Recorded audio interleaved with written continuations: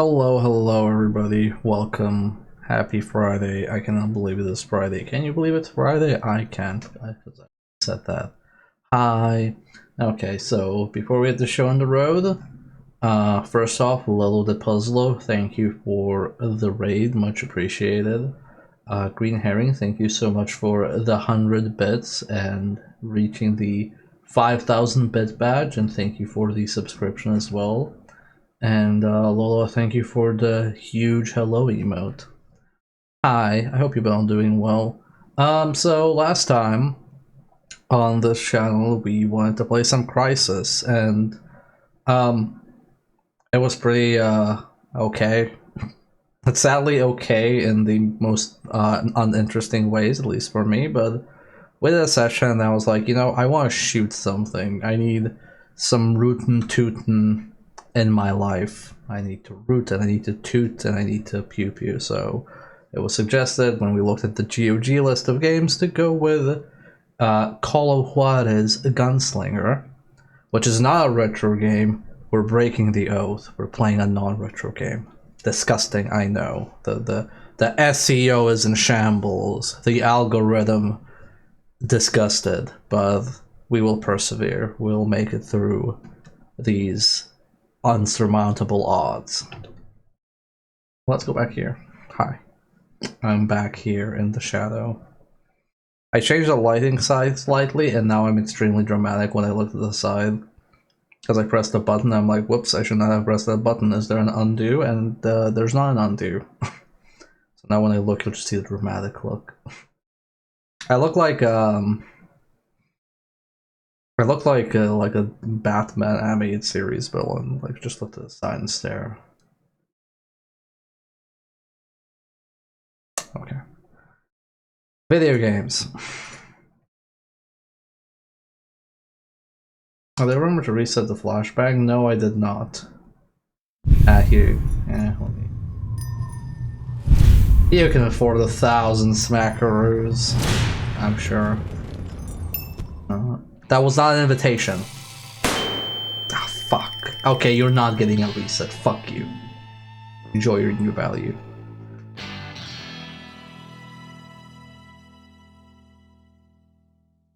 Where is... Okay. Call of Juarez, you're saying to press any key. I have pressed any key. The any key has been pressed. Remember that joke, Chad, from The Simpsons? To continue, press any key, and then Homer's like, but where is the any key? This game whips Hey Ivy. Nuggets of truth? Yeah, a nugget of truth, like Jed is a super cool bean. See, that's a nugget of truth. Arcade mode, duels, and story. Well, I'm all for the story. Hey, Jed. Normal, hard, true west. Well, I'm gonna assume that normal is the intended difficulty, so we're gonna go with normal.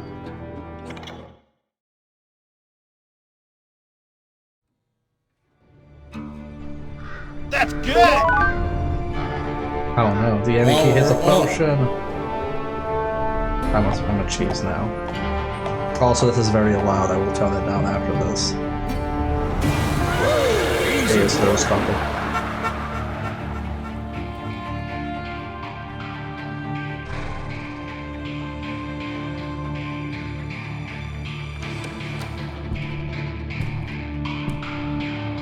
Don't I know you, sir? Don't believe so. I haven't been here in many years. Name's Silas Greaves. Silas Greaves? The bounty hunter? Used to be. Ah, well, what are you doing here in Abilene? Just passing through. Wait, that's a Got a colonel. little business to take care of. Well, sir, it would be an honor if you would allow me to buy you a beer. Hell, son, it would be my honor to drink it. I'm Molly. Howdy. I'm Dwight. That's Jack and Steve. Ben's behind the bar. Oh, I bet you got some great stories. A couple.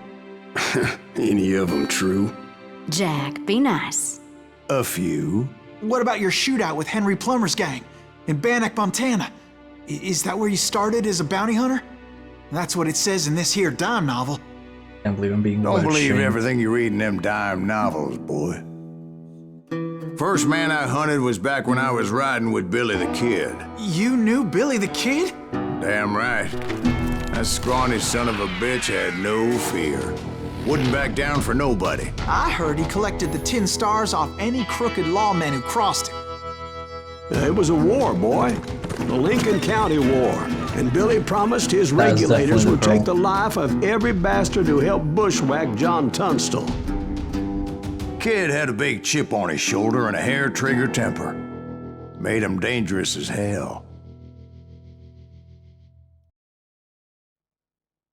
Once upon a time in Stinking Springs, Silas Greaves arrived in Abilene in 1910, claiming he had ridden with Billy the Kid. Smashing entry before the level was loaded was considered dishonorable behavior in the Old West. That's funny. That's a funny joke. It was about 30 years ago. Billy was hiding out in an abandoned farm near Stinking Springs.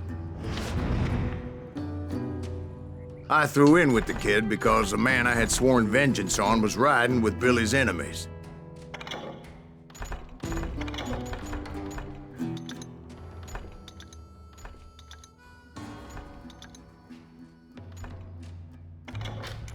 But before I tell you why I want that sumbitch dead, Still too let me low? tell you what happened that day.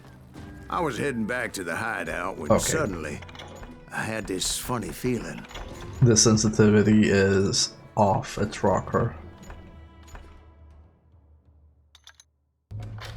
Funny, haha. No, Steve. The other kind of funny.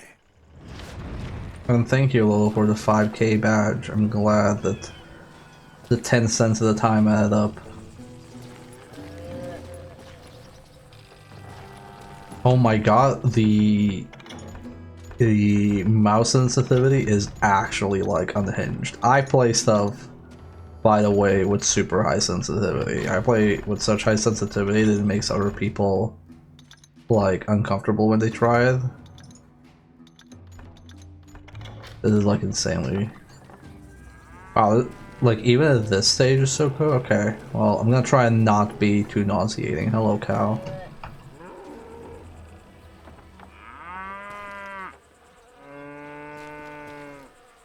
Hello, other cow. Good cows. Hello, scarecrow. Cow ass moo. Did your PC one since like one small twitch sends the mouse to the other screen? Yeah, I like my mouse nice and sensitive. Like liberals, am I right, chat? Ha ha ha ha ha. No, it's a joke. You heard Pat. We need to stay here to keep an eye on the road. That's not fair. We're missing all the fun. I knew those two morons would never let me through. I had no choice. Oh, we're just gonna shoot them? Okay. Down! Shoot that sumbitch! Your experience by killing enemies you need it for leveling up and gaining extra abilities. Okay. Was it Pat Garrett's posse? Oh yeah. I heard the shots and I knew I had to move fast. Garrett and his army of deputies had surrounded the entire homestead. Fire at will! Spread out, goddammit! Good chat. I need to change more. I need to change so many controls, chat. All of this is strong. Crouch. See, this is how you do it. This is how you do it, Crisis. You put in a crouch toggle. Sorry, I cannot crouch and control. Coming from the rear! I decided to help Billy and the boys out a bit. So that's just what I did.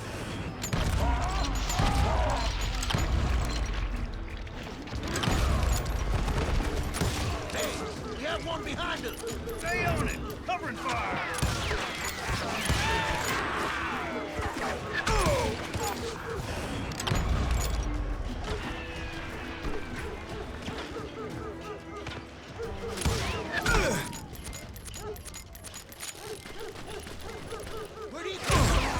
As the governor of New Mexico was paying for the kid's apprehension, Garrett was able to hire every gun hand in Lincoln County.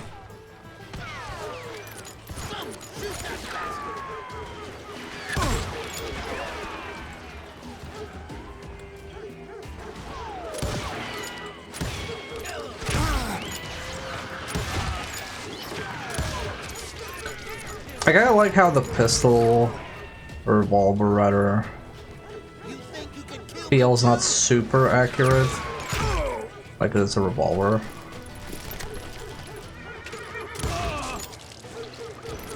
Like it feels accurate, but it feels like also you need to like take your time aiming it a bit.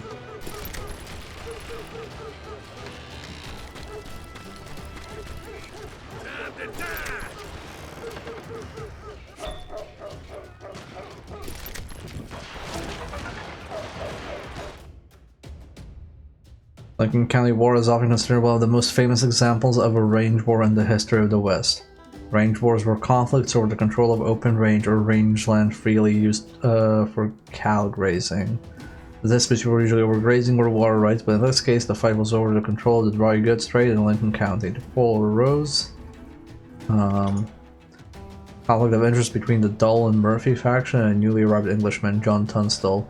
First, they tried to use the legal system to resolve the dispute, but soon the fight devolved into a conflict between armed gangs. Murphy and Dolan had ties to outlaws like John Kinney and his gang of Jesse Evans, whose outfit was known as the Boys. They were responsible for the death of Tunstall, which became the central catalyst of the conflict.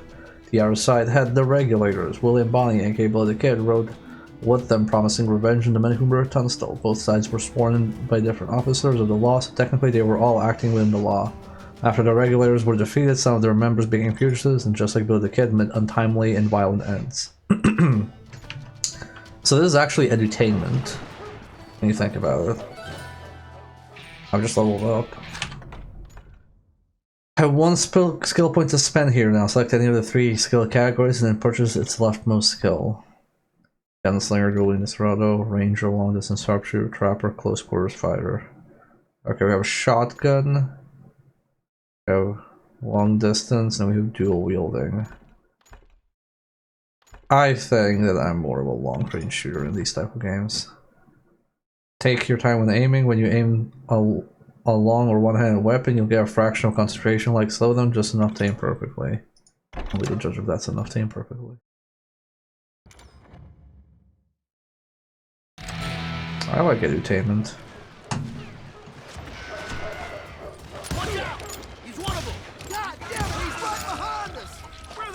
Garrett's men were running around like a bunch of chickens with their heads cut off. Some bitches running.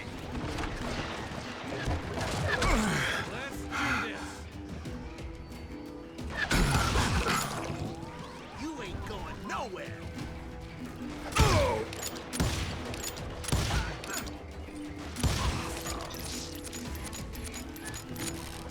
Let's do this. Still, one of them reached the water tower. Not a bad Avoid idea. little shots only when your sense of Would death be a is fully turkey charged. shoot from up there. Avoid bullet use 8 to dodge left and 8 dodge right. What the heck just happened?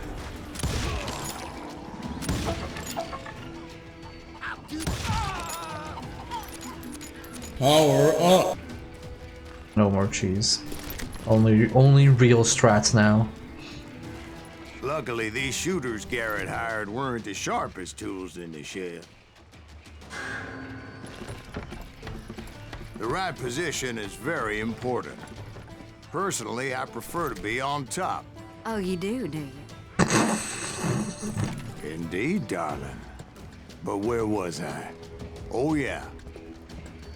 To be fair, he sounds like a top. He'll kill us all.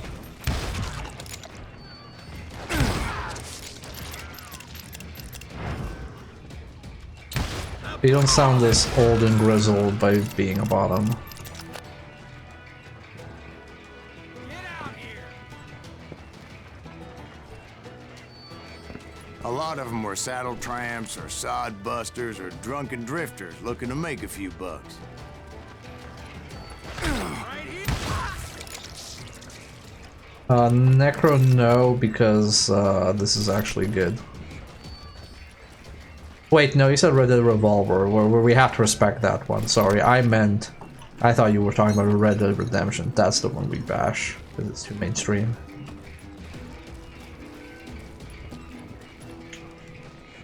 Well, that well isn't doing well.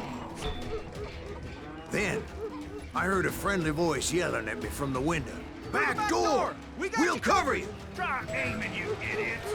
Truth be told, things weren't much better behind the house. I cut their numbers in half, but that just made the ones that were left twice as mad. I see the ninja power distribution rule only on cowboys. They made up for their lack of skill with a seemingly endless supply of ammo.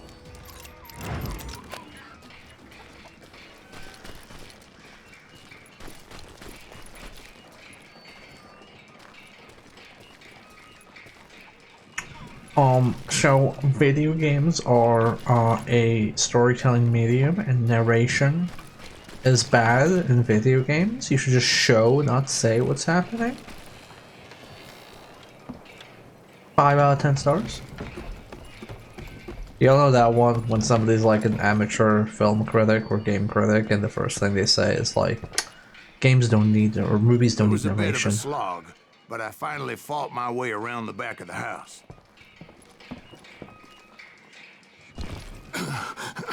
This is very arcadey with how it plays, yeah. With the exception of regenerating health, which, by the way, I don't mind.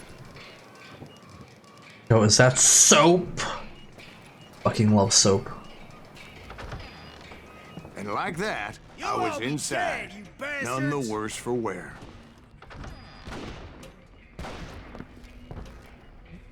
I passed Dirty Dave. Hey, right there. And upstairs, I found Billy and Charlie Bowdre. How about that? Huh? You like that? Pat Garrett was relentless in his pursuit of Billy the Kid and his gang. Garrett and his posse tracked them to a deserted stone farmhouse in Stinking Springs and surrounded the building. Keeping Billy company was a colorful collection of desperados. Among them were Tom Pickett, Billy Wilson, Charlie Bowdre, and Dirty Dave Rudabo.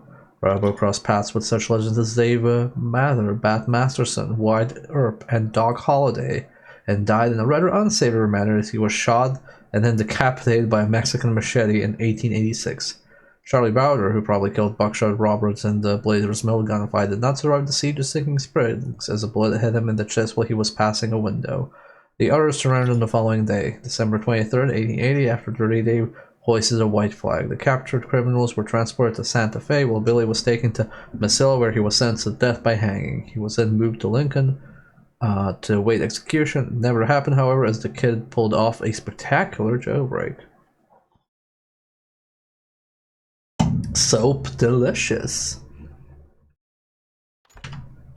Traditional Texas soap. I should murder my phone before I quit speaking. Crack shot, 21 killed by age 21, smart as a whip. Billy looked at me and said, "About time, amigo. Grab a gun and get to the window." Wait, so you were friends with Billy the Kid? Yeah, sort of. Anyway, we were surrounded by dozens of deputized shooters who wanted to do us harm.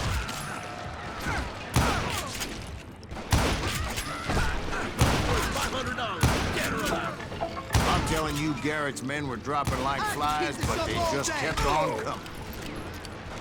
I think I got one! Where the hell Garrett get to? He's missing.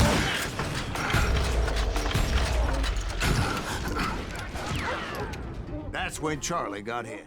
"They're catching us in a crossfire," shouted Billy. "Get to the other side."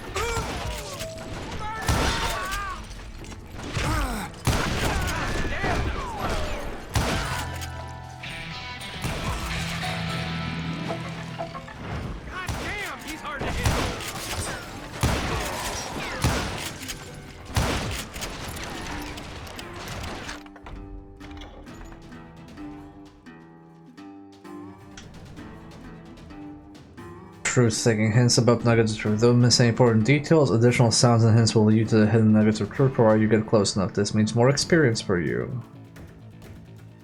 100% capacity for rifle. I guess let's get this. Seems like a good thing early on.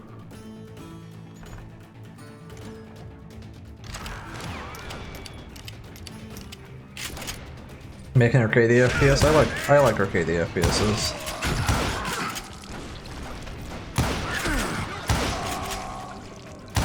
I don't know how many of those cocksuckers I personally put down, but it was pretty clear, even to Billy, that maybe discretion is the better part of valor. What's that mean? It means that it was time to cut and run. They got a Gatling, Billy shouted. Get the horses and bring them round back. I'll draw their attention. He directed that order at me, and I thought, why the hell do I have to do it?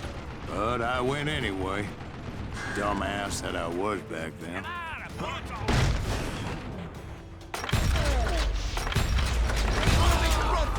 Those poor sons of bitches are done Many for. would have fled in my place. But I had that false sense of invincibility that many young men have. Like Jack. What are you saying, old man? He's just joshing with you now. Yeah, he better be. Mr. Greaves, please continue. Please, call me Silas, Mal. Now, where was I? You were heading for the barn. Gonna make you bleed. Oh, I don't think I bled. Right. Making my way past a passel of fallen foes.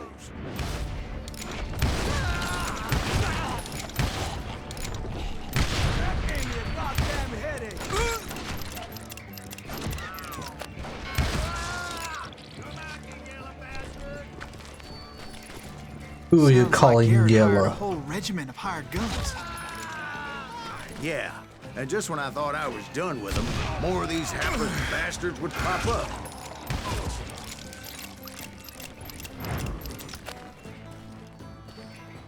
Guess what the big indie darling at the time of this game's release was?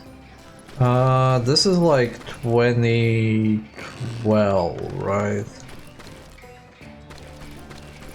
Was it the Stanley Parable? Finally, I had the stables within my reach.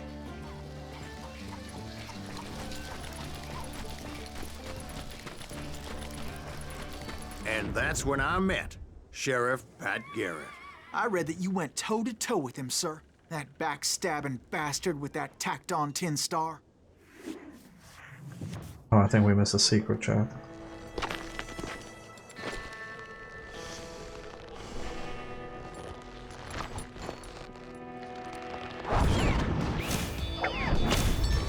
Proud, handsome, ham-handed. We are not doing a 100% completion run. You challenged him to a showdown. You read that in a dime novel? It said he showed no fear as he took your measure with eyes like a rattlesnake. Power up. I am a beast. Keep your enemy in focus using the mouse.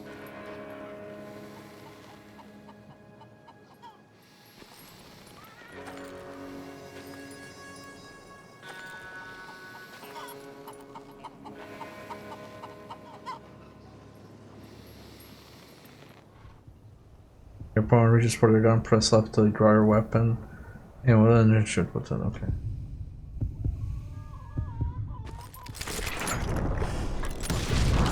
And that you killed him in a fair fight.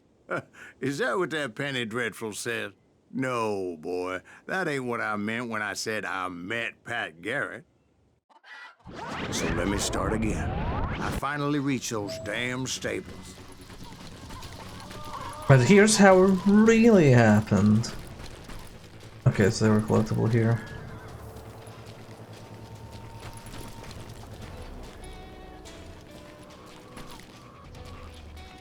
And stepped inside, and bam! Last thing I heard was Garrett's voice. That's not Billy. And go on. How did it end? And, boy, that was just the beginning.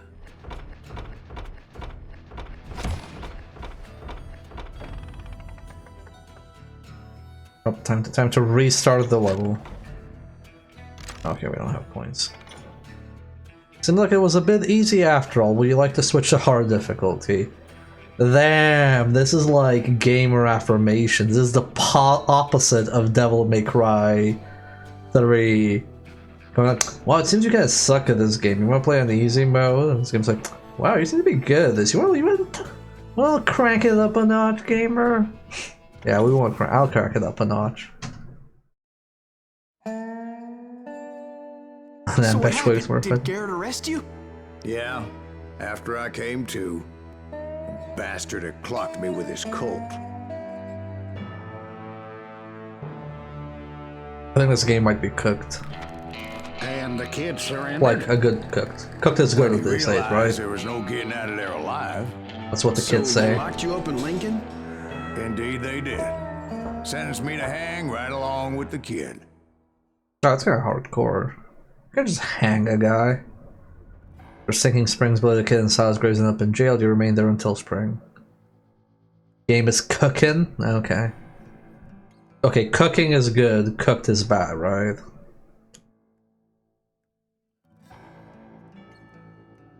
That's a part of it's illegal, thank you, Ivy. Yeah, if you're cooked, it's over. Okay. So as long as we're cooking, we're good, but as soon as we cook so much that we're cooked, we're done for. Okay, got it. It's Thank you, Chad, for important to know educating that me. I was only riding with Billy so I could find the bastard I was after. Man, we were here for like 4 months. He was with John Kinney's gang, and they were sworn enemies of Billy's regulators. Why were you after him? I owed that son of a bitch a bullet for what he had done to me and mine. Instead, all I got for myself was a goddamn death sentence. Luckily, it was right around then that I heard Billy make his move. He shot Jim Bell and a few other guards as he made his getaway. Later, they wrote that some lady friend planted a pistol for him in the privy. What the papers didn't say is that Billy helped me escape too. Oh. Okay. Thanks, fam. My first order of business was finding a firearm. Oh, Nugget is somewhere nearby, chat. My Nugget sense is tingling. Found the chat, I found the Nugget. Proud me, chat. I just want to zoom while aiming. Sure.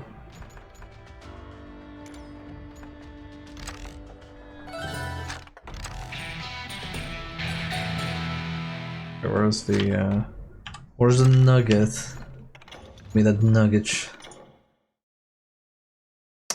William Henry McCarthy, also known as William H. Bonney, Kid Antrim, or Billy the Kid, was probably born between 1859 and 1861, so 1860. He died on July 14, 1881, shot by the Sheriff Pat Garrett in Fort Sumner. To this day, he remains one of the Wild West's most recognizable outlaws. Billy stood approximately 5'8" tall and was of slender build with blue eyes, blonde hair, and a boyish charm. Many reliable sources can vouch for his sense of humor, generosity, and a friendly nature. He was shrewd, relentless, and reckless enough to put his own life in danger for those he cared about. He loved to sing and dance, and he could read and write. His handwriting was said to be extremely neat. Billy was very popular with the ladies, although he never played favorites. Wow, that Billy seems like a super cool dude. I wonder why they killed him. Now, one soul who knew him personally ever said he had an explosive temper or a propensity to kill at the slightest provocation. The kid owes that image to his killer, Pat Garrett, who wrote a book embellishing his exploits 2 years after Billy's death. Hollywood then burnished that myth to a high shine. Contrary to popular belief, Billy was not a stone-cold killer, or even much of a criminal. He never lived an outlaw life of robbing banks, stagecoaches, or trains. Petty rustling and horse thievery were the worst of his transgressions. Billy was credited with killing 21 people, but that number was inflated considerably. He definitely killed 4 men, 2 in self-defense, 2 during a jailbreak, and he participated in shootouts during the Lincoln County War, which left another 5 people dead. But then again, they might or may not have been killed by the bullets of Billy the Kid. Wait, so Billy the Kid was actually just like a really all-around swell dude? Damn.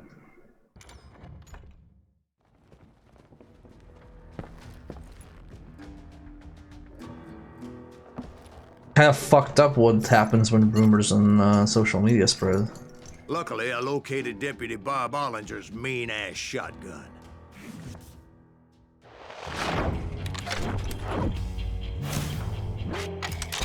Engage. Loudest thunder. Can cut a man clean in half. Okay, if this gun doesn't actually cut somebody in half when they shoot in close range, I'll be upset.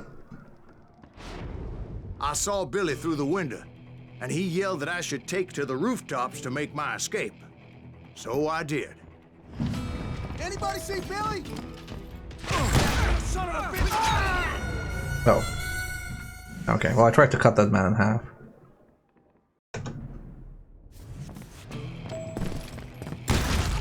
Hell yeah. That scatter gun was like a double-barreled howitzer. It could blow a man clear off his feet. You hardly had to aim the damn thing. The kids escaped raised a huge ruckus.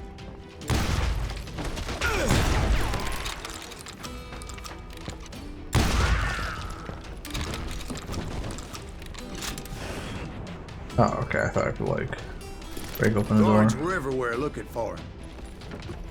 Can't let the kid get away. Oh my god! Anybody see him?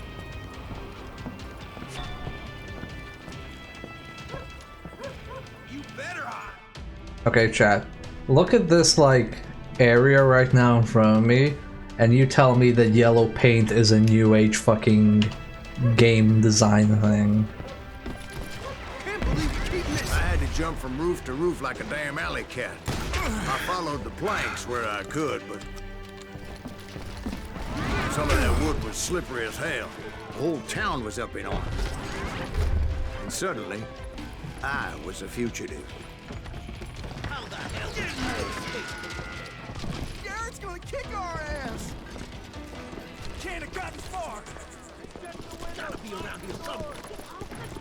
So that bastard you were after, what did he do? He did me and my family a grievous harm. But I knew if I was ever gonna find him, I would need to get my ever-loving ass out of there. I tried to be stealthy and sneak my way past. This town doesn't have a moment's peace. I should grab a pistol. You! But hell if they weren't all waiting for me. Apparently, some of them thought I was Billy.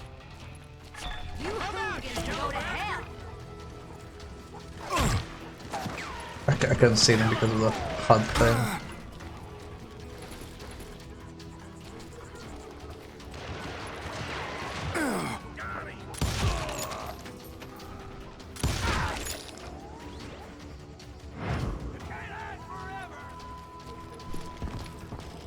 Sure, I can. Okay, we got a nugget of Power up. Lincoln, the most spectacular jailbreaks in the history of the Wild West, took place on April 28, 1881.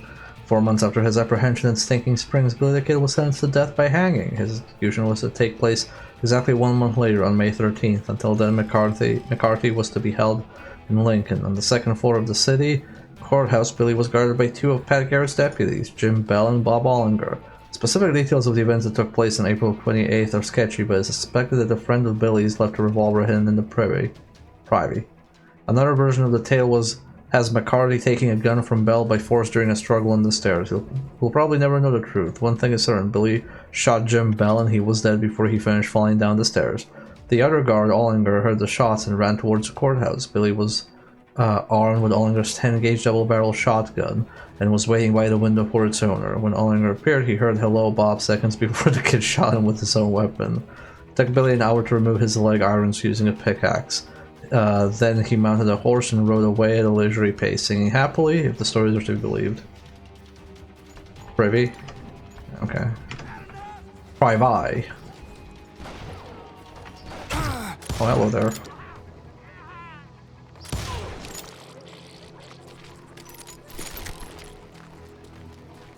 I think hard mode might have juked me a bit. I think I might get Resident Evil 4 with this. I'm here. He's in town somewhere. See, me and the kid shared a certain similarity in build and coloring. I was just glad I had Deputy Bob's mean-ass shotgun.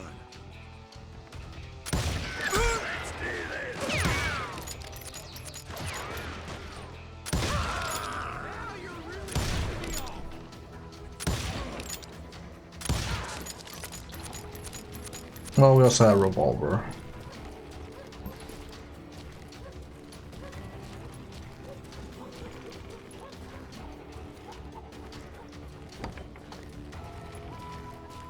They're shooting in the street. Shooting in the streets, reloading in the sheets. Hey, get your headstone. There's children here. We're gonna be in deep. So much lead was whizzing by my head, it was like everyone in Lincoln wanted to put me in the ground. I knew I needed to find a horse. Though I never did have a great fondness for those four-legged grass eaters. Smelly, sweaty, ungrateful beasts. We prize them too high, if you ask me. I think he's just upset they're expensive.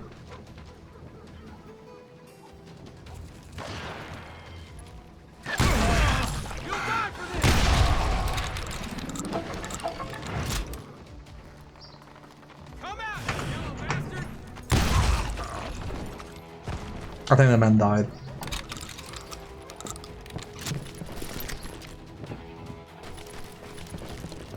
Is there like a little path here? Is there anything hidden?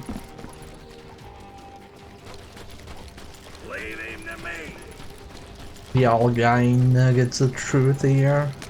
Surrender yourself. You can't hide forever. Sure I can. You won't get away with this.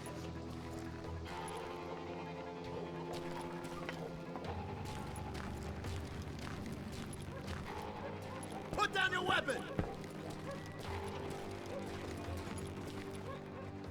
Show yourself, coward.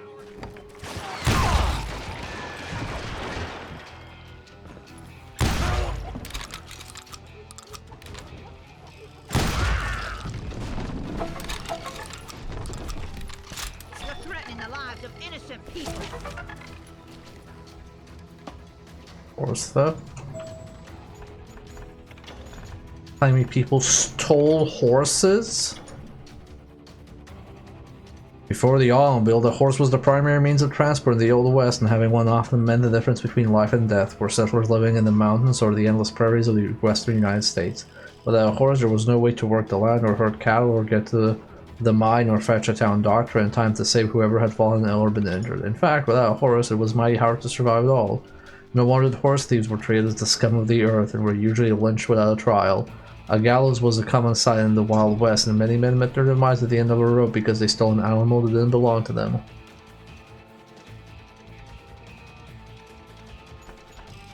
Obviously, we should bring that back for Grand Theft Auto. Back in the day, they knew how to handle these things. I keep saying these obvious jokes, but I'm always worried that somebody's gonna tune in just as I'm saying them and not get that I'm making a joke. Damn town's going to hell in a handbasket.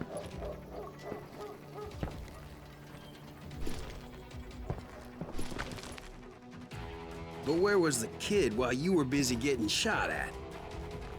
Gone.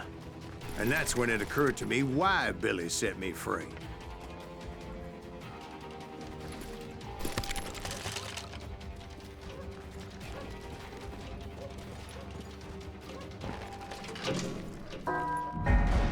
There he is.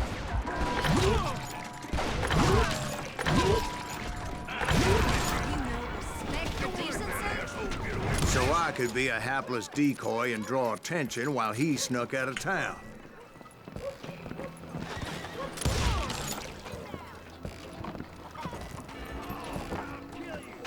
I knew if I made it out of there in one piece, no one would put a price on my head. Because everybody in Lincoln would be dead? No, because they all thought I was Billy, and all that blame would fall on him. Meanwhile, Deputy Bob Ollinger was organizing a posse to put me down. He was already a mean son of a bitch, but he was doubly pissed that I stole his mean-ass shotgun. Anyway, it was me or them, and the only way forward led me straight to perdition. But the cards were dealt, and I had no choice but to play them. Cover your head! Get the women off the street! Arm yourselves! How the hell did he get away?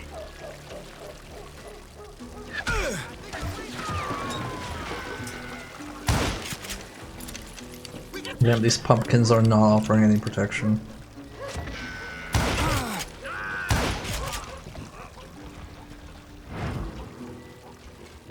Stole his main shotgun and dumped it. Look, I'm not a shotgun guy in this game. A long range shotgun.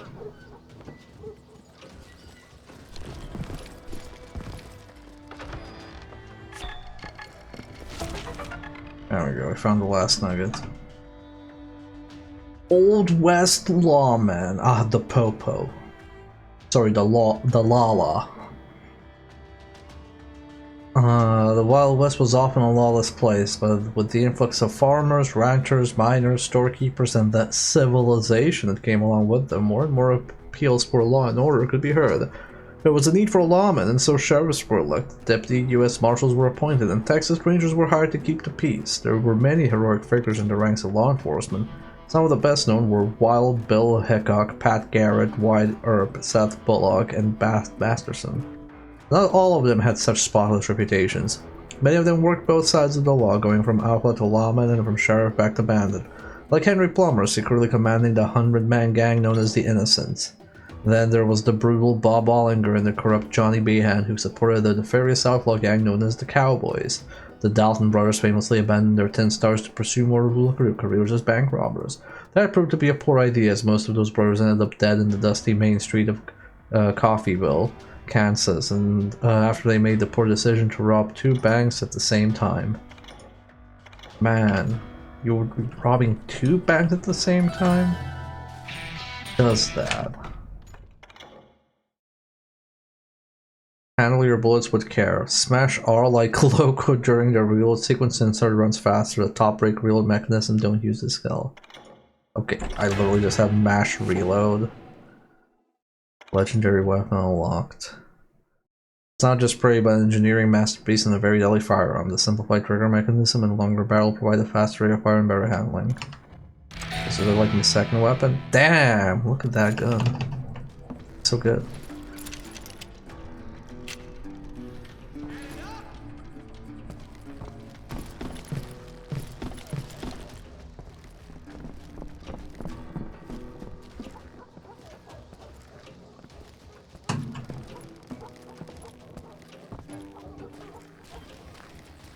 Let's do this!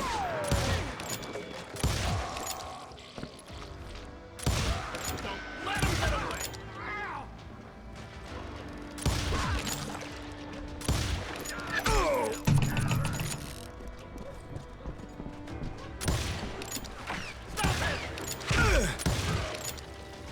Okay, let's probably this. There we go. Can't believe this is a Halloween game. Happy Halloween, everybody. I know it's like, what, 3 days early? 4 days early? It's 4 days early.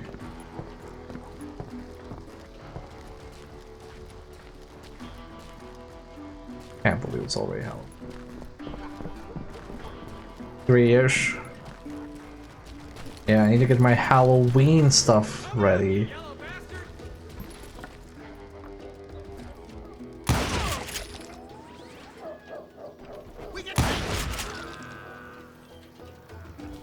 We can take.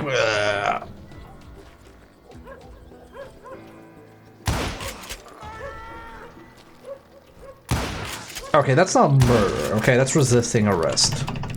That is absolutely a different crime. Well, it's technically self-defense.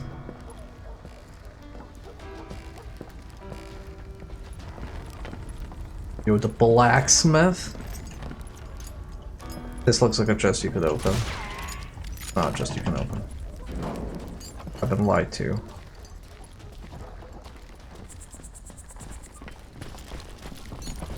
I guess this is like if you don't want to be an idiot and walk in the middle of the street. Sadly, I'm always found what I idiot. was looking for. The stables on the edge of town. I guess Billy saved your ass, taking out Bob Ollinger the way he did. Billy didn't kill Bob. Sure he did. He dispatched him right after he shot Deputy Bell. No, sir. Because Bob came right up behind me, angry as hell that Billy had lit out. Hello, Bob, I said. I think you better let me go. And he says, I don't think so, boy. Not with my shotgun. So we stood there in the middle of the street, eyeball to eyeball. He intended to kill me, and I knew I had no choice but to defend myself.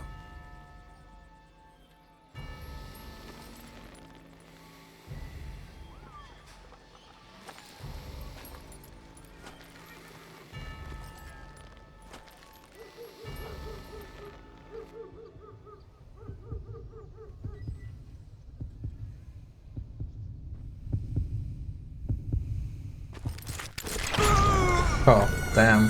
That's pretty fast. Let's try it again. You were focused on 66, your hand speed was 50, and your raw reaction was just your hand position using CNT. But where do I need to adjust it?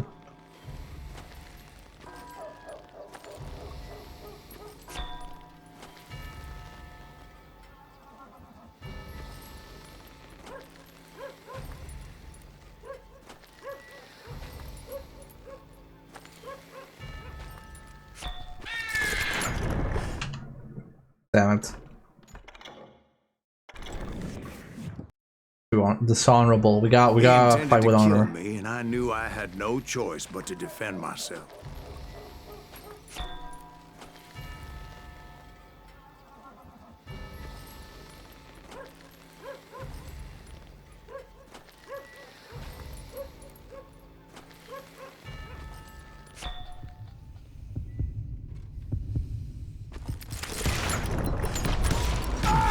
Damn it. Very difficult. I still remember you as a coward. I have to like zoom out so I can see both stats properly.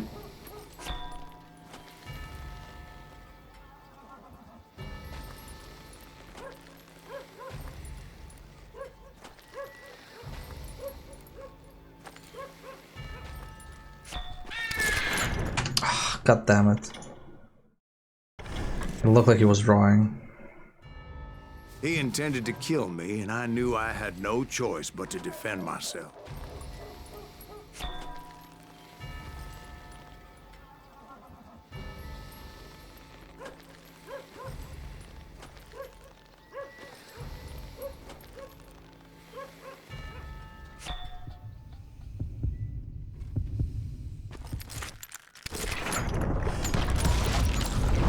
I killed him in a fair fight. Everybody saw I had no damn choice. Well, Hey Tyrion. Lincoln got a mite depopulated that day. Pat Garrett gunned down Billy 3 months later, so his escape was all for naught anyway. Yeah, Jinjing. Technically this is 2012. I think. Yeah, I think it's 2012. Or 2010 maybe. It's past the aughts.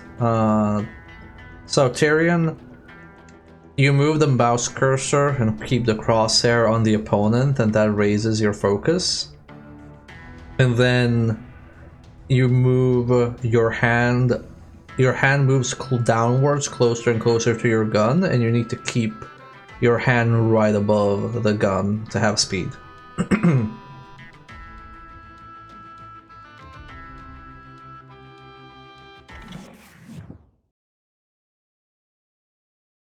So where'd you go after Lincoln? Mexico. Until I realized nobody was looking for me. I ended up taking a job at the Rurales. The Mexican Rurales? I was hired to help them track down the cowboys. Cowboys. The most vicious outlaw gang in Cochise County? Curly Bill Brocious? Johnny Ringo? Led by old man Clanton himself. They must have paid you a pretty penny to take them hombres on. Not really. But truth be told, I had my own reasons for going after those boys. Have I seen Tombstone? I have not. A bullet for the old man. The Cowboys were a huge outlaw gang led by Old Man Clanton, Curly Bill, and Johnny Ringo were two of his something. The bounty you get for killing an enemy in a duel decreases the longer you take to dispatch them, so don't dawdle.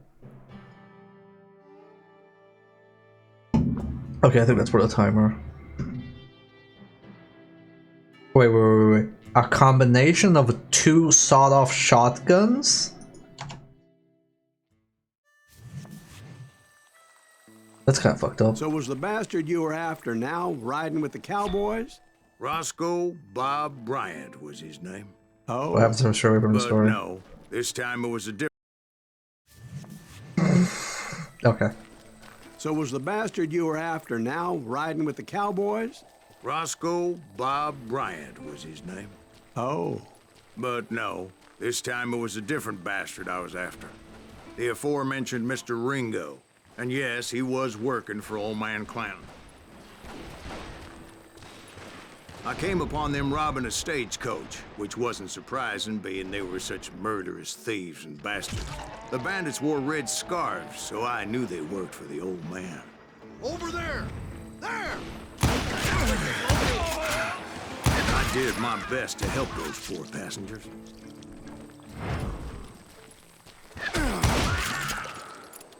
Moments later, the attackers were dead, and I checked the stagecoach to see how many passengers were still breathing. None. It was then I wondered if the rocks weren't hiding more bandits. Was that all of them? Or did I just hit the rear guard? I quickly got my answer. They attacked from on high like Apaches often do. They would appear in great numbers from above and rain down lead on their hapless enemies' heads, making use of the high ground and whatever else they had. Yep, the Apaches always appeared out of nowhere, and there never seemed to be an end to them. Hold on. Were you attacked by Apaches? What happened to the cowboys? Did I say they were Apaches? I said Clanton's cowboys attacked me Apache style. I was in a pitched battle, but I was holding my own against an overwhelming enemy force.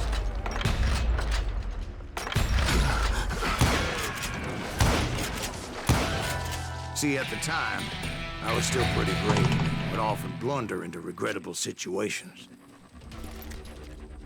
But I just kept shooting at anything I could see up in those damn rocks. I didn't see Ringo, but I knew he was with the cowboys. Oh shit, wrong side.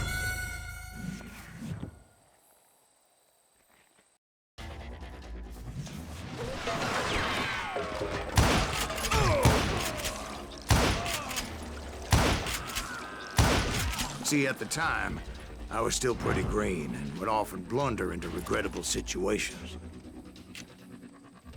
But I just kept shooting at anything I could see up in those damn rocks. I didn't see Ringo, but I knew he was with the cowboys. He and Roscoe Bob had done me a dreadful wrong, and I was determined to have my revenge. To get to Ringo, I knew I'd have to fight my way past these other assholes first. Unfortunately, I was running out of ammo. Another perfect example of my relative inexperience as a hunter of men. I immediately knew that a tactical retreat was called for, as my vengeful fury was much less impressive without the bullets to back it up.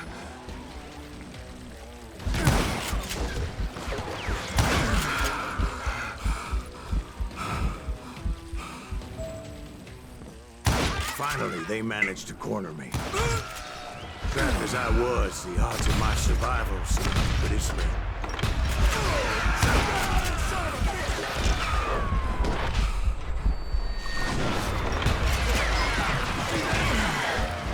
Jesus, what the fuck with the...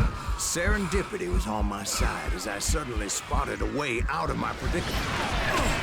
That was not there before. Stand and fight, you coward! I ran ahead as if the devil himself was after me. Bullets were whizzing by my ears, but I wasn't about to roll over and die.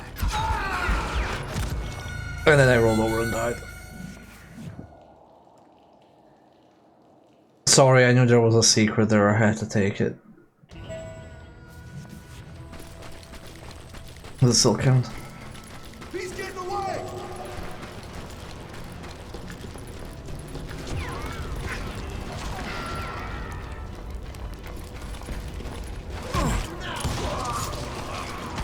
I just kept running like there was no tomorrow.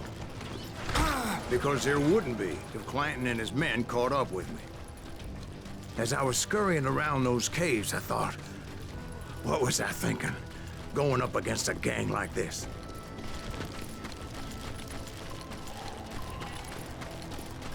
You're done! I just kept running, not knowing where the hell I was going.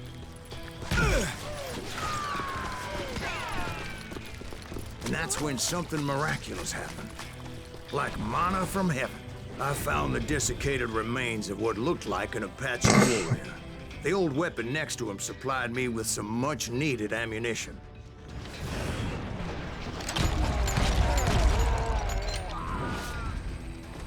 Bat Masterson once told me it was more important to be lucky than good, and he would know.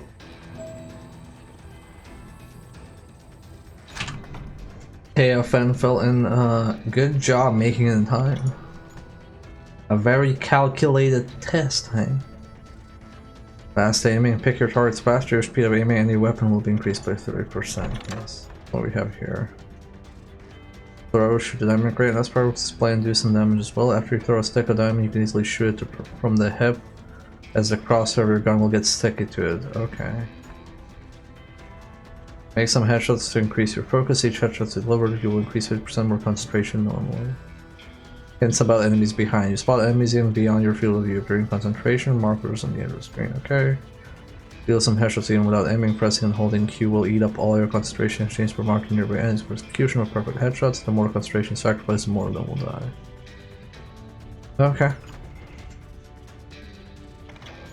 Let's have silver shotgun, ornate saw, engraved ranger, ivory hound for sure.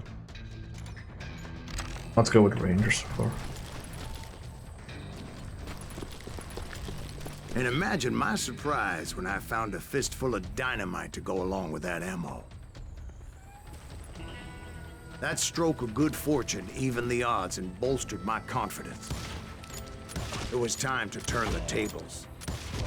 Time for the prey to become the predator. Time for the hunted to become the hunter. Time. All right, Jesus, we get it.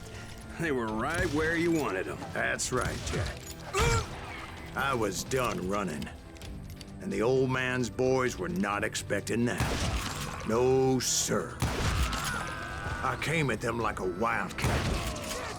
My fury knew no bounds.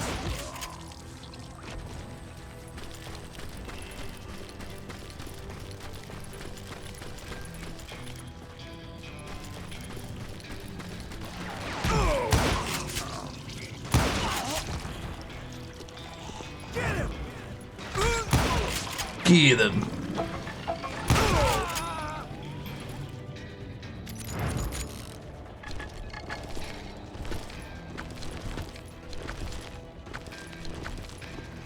It was finally time for that old man to pay for his sins. Well, he'll pay after I get this collectible.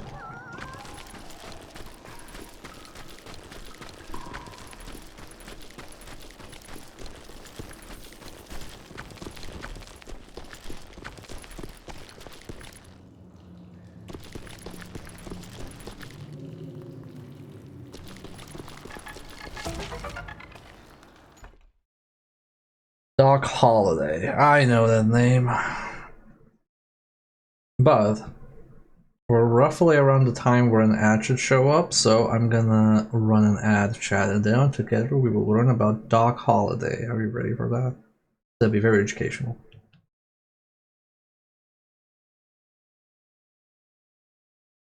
Chad, who's your favorite Doc? And is it Holiday?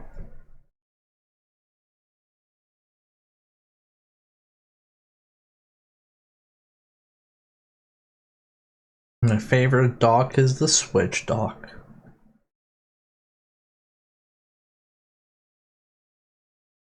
It's actually not.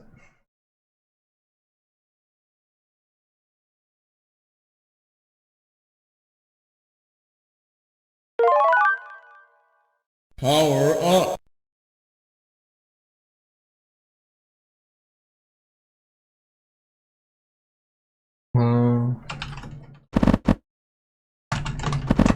Oh no, is it the boy kisser?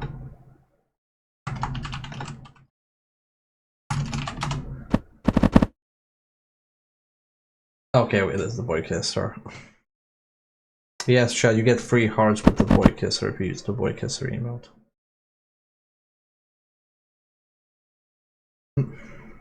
My favorite Doc is Doc Lewis. That's a good one. Not Holiday because there's something I'm imagining that they aren't going to bring up in this. Oh, okay.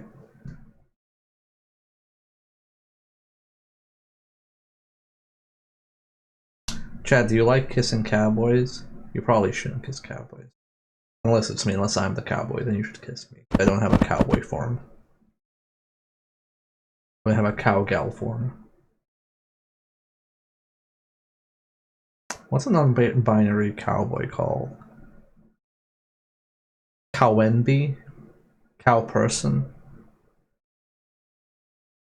Probably has to be like, you know, police officer and firefighter, so it's probably like something like cow rustler.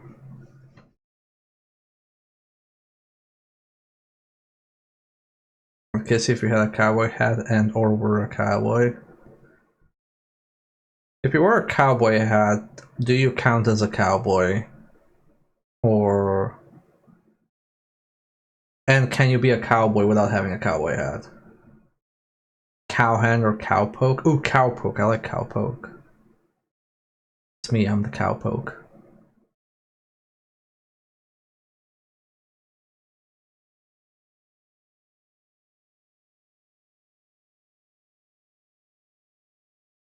Metal cowpoke trademark. Metal cowpoke, friendship is full of lead. Can't spell cowpoke without owo. Like kissing cowpokes, don't you, Chad? I feel everybody should draw their Sona with a cowboy hat at least once. You don't need to draw your Sona with a top hat. Like, that's a bit capitalist, a bit posh. You can if you want to, if you're really into top hats. But you should at least have one art of yourself and your Sona with a cowboy hat. Anyway, welcome back everybody from Ad Hell. John Henry Holliday, better known as Doc due to his degree in dentistry, was born on August 14, 1851 and died of tuberculosis on November 8, 1887. He is best remembered as Wyatt Earp's friend. The famous sheriff wrote about Holliday in an 1896 article. Doc was a dentist, not a lawman or an assassin whom necessity had made a gambler, a gentleman whom disease had made a frontier vagabond, a philosopher whom life had made a caustic wit, a long, lean, ash-blonde fellow nearly dead with consumption, and at the same time the most skillful gambler and the nerviest, speediest, deadliest man with a six-gun that I ever knew. Doc Holliday fought in the famous gunfight at the OK Corral at Wyatt's side. He received a flesh wound and in return filled Tom and Frank McClory full of lead, killing at least the former of the two. No one ever expected that Holliday would die in bed with his boots off, least of all him. The tuberculosis that ravaged his body for most of his days finally took his life. On his deathbed, he asked his nurse for whiskey. When she refused him, he looked down at his bootless feet and uttered his last words. Damn, this is funny. Okay. I drawn myself with a top hat, but I don't... not a cowboy hat. I've drawn a character with a cowboy hat once, but not myself. I think if you ever want to draw yourself, you should treat yourself to a cowboy hat. Guardia Rural. Guardia Rural, commonly called Rurales, was a mounted Mexican force tasked with policing bandits on Mexican soil. It existed between 1861 and 1914, and over time grew from a force of a few hundred to 4,000. Heavily armed with sabers, rifles, and pistols, wearing characteristic silver-lined uniforms, wide-brimmed sombreros, and red or black ties, the Rurales were probably the most flamboyant police force in the world, next to the Vatican Guard. On August 13, 1881, in Guadalupe Canyon on the Arizona-New Mexico border, a group of vengeful Rurales, possibly under the command of Captain Alfredo Carrillo, who had barely escaped alive from a previous encounter with bandits, surprised Old Man Clanton and 6 members of his outlaw gang, the Cowboys. 2 weeks earlier, Clanton and the Cowboys had massacred Mexican smugglers transporting silver across the border. 2 years before that incident, the Cowboys had ambushed and murdered a squad of Rurales who had crossed the border into Arizona. At Guadalupe Canyon, Clanton's luck finally ran out. 5 Cowboys, including the old man himself, died in the Rurales ambush. Operating on U.S. territory, the Rurales acted without approval from any local authority. Thus, their act of vengeance on Clanton was no different than what Clanton had perpetrated 2 years earlier. He became very anti-Semitic later in life. It's why he and White Earp stopped being friends. That's interesting.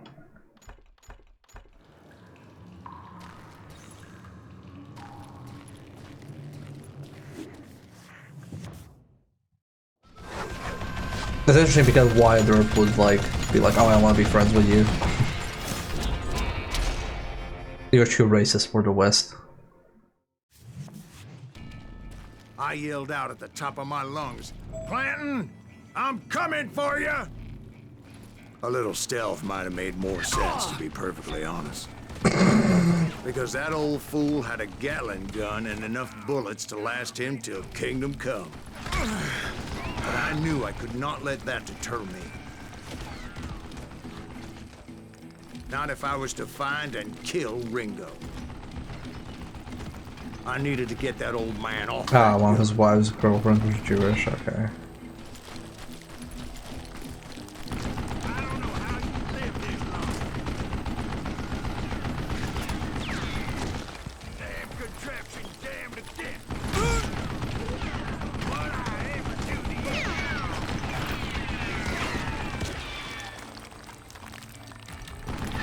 Okay, he was.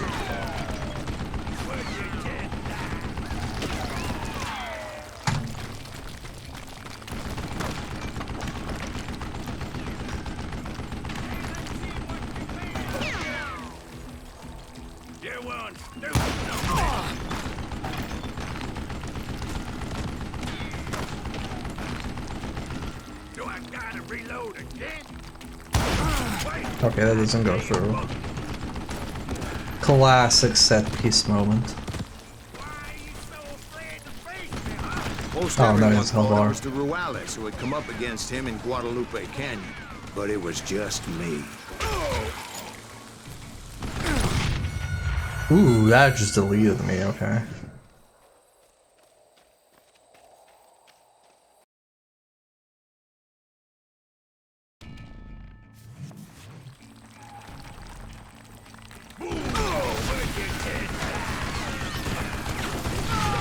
Oh shit.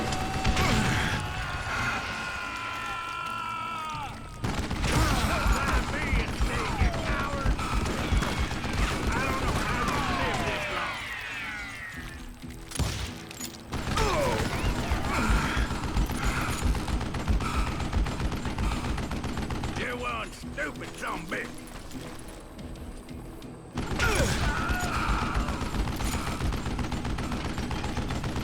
Stop your hiding from me. Wait, goddamn monkey.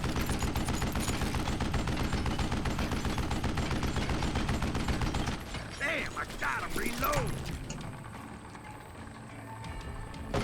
What did I ever do to you? Look at you, you yellow belly hiding sap sucker. Would you just die? What a piece of crap. Like kissing Envy's hair. I don't know how you live this long. apparently one of the cowboys made it out of there alive and told Ike and Billy Clanton that it wasn't a Mexican who took their father's life that day. They just assumed it was one of the Earps, and that little misunderstanding eventually led to that legendary gunfight at the OK Corral. Man. We missed a nugget of truth, chat. I can't believe we missed a nugget. This run is a wash.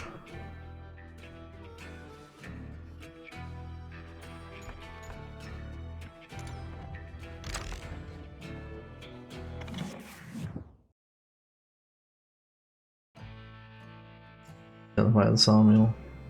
The reason behind Sal's pursuit of the Cowboys wasn't money, but for revenge on one of his arch enemies, Johnny Ringo.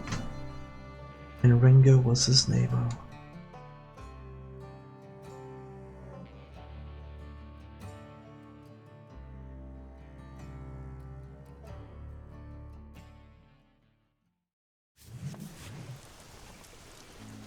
A few weeks after that dust-up at the OK Corral, I was still after Johnny Ringo.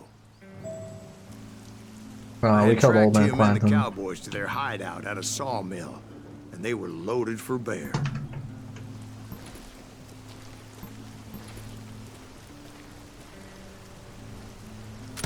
So, what exactly did Johnny Ringo do to piss you off? Well, him and that other bastard. Roscoe Bob Bryant? Yep. They both deserve to die, and I promise I'll tell you why. But first I need to tell you about the cowboys' new boss, Curly Bill Brocious. Herb's coming! Get ready, boys.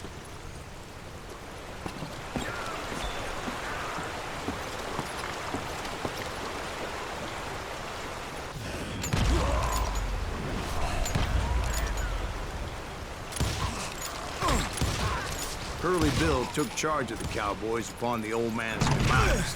And after that gunfight at the OK Corral, the Clantons wanted revenge.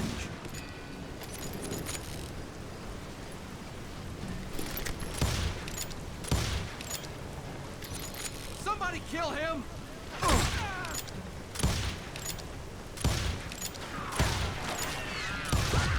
So they murdered Morgan Earp and grievously wounded his older brother, Virgil. Virgil? From DMC, the Heavenly Cry?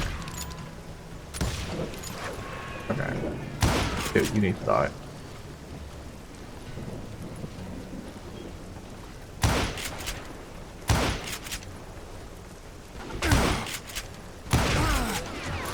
Okay.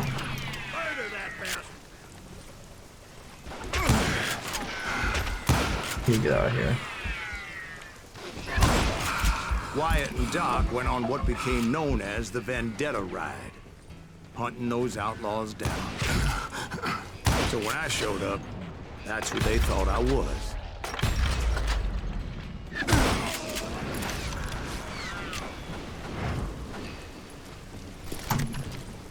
That's it for you.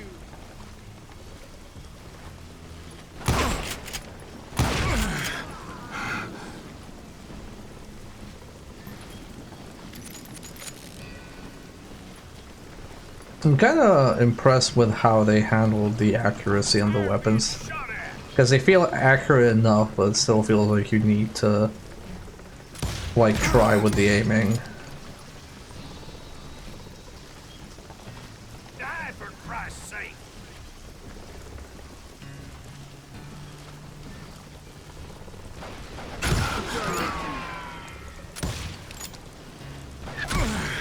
I also don't know if I'm being collisioned. Dealing with you.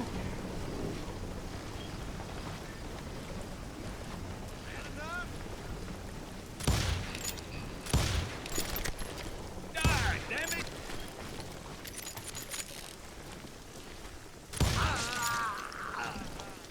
There we go.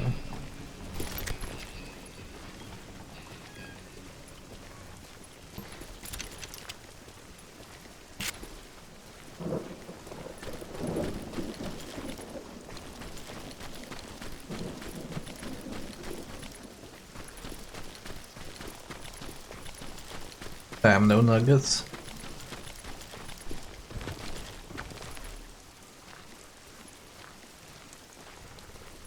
Yeah, don't you hate it when there's no nuggets of truth around?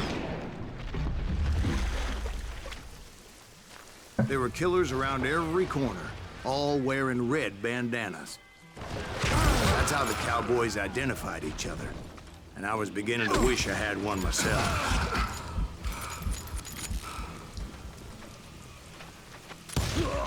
But I wasn't about to let Ringo walk away unscathed. And that's what tasty. moved me forward. They say that Ringo was infernally fast. I hardly saw anyone faster, boy. Certainly not Wyatt Earp. That man was all hat and no cap. Earp wasn't much of a match for him, but Doc Holliday might have taken it. That lunger should have kept his nose out of it. They never charged anyone for the murder of Morgan Earp. But everybody knew that Curly shot him in the back. That was common knowledge. Yeah, maybe so. But Ringo had nothing to do with it. He was just being loyal to a friend. Is that what you call it? Being loyal? Well, to get to that loyal friend, I had to pass by some buzzsaws as big as a man. Don't you just hate it when the buzzsaws are as big as a man?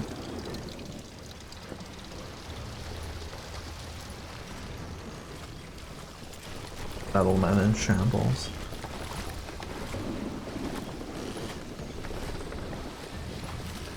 It's a TF2 vent. Oh, if one was as big as a buzz. Hey, yeah, Clarden.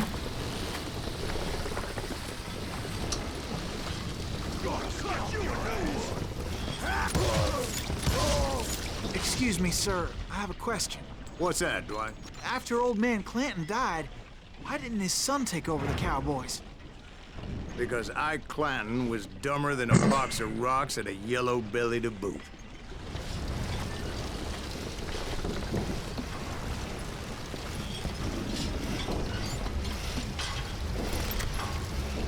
This game's pretty good. What if I saw a man buzz big as? I don't know. Not the buzz sona.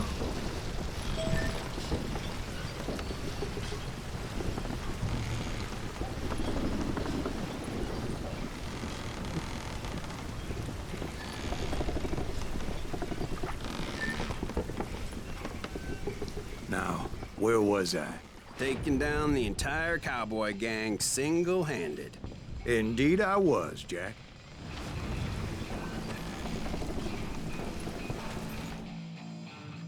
Can't believe Jack thinks we're lying.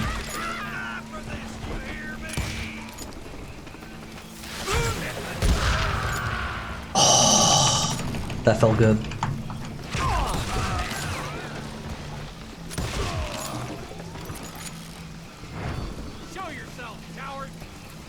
Yeah, I recall hearing very good things about this game. Boys had good cover.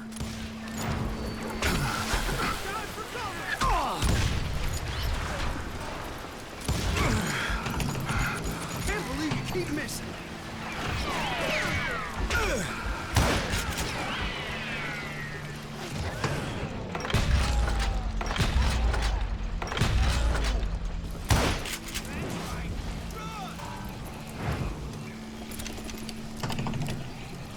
This is one of my favorite games of its time. Game of the year 2013. Show 'em how to die. Show 'em how to die, it's a pretty good phrase.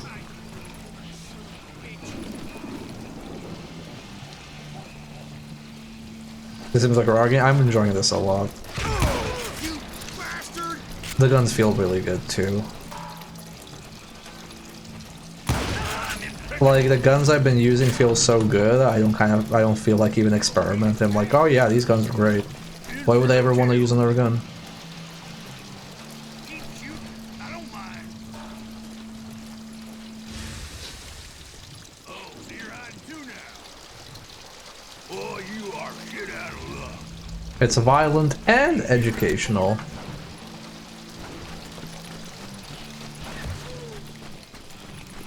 There he is. William Curly Bill Brocious was born around 1845 and died, probably by Wyatt Earp's hand, on March 24th, 1882. He was a saddle tramp, a gunfighter, a rustler, and a member of the outlaw gang known as the Cowboys. After Old Man Clanton's death, Curly Bill became the informal leader of the Cowboys. He was described as a tall and stocky, with a head full of thick curly hair. By all accounts, he was considered an excellent shot. Brocious liked to drink, however, and under the influence of alcohol, his sense of humor could become deadly for those around him. Once he made a preacher dance during a church service by shooting at his feet. On another occasion, he ordered several Mexican peasants to strip naked and dance for his amusement. Apparently, when intoxicated, Brocious enjoyed watching naked people jump at his command. Brocious probably had a hand in the murder of Morgan Earp, Wyatt's younger brother. This was in revenge for the famous gunfight at the OK Corral and the death of Billy Clanton and the McClory brothers. Wyatt Earp would avenge Morgan by killing Curly Bill at Iron Springs in a shootout between Earp's posse and the Cowboys.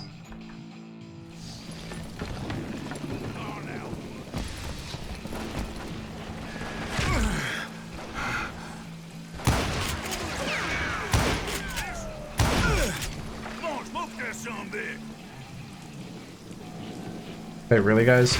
Okay.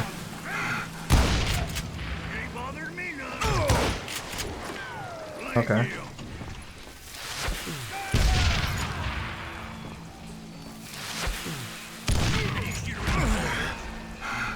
Really? That's not enough?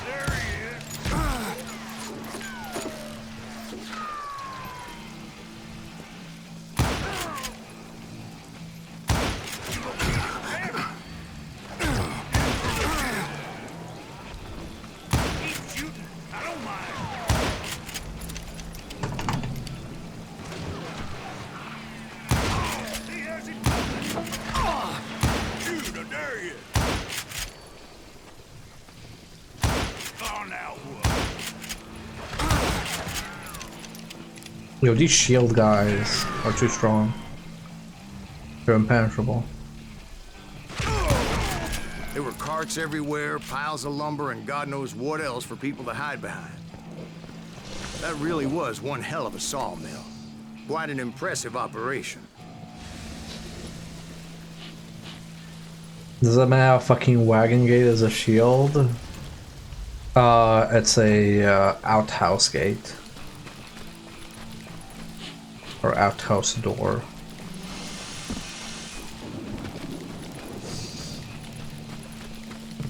It's the potty posse. And now that I say that phrase out loud, I apologize. Oh. Okay, this would have killed me.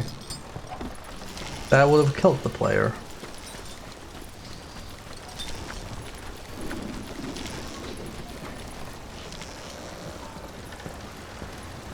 And where was Curly Bill? Did you see him?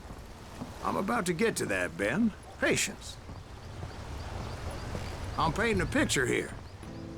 There was this beautiful waterfall and a crystal clear stream that led to a verdant valley that was truly... Consider your picture No, I have a painted. mouse. What happened next? Well, finally the bastards that were still alive made a last stand.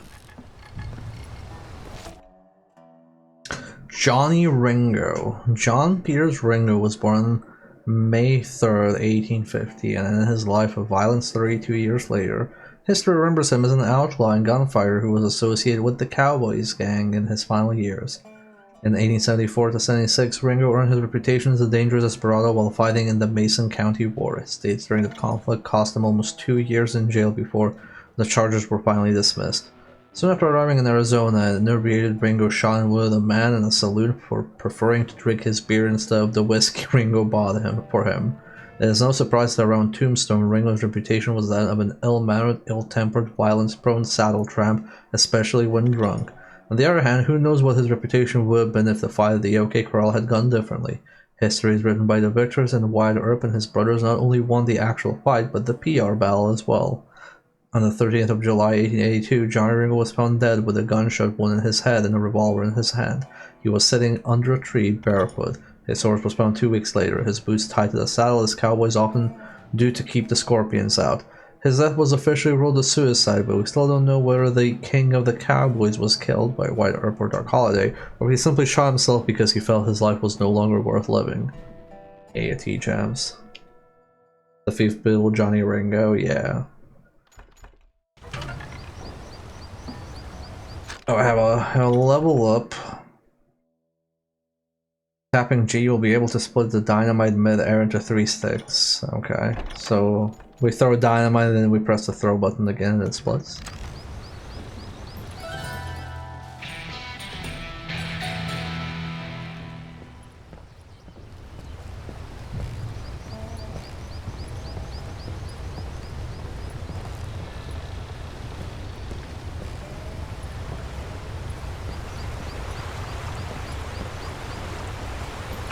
Oh, this looks like it's gonna be a big shootout.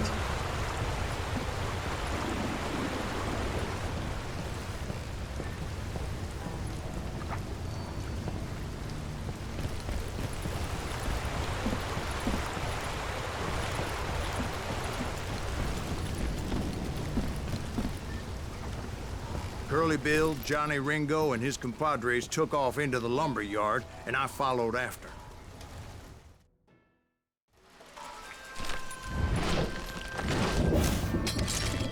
Takes a shot before he takes a shot, Curly Bill.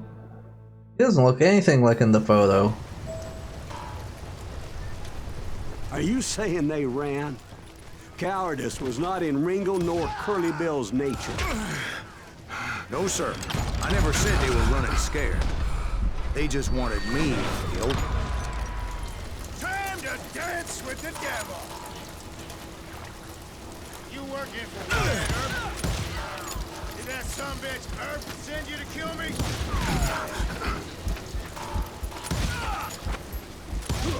You asshole! Hiding like a scared little puppy. No, I'm just looking for dynamite.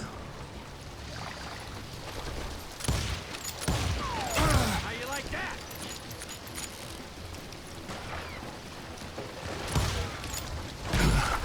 Oh, yeah, missed. Kill that murderous cocksucker!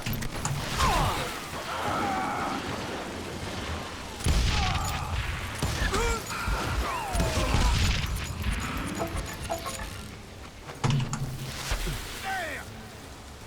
My bottle!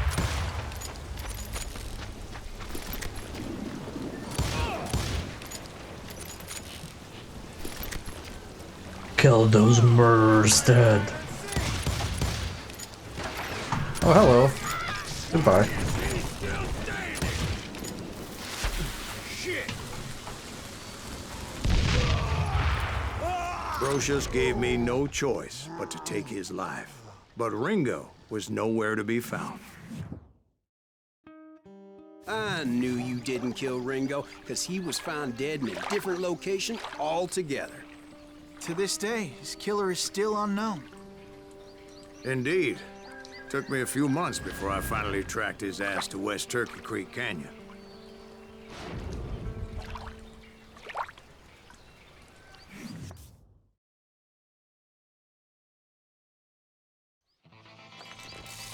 Oh, we're just dueling here. Next in line. Take over and take a bullet, Johnny Ringo. That's a really big mustache.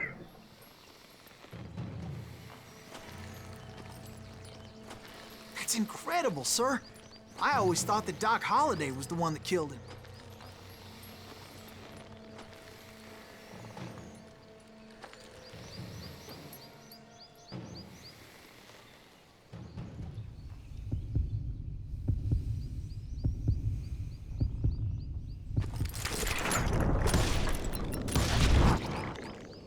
Sorry I had to ruin the legend for you, boy.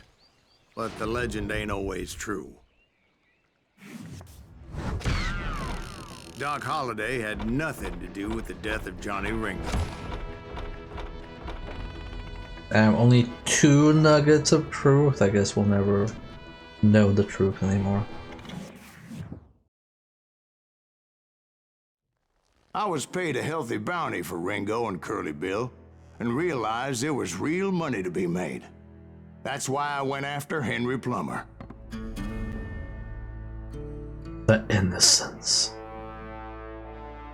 Now, wasn't he the sheriff who augmented his income by shaking down miners and robbing gold shipments? That's the one. Oh, yeah, I remember him. He ran that gang of thieving outlaws called the Innocents. So it's true that you went toe-to-toe with him? Indeed I did, son. Indeed I did.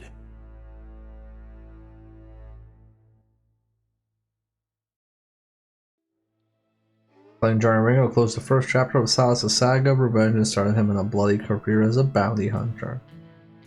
Wait, he never explained why he wanted to kill Ringo so bad, did he? Like, he said, like, oh, I'm gonna explain it later, and he never actually did. I knew I needed resources if I was going to track down Roscoe Bob Bryant, and hunting Plummer looked like a good way to get rich quick. As the local vigilantes exposed him as the leader of the bandits, and put a generous price on his head. Plummer rallied his gang to plunder one last gold mine before making their escape, and that's where I thought I'd find him. That you're straying away from the story should be something that's like above people's heads when you ask them something and they just start rambling about something completely different.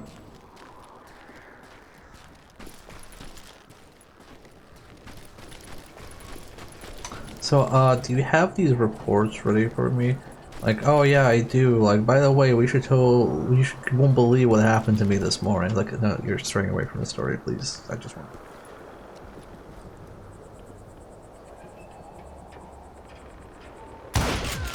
As my late father pointed out to me more than once, God made men, but Samuel Colt made them equal. Standing so close to all these goddamn barrels of gunpowder. Why would you be nervous? No one has the cojones to come after us. As long as you don't light up a cigar, we're fine. Yeah, besides, George is up there on the rocks with that rifle of his. Nothing gets past him. Who the hell is that then?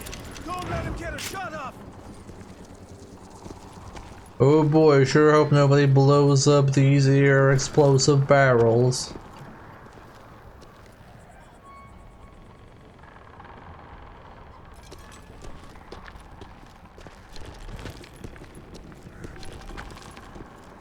Okay, I guess like going through here meant we avoided being ambushed. Oh god, my knees. Oh, I'm so old. Oh, they just crack under the lightest pressure. I knew that dynamite wasn't mine, so I decided the polite thing would be to return it. See, it's a joke, chat, because he's referring to returning the dynamite as throwing it back to the people he stole it from. That sounded like I thought the joke was terrible. I'm actually fine with the joke.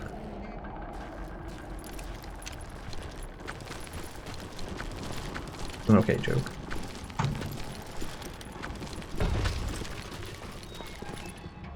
Power up! I think that's progress. What happens if I go to the mine?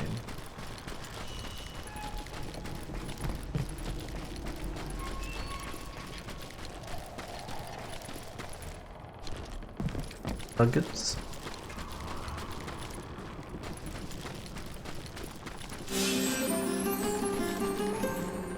I will hydrate just for you, Fenthel.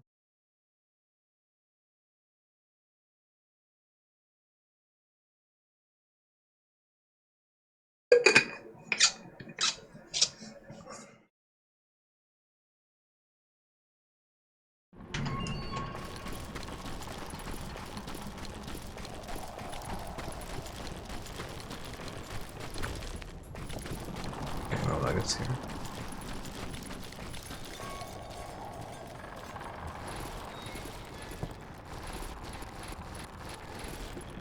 I like how the scroll wheel is so fast that it kind of twitches when I use it. It was the biggest gold rush since Sutter's Mill in '48. Unfortunately, prospectors weren't the only ones drawn to those riches. There were thieves and killers, robbing travelers and hijacking gold shipments. Like those that ran with Plummer. Some were just regular folks I knew from town, drawn by greed and easy pickings. Charlie Crow, the blacksmith. James, who worked in the stable. Sam and Jeremiah Barber, the butcher's sons. Ordinary citizens who lived a double life. Stealing and thieving and murdering their neighbors. Rootin' and tootin'. Oh, here, I said that people should draw their sonas with a cowboy hat or commission art with a cowboy hat at least once in their life. The only piece of advice I have. Of course, the rest were veterans of the Civil War. Stone-cold killers trained on the bloody fields of Shiloh and Antietam. Plummer had a lot of men on his payroll. A hell of a lot. That son of a bitch pretended to protect the public with one hand while stealing them blind with the other. He set up a defensive perimeter which I had no idea how to breach. Oh, my damn ears are ringing. If Daddy had lived to see Alfred Nobel's explosive invention, my guess is he would have told Samuel Colt to kiss his ass. Dangerous, desperate individuals. I was outnumbered and in way over my head, but I was too damn stubborn and stupid to realize it. They must have thought I was touched. Or had some kind of death wish, seeing as there were barrels of gunpowder everywhere. Watch out for the goddamn gunpowder! One stray bullet, one stray spark, and I'd be blown to hell and gone. Did I have any second thoughts about what I was doing? No. No.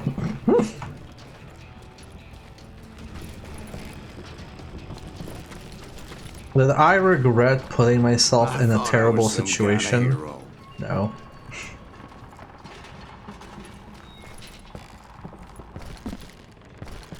Was I worried I was in mortal peril?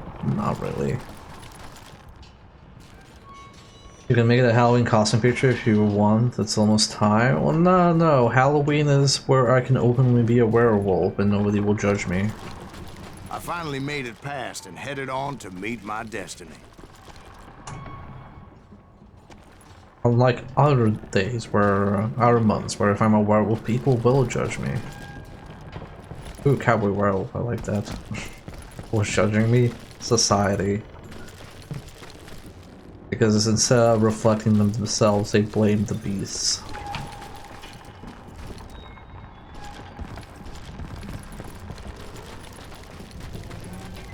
Cowboy werewolf? But first, I I had guess. something I needed to figure out. I had a few ideas on how to get into that mine, but once I made my decision, I knew there was no turning Ooh, is it a back. branching path? So my first thought was to enter the nearest mine portal. I saw an entrance. Made sense.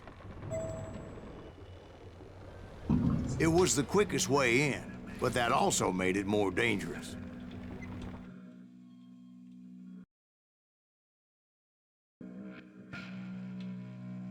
If World War we can have pirate werewolves, we can have cowboy werewolves too. Okay, but how does a cowboy werewolf work? Or is it like do I get out of myself as a cowboy who turned into a werewolf, or like regular person who turned into a werewolf who's also a cowboy at that point? And at that point, like if you're a cowboy, if you're a werewolf who becomes, if you become a werewolf cowboy, do you get the hat? Do you get the spurs? Do you get the guns? A werewolf who also happens to be a cowboy, but is like the werewolf part of me a cowboy, or am I regularly a cowboy but I'm also a werewolf? As there would undoubtedly be enemy pickets posted along the way. I think the hat just appears on the full moon for a cowboy werewolf. I can get behind that.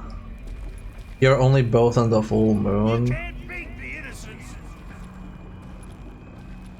Like full moon happens and then hat spawns on my head and I turn into a werewolf.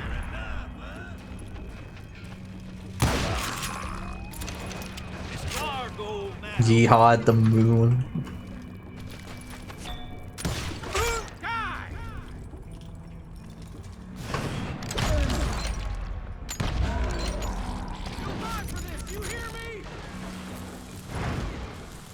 Yeehaw.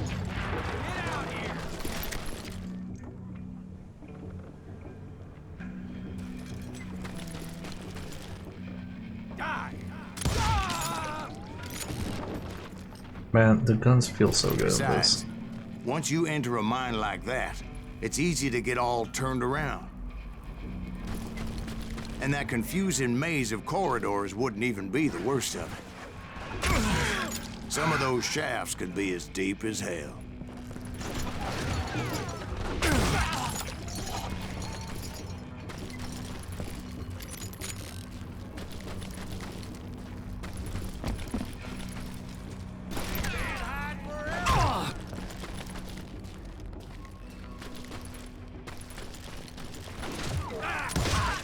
A single stumble or misstep can easily end in a deadly plunge to oblivion. Let's do this! Or Skyrim.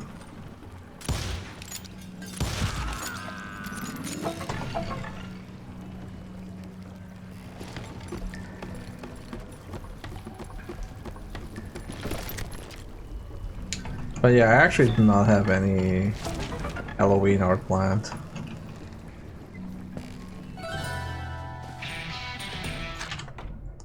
I have been so busy with everything going on, I completely forgot about Halloween art. Oh, my butt. Because I was like apartment hunting, and I had some shit at work, and I'm just like, oh, it's almost October. Fuck, I forgot to get Werewolf NB.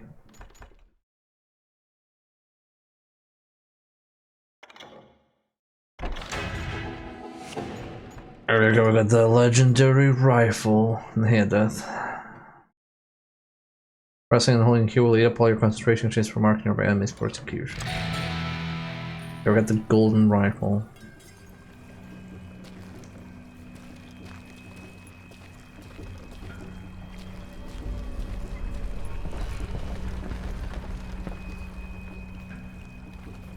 I mean, sure.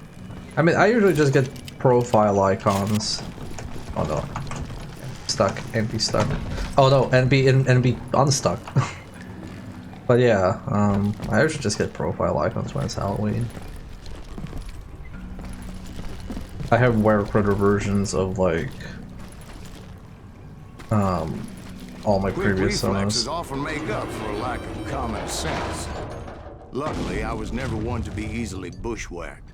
I would just need to be careful not to blow myself to kingdom come.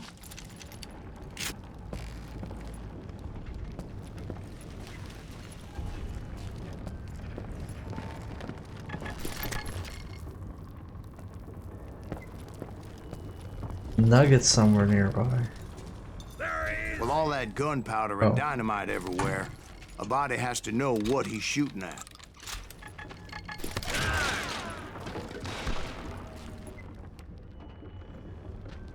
You can't hide forever.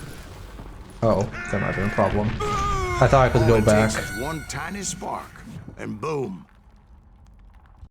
Thank you. You must be about out of bullets. Yes, man.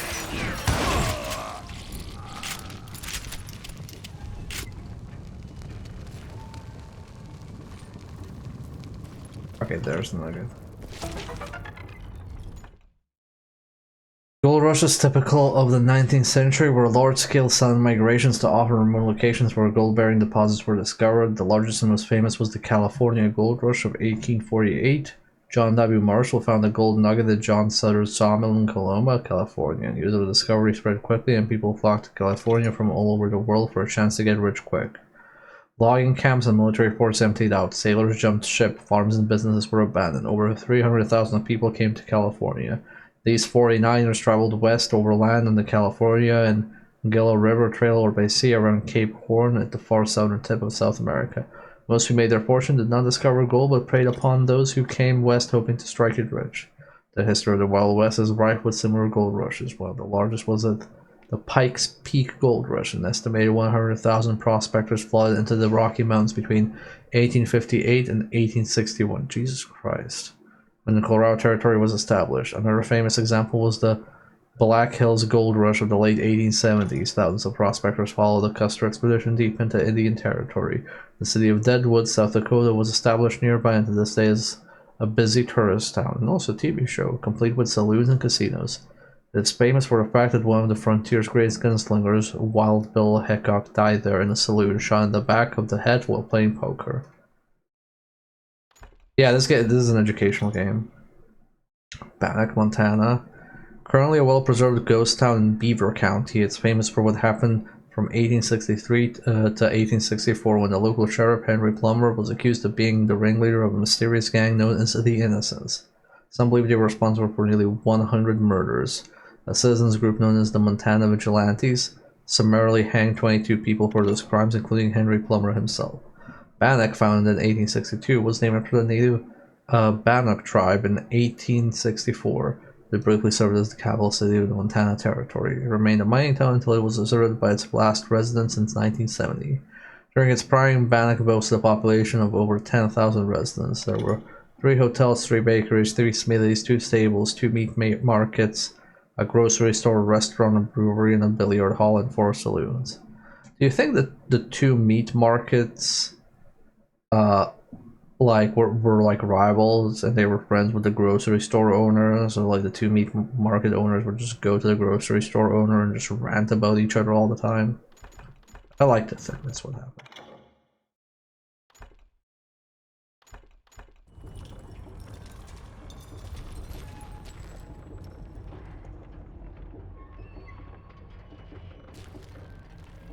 This looks like a trap. One wrong bullet could have turned that mine into a dad-blasted tomb. Oh. I freely admit that my plan of attack was not just moronic, but clearly insane.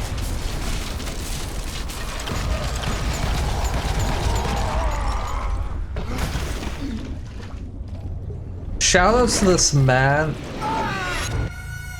It's a good thing that I abandoned that ridiculous plan before I even tried it. Wait, what? Instead, I spotted a ladder, a way into the mine from the opposite side. Oh. Okay. Thanks for wasting my time, I guess. It was a long way around, but that approach seemed more sensible at the time. Of course, being I had a problem with heights, that scaffolding scared the bejesus out of me. Climbing down that ladder required some caution, because even though I had a younger man's reflexes, no man can dodge a damn bullet while climbing down a rickety ladder.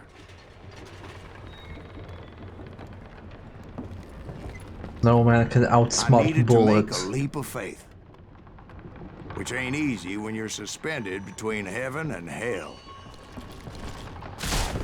I was determined not to give up, however. That Sheriff Plummer seemed quite the despicable character. When the vigilantes discovered what the sheriff was up to, people were outraged. That 10,000 they put on his head would go a long way to helping me find old Bob.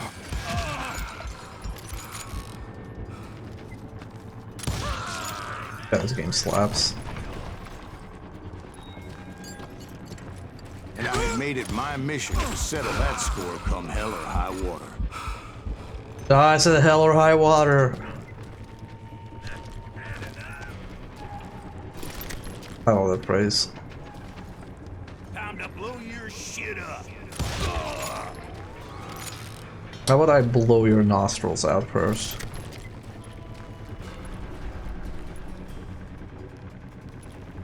But first, I would have to make a choice. Take the elevator or climb the ladder. That's the thing.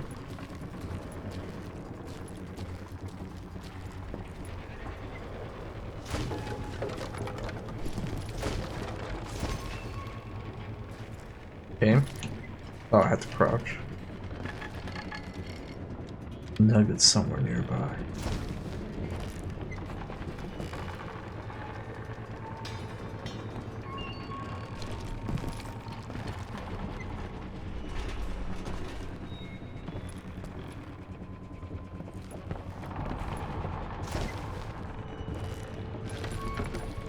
I've never played this game before, no. This is my first time with it.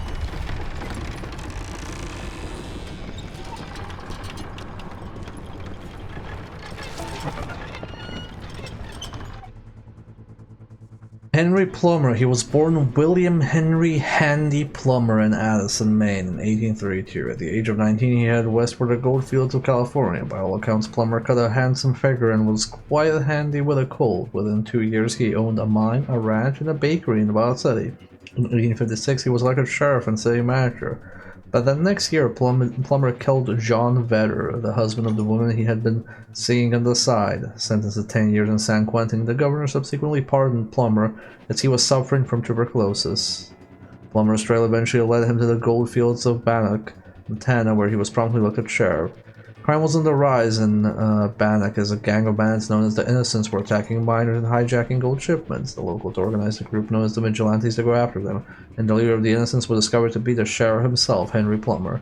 The Vigilantes hung 22 men, including the sheriff, but before they stretched his neck, some say he made them an offer.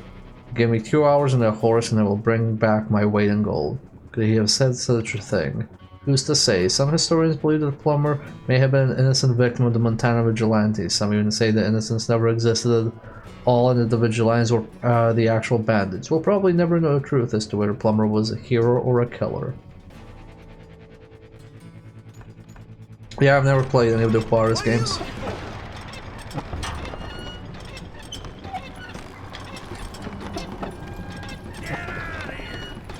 I actually don't know if they're all set in the West, because I kind of feel like some of them aren't. You're dead.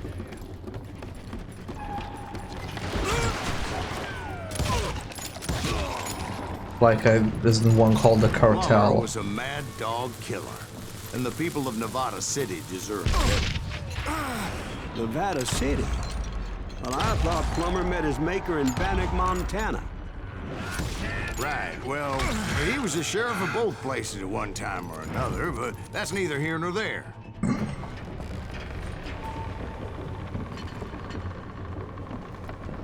You're dead.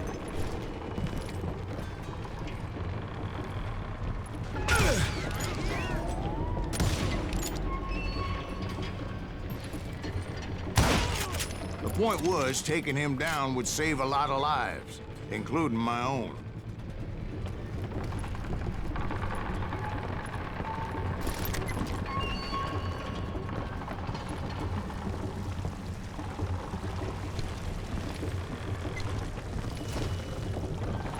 Oh, sorry, I didn't see the orange boards, planks, whatever.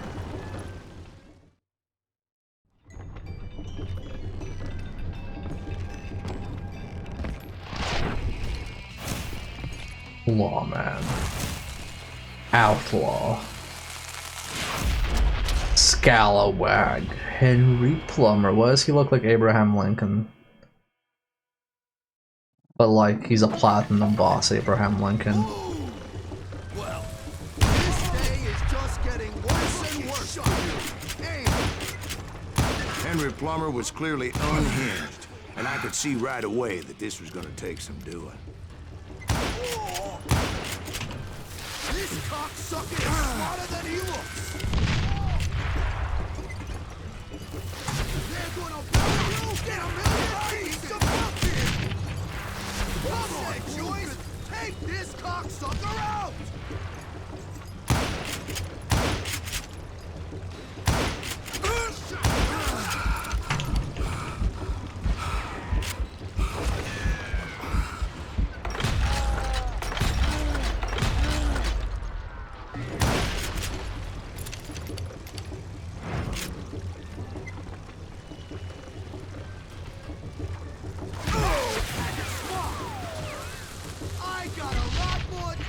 dynamite than you!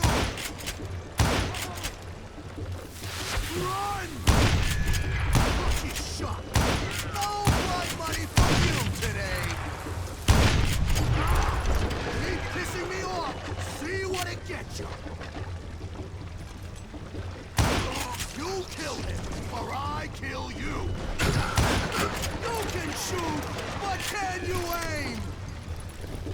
I don't know if I can aim. Oh. How you like that? What do you think you're doing? You can run, but you can't hide forever!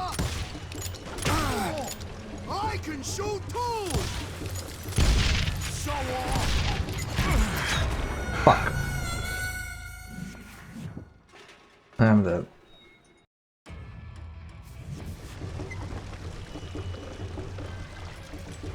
Oh, okay, they check one boss health. That's nice of them. I'll blow you into next week, boy!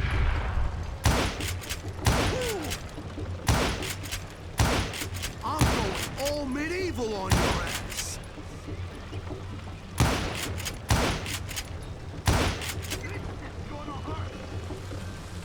You ain't taking me!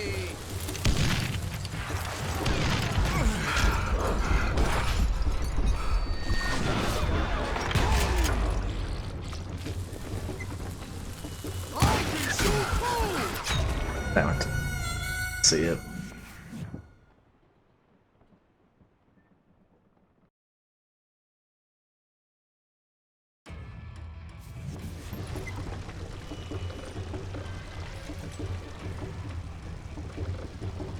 They're gonna bury you in a million pieces!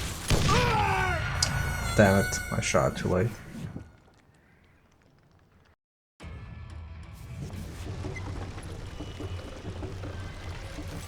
I got a lot more dynamite than you!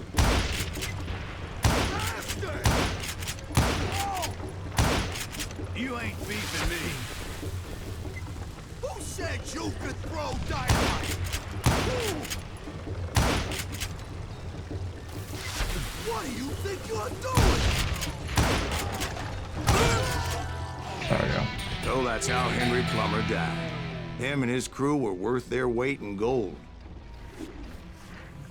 And now, I was officially a bounty hunter. With the chair, we hunted a bounty.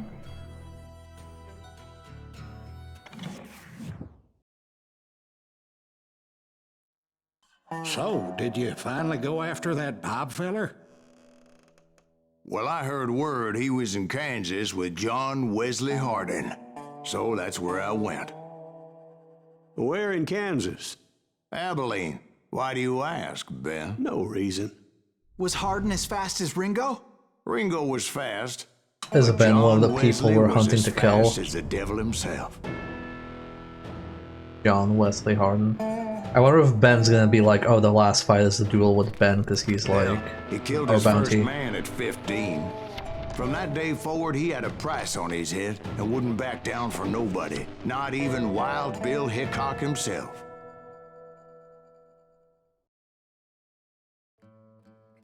Be quick or be dead.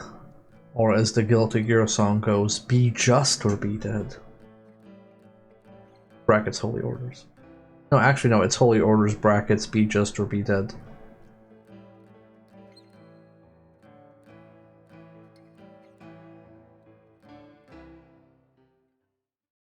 I dodged death many a time, and that night in Abilene was no different.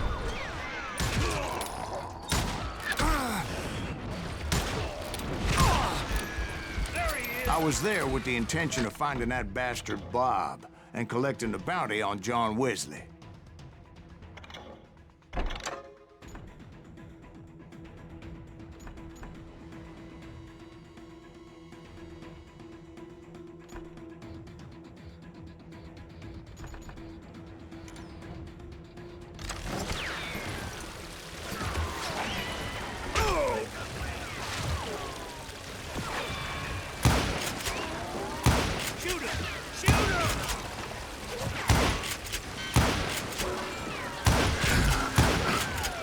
Dude.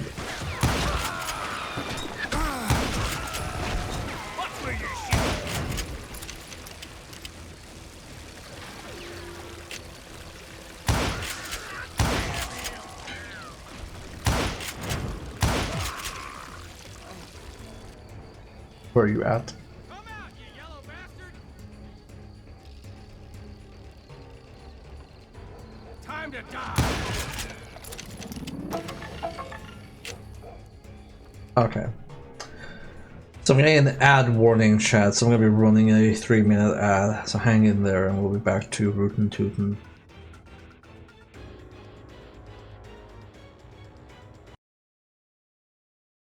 Opportunity to tab out.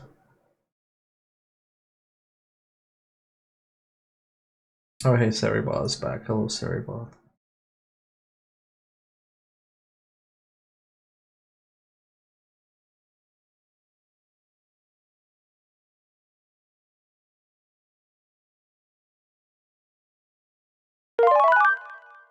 Hold on, somebody threw it. Power up. Why am I? Oh, I'm a mouse again. Hello. Squeak, I guess.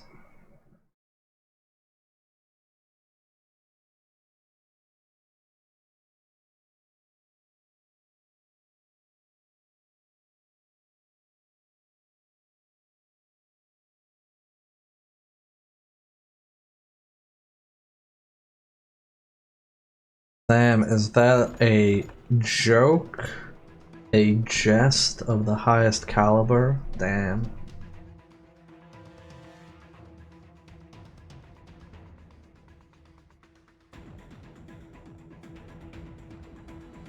You know, being a mouse ain't all it's cracked out to be. People think it's a nice life, but actually it's really hard.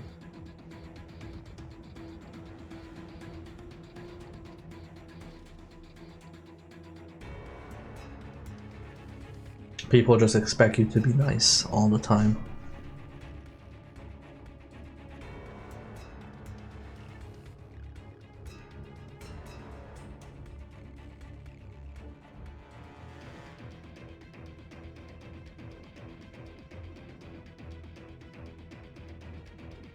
So how are you doing, chat? For those who can partake in the ad break and communicate. Having a good evening. Something can be tragically brief. Nice.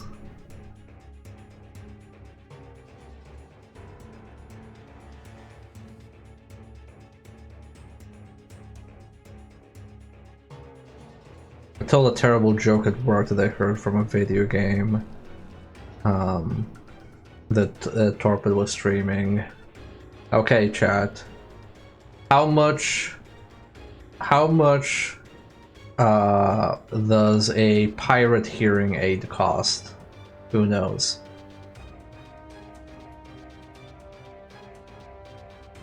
It's $1 an ear.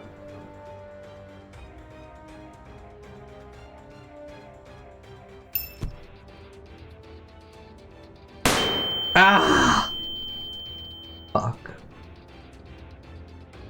Why did you throw that flashbang? It's a good joke, though. It's a good joke. Why must I suffer? Ad break is finishing now. And now people who saw the ad will never know why I was flashbanged. Feeling a little rough admittedly. I think I pushed a little too hard tidying that spare room. I need to like dust the place tomorrow. I need to like wake up and I need to do grocery shopping and I need to tidy up my room. But what will probably happen is I will wake up and be like, I don't feel like going grocery shopping, so we'll just order a calzone and then clean up the room. Hey FSC, I'm such a cute mouse. Well, I'm temporarily a cute mouse, but I am permanently cute. But yeah, this is a current after effect of the potion. I thought the Texas Rangers got hardened.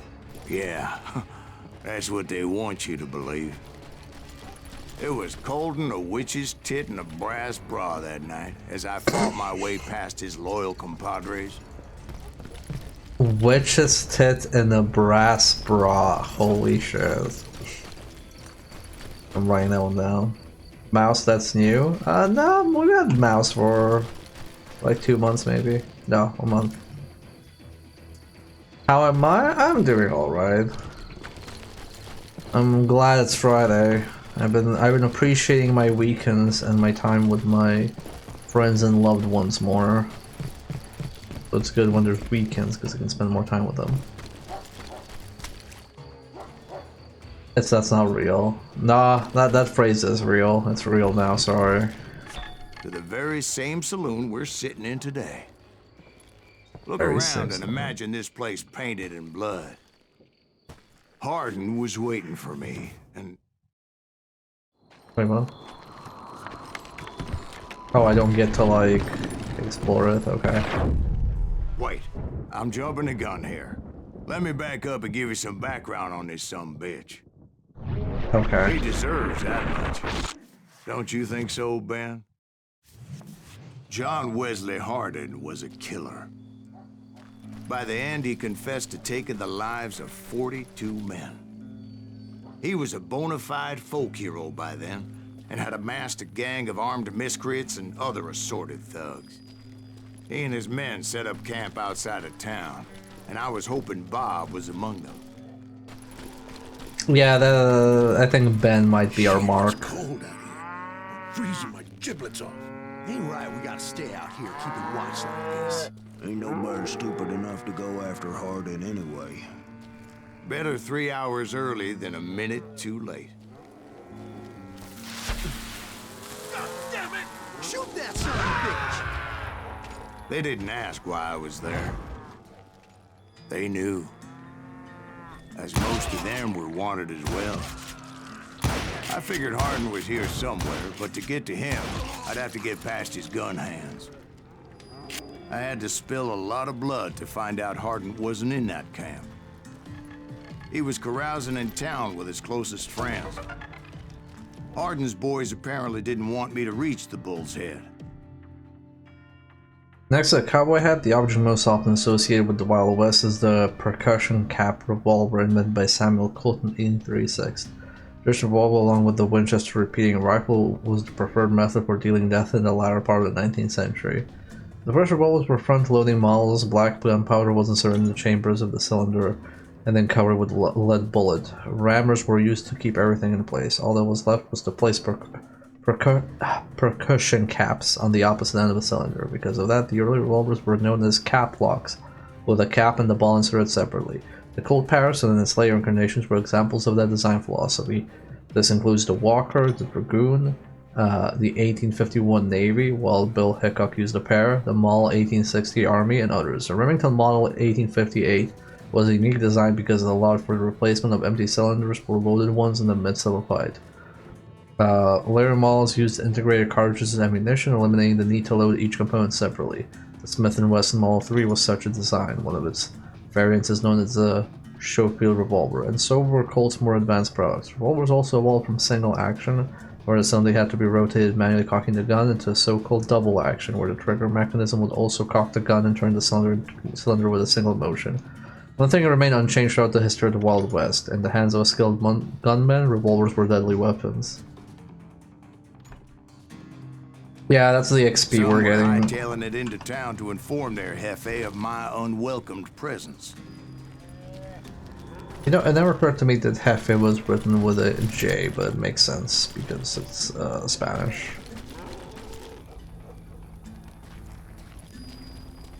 And yeah, the Salvatore is very good. I'm happy with that game. Yeah, you know you can't kill Hardin. Someone's coming for him.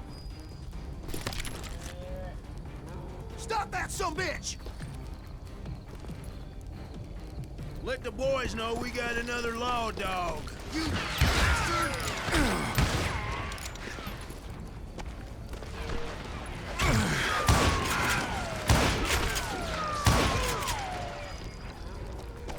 What I'm curious about is where's my golden revolver? You better hide.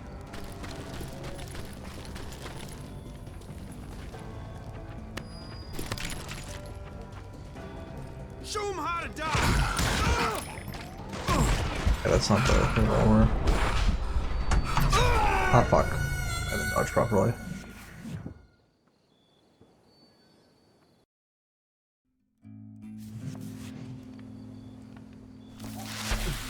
God damn it! Shoot that son of a bitch!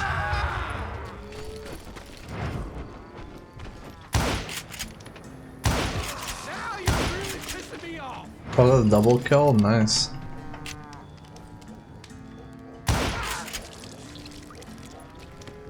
I love video games.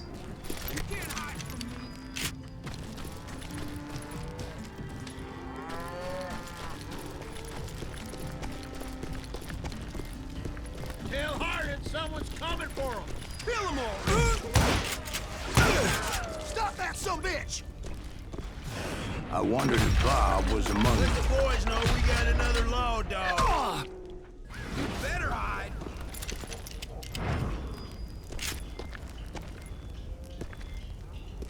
Oh, he's hurt.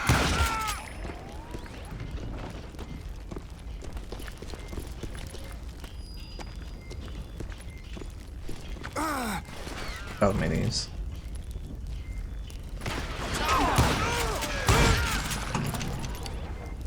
Power up. And we are demouse-ified.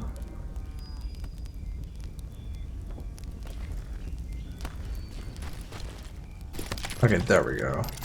That's our golden gun. That's what I want to see. Pretty sure. Is it? No, it's not. I need to check my skills. Inlaid 6 shooter, okay. Okay, so these are ranger and quick shooter, but none of them is like the 6 shooter. All shotguns.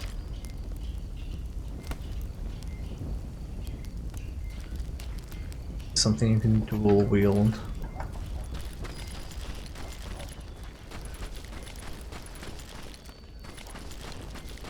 Unmasses you. Just smash these Mises to pieces. Oh, I'll smash you Mises to pieces. I remember that show. That phrase lives rent-free in my head, And I actually. steeled myself for the fight ahead. For as good as I was, deep down I wondered if John Wesley wasn't just a little bit better.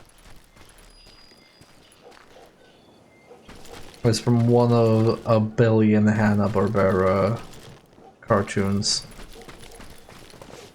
Before I could test my mettle against Hardin, however, I would first need to dispatch his cadre of hired killers. Most of these degenerates were beyond redemption, but John Wesley might have been a different story.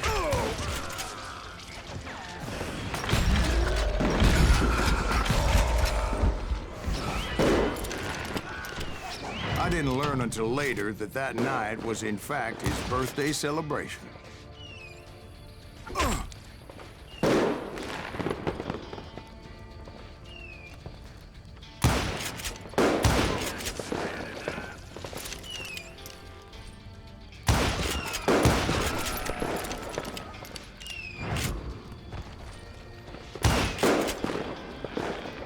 Happy birthday to him.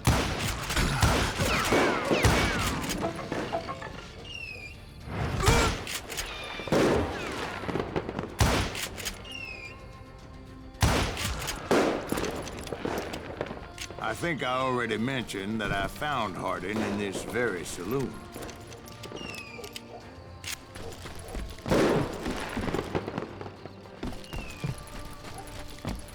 But what if I went elsewhere to search for secrets?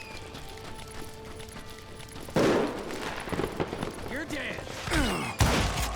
No, you're dead.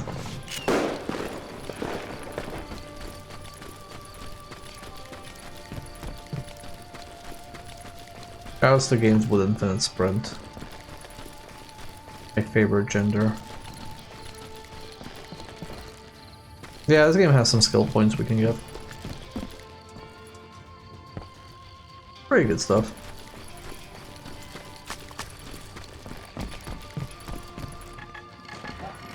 Suffice it to say, nobody there was happy to see me.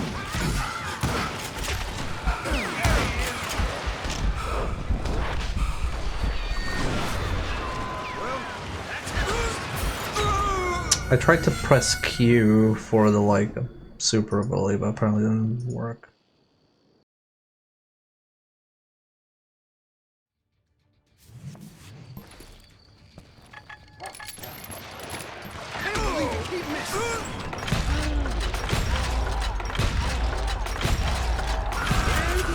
fact, I felt a certain hostility.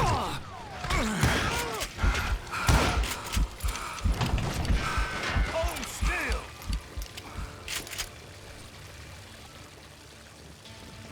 Had enough.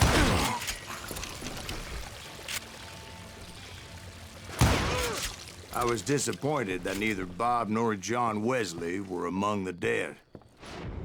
But that was short-lived, as a moment later I was facing down the fastest gun in the West.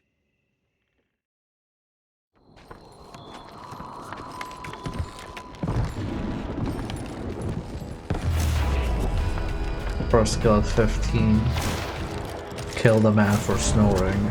40 more for breathing. That's a good introduction. I felt a bolt of adrenaline. Or maybe that was fear. Oh, that's a good He was well known framing. for his tricks, and I knew I'd need my own if I was ever to defeat him.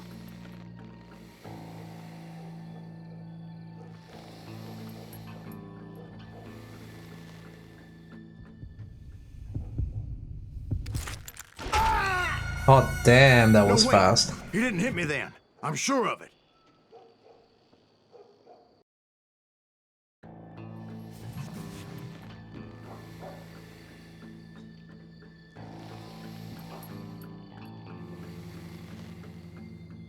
Yeah, this game has dual wielding. You can do dual wielding as well. I didn't specialize in it.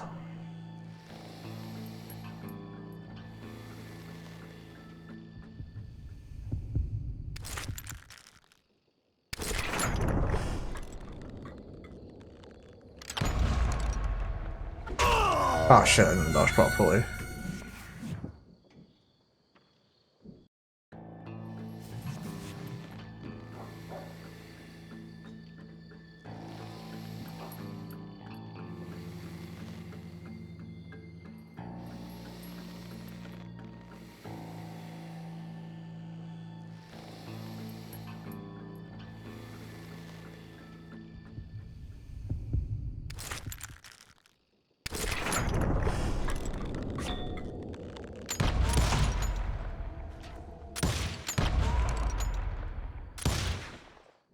That man was faster than greased lightning. But being inebriated as he was, he didn't count his shots. And now, he was at my mercy. Oh, okay. So he didn't die? No, I sent him to prison. Years later, after he was free, some restless Avenger took his life. Shot him in the back in a saloon just like this one. Anybody up for another beer? Ben? Man, we missed like 5 nuggets of truth. What the hell were we doing?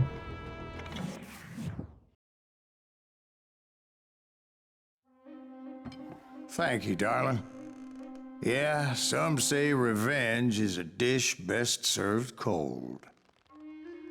So whatever happened to that Bob guy you were after? Personally, I'd like to Yeah, hear that some is- of your other adventures. Like, I don't know, did you ever go toe-to-toe with a red man? Can't just call them that, Ben. Yes, I did, Ben. I remember once I was after this renegade Apache, Grey Wolf. Strangely enough, revenge was also his primary motivation. That's fine. Well, this is standard issue cowboy baggage.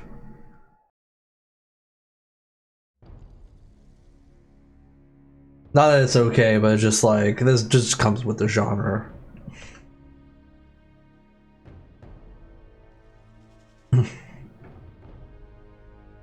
Man, I want chicken. I had chicken nuggets today for lunch, by the way. But I went to the Swedish chain Max Burger, and I'm like, you know what? I'm gonna grab some chicken nuggets from Max Burger instead of McDonald's. And I go and grab some chicken nuggets, and I'm like, okay, I want to grab the biggest box. Oh, the biggest? You want the chicken nugget meal? Yeah. Okay, that's 9 chicken nuggets. And I just stare at it. I'm like, 9 chicken nuggets is a meal? That's not a meal. That's just 9 chicken nuggets. That's not even 2 digits. So I have to buy like a small burger in addition to that. A bounty was put on Grey Wolf's head, and that's how I came to hunt him in the mountains. Mountains so high they tickle the nether regions of heaven. Ooh. That's a good phrase. Grey Wolf was a Chiricahua Apache medicine man who had led a war party in revenge Hey, for a Brain Buster. massacre against his people. The U.S. Army had attacked his tribe during his daughter's sacred sunrise ceremony, and the slaughter was unspeakable.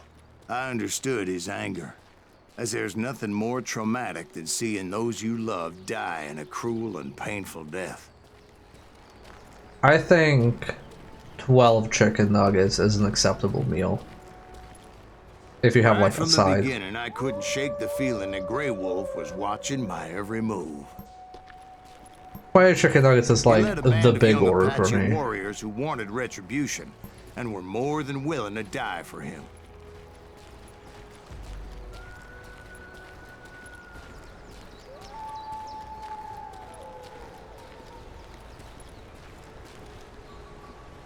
At least it's an origin the American suck, yeah. I wish I could like chicken nuggets. Have you tried I don't know if you have in the UK, but do you have like vegan chicken nuggets? Which are not like actual chicken, they're just like a substitute.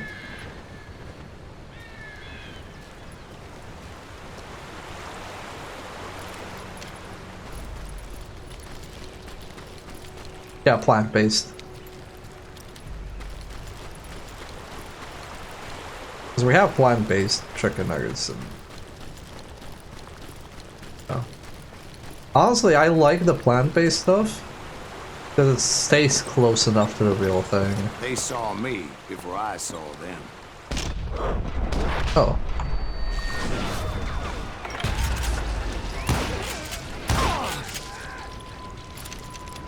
I can't believe it's not chicken. Yeah, when I told my Serbian friends that I had vegan burgers here, like Impossible burgers here in Sweden, they actually tested nice. And they're like, "Oh, I can't believe you gone soft." Like, no, they actually taste And it fine. crossed my mind that maybe this wasn't such a good idea. But now that the shooting had started, there was no backing down. I feel like Silas's adventures are mostly like, maybe this wasn't the best idea, but it was at least an idea, I guess.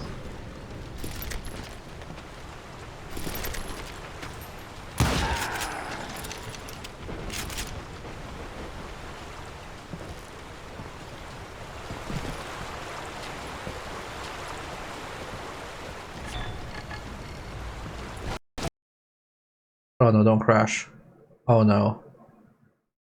Oh no. That nugget was too spicy. Oh no, that game crashed. Nugget too spicy, chat, I'm sorry. Drop the spicy nugget.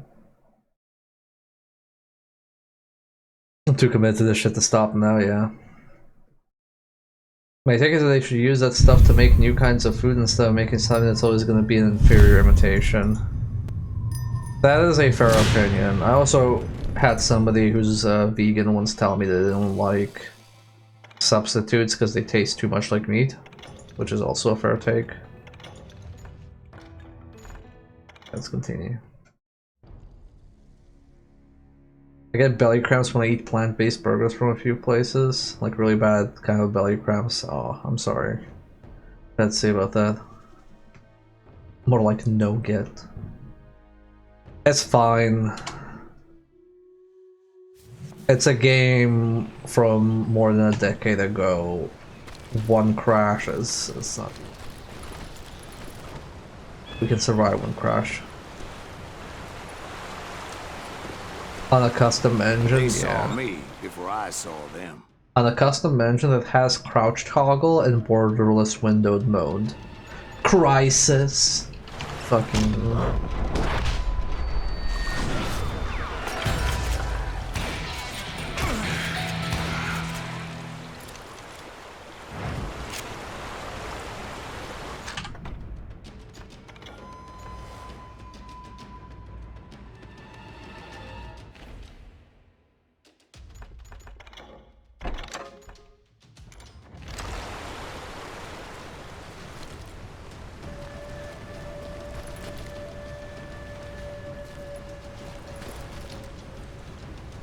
Yeah, for those unfamiliar, this is from the same devs that do Dying Light now, and that also did the And it first Dead crossed my Island. mind that maybe this wasn't such a good idea.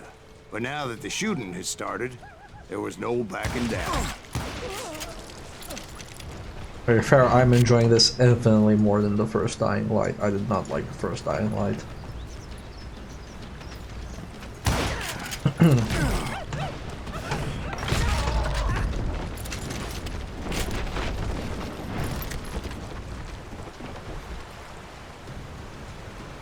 Madhawk, please enjoy your work.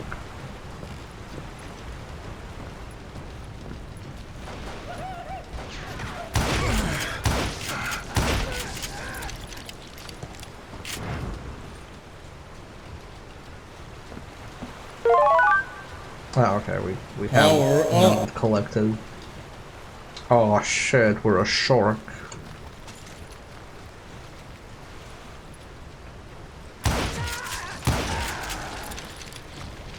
Yeah, that'll save before it crashed. Which is really good because I was worried it was gonna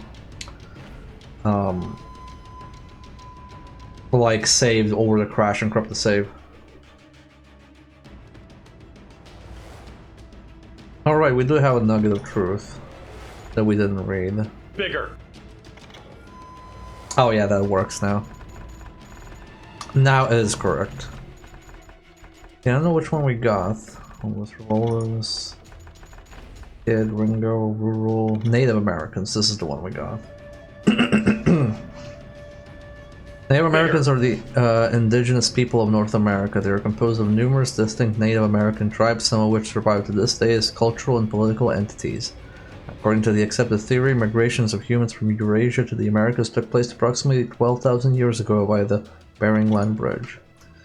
Many of these tribes were decimated during the 18th and 19th centuries. They were pushed out of their homelands by waves of settlers of European origin. As Native Americans were divided into many tribes, some of which were long-standing enemies, they were unable to unite against a common enemy, invaders armed with advanced technology. L. Frank Baum, the author of The Wizard of Oz, was among the champions of the complete eradication of the remaining Native Americans. Excuse you? He wrote, "The whites, by law of conquest, by justice of civilization, are masters of the American continent, and the best safety of the frontier settlements will be secured by a total annihilation of the few remaining in it." I did not know this. What? Mere days after the Wounded Knee Massacre, called a battle at the time, despite being nothing more than a bloodbath inflicted by American soldiers on unarmed men, women, and children, L. Frank Baum spoke once again, criticizing the government for not taking even more drastic measures, demanding to wipe these untamed and untamable creatures from the face of the earth. Just like the ancient Celts conquered by Romans, Native Americans left an invaluable and rich legacy evident in the language, philosophy, and popular culture. I did not know that, oh my god, I did not know that he was like a hardcore fucking racist. What the fuck? Hey Dan. I can't see your lower half, but I imagine you have roller skates. Thank you, Dan. I don't, I just have very tiny feet.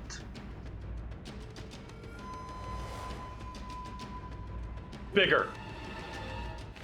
And yeah, for those who don't know, lurk emotes on the shark and goat make the muscles expand up to a point.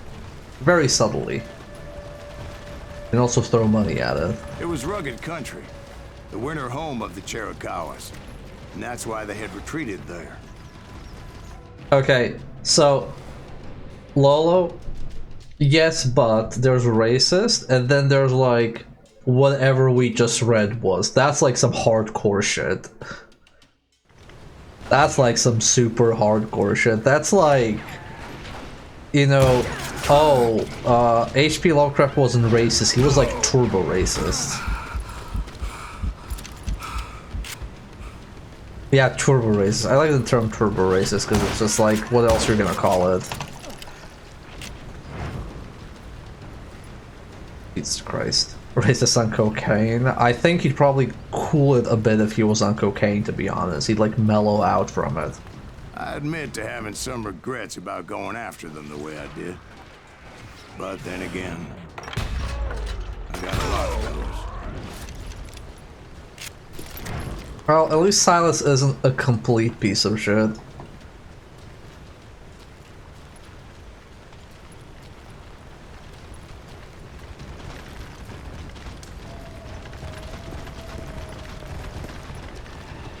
Yeah, I had no clue. I like everybody always talks about H.P. like Lovecraft. This is the first time in my life that I've heard something about the Wizard of Oz author.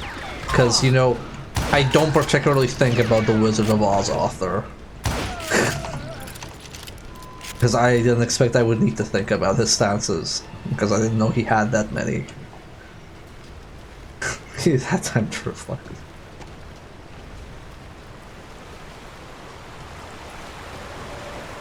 To be fair, Silas seems like the category of people I call he's an asshole, but he's not a fucking asshole.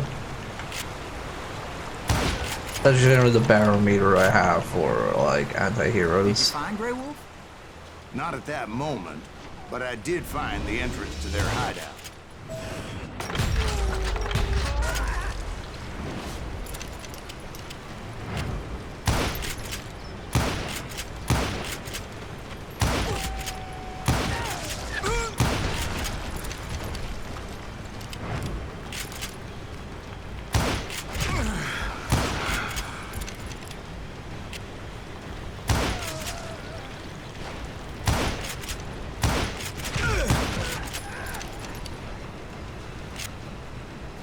You know, something I really like about this game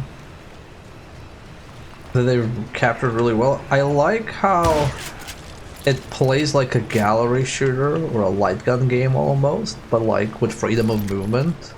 But all these setups are basically like shooting gallery setups. A deep crevice that Just in a led to very well cave. hidden. Don't tell me you went in there. Yeah, but it's not out of bravery so much as pure angry cussedness. I think about the Wizard of Oz book is mostly like you get all the extra shit from the book in the anime.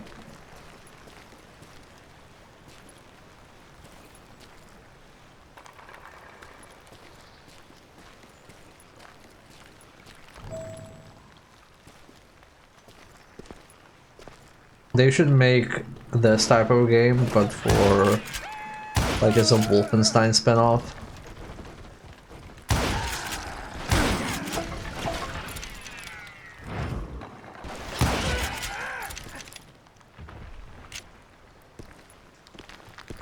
Really, you can revive a lot of franchises with this formula.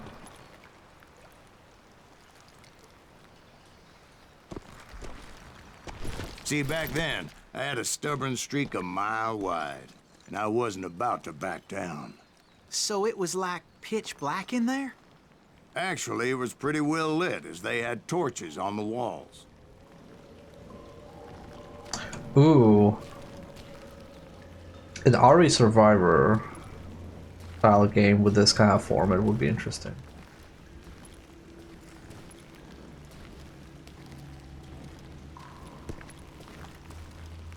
Who would be the unreliable narrator in an RE game like this?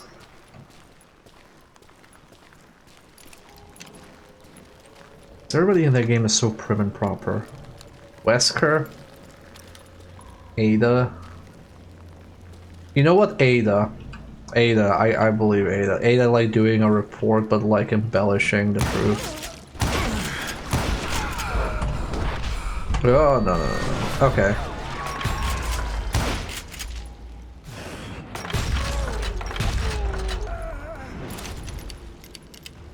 Ark is an unreliable narrator.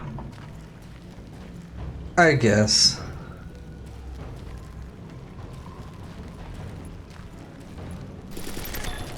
I wouldn't want a Wesker for something like this, to be honest. Grey Wolf. As it happens, history does not know any great Indian leaders bearing the name Grey Wolf. There was one chief with that name, but he was also no officer in the United States Army. George Crook made his name serving during the Civil War and the Indian Wars. He fought against the Paiute, the Sioux, and the Apaches led by Geronimo.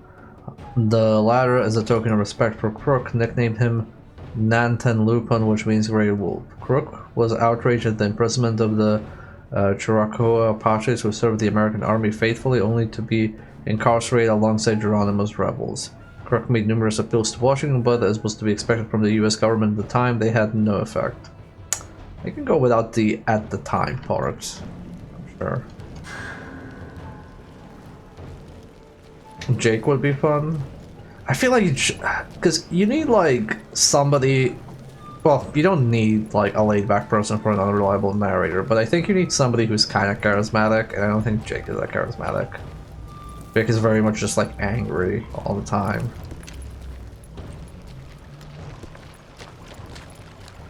It's like asking DMC Dante to narrate something. You just say like, they'd ask him like, okay, so what do you do then? Like, I don't know, fuck you. How big was his cave? Big as hell, Ben. Chiricahua had hid out there during the Indian Wars. Power up. Carlos was pretty good. Man, I miss Carlos. I think Carlos needs more screen time.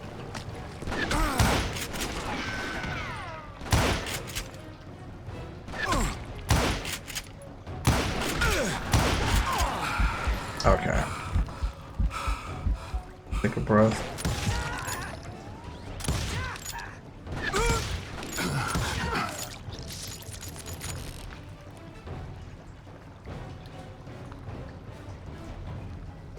That said, I know I just mentioned DMC Dante, but you know what? I could like go... They thought it was haunted with the ghosts of those murdered by the horse soldiers. The cave was haunted with dead Indian ghosts? No, it wasn't. But like, you know that stage in DMC, the like super cool one where you're infiltrating the TV station? And they have the like parallel talking of like, you know, what's the plan, but then what actually ends up playing out? You could, like, that narrative style could carry an entire game, in my opinion.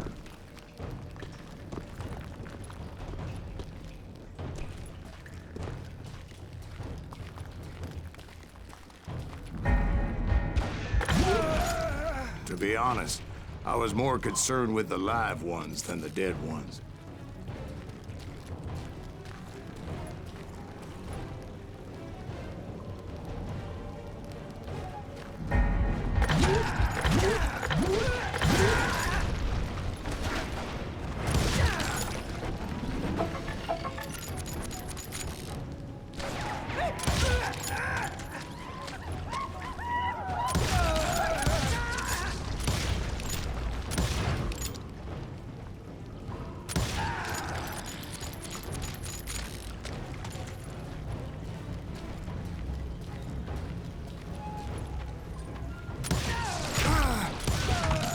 Ooh. People are gonna stream this game in like 5 years, and it's gonna be the retro indie darling. This is the type of game that I imagine when it's quote-unquote retro, the retro streamers would eat up. Like, oh my god, this game is so good. I know so much about engines. A few years back, I was married to 2 Mescalero women. At the same time? Yeah, they were sisters. Polygyny is traditional among the Mescalero. So what happened? Oh, I had to get out of there. Those girls never shut up. Both of them nagging at me all the time. Drove me half crazy. Haven't seen them since. No, I mean, what happened with Grey Wolf? Oh, well, I pursued him into the Cave of Death. The Cave of Death, thank you. It was Silas and a Polycule, potentially based.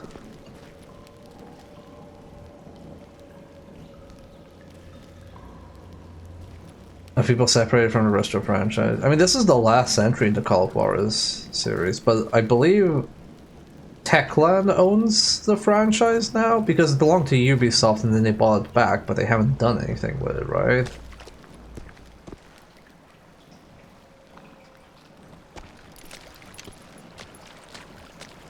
I mean, I'm not sure why they would. They have Dying Light,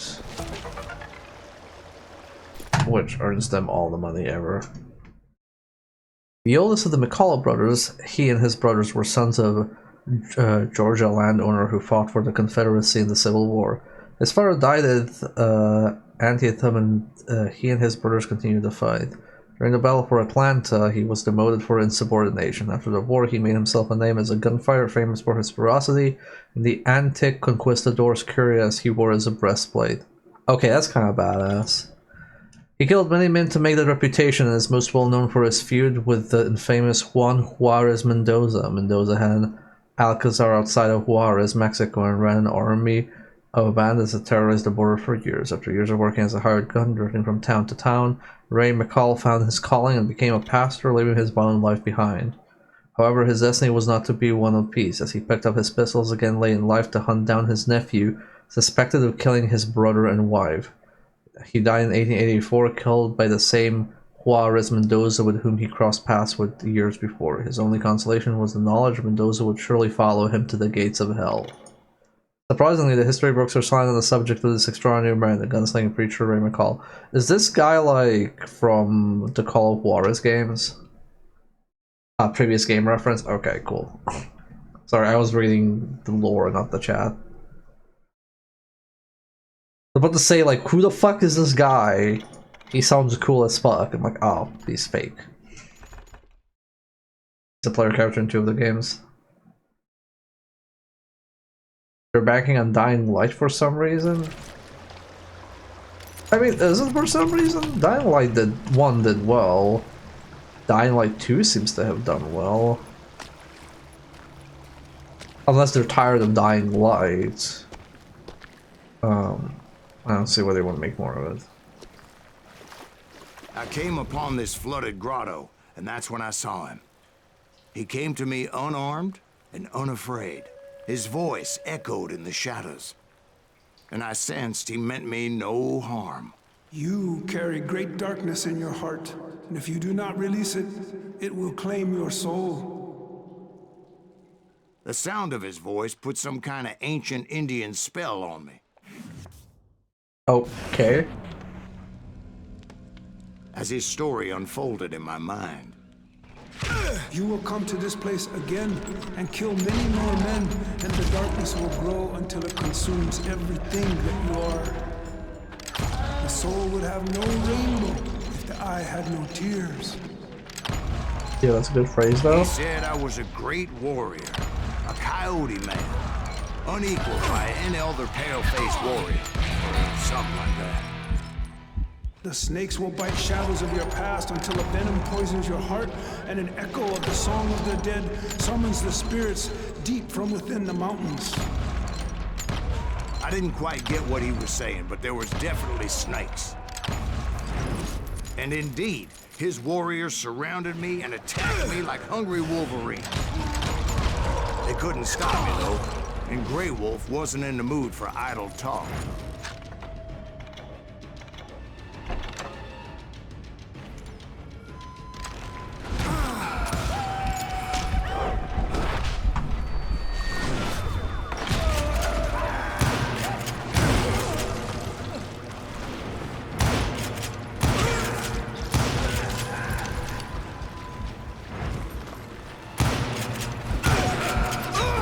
Ah, shit. Can't believe Silas is persona as a coyote.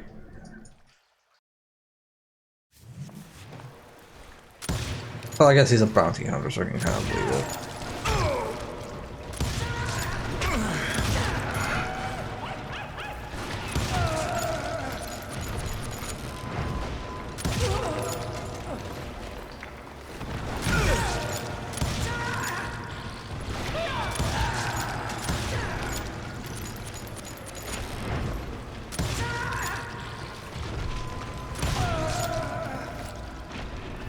I swear I couldn't see any way out of this trap.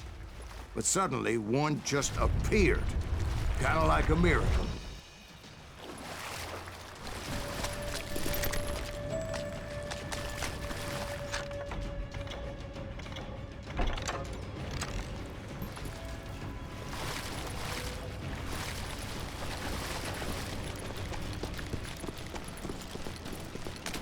I felt like I would be lost in that damn cave forever.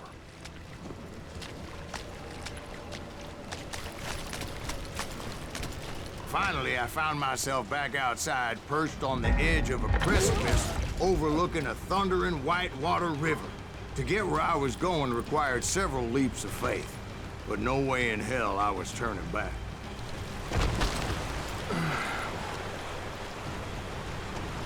I guess several leaps of faith. I chased after him, determined to make him explain the meaning of all that mumbo-jumbo. Mumbo-jumbo's right. Are you making this all up as you go? A few details may be fuzzy, brother, but I am relating exactly what happened to me. There were dozens of Apache warriors aiming at me from on high. Dozens? Well, maybe not dozens, but there was a lot of them. At least 3 or 4. Well, more than that, little lady. Silence, admitting that much like me, he's not entirely sure how much a dozen is versus several.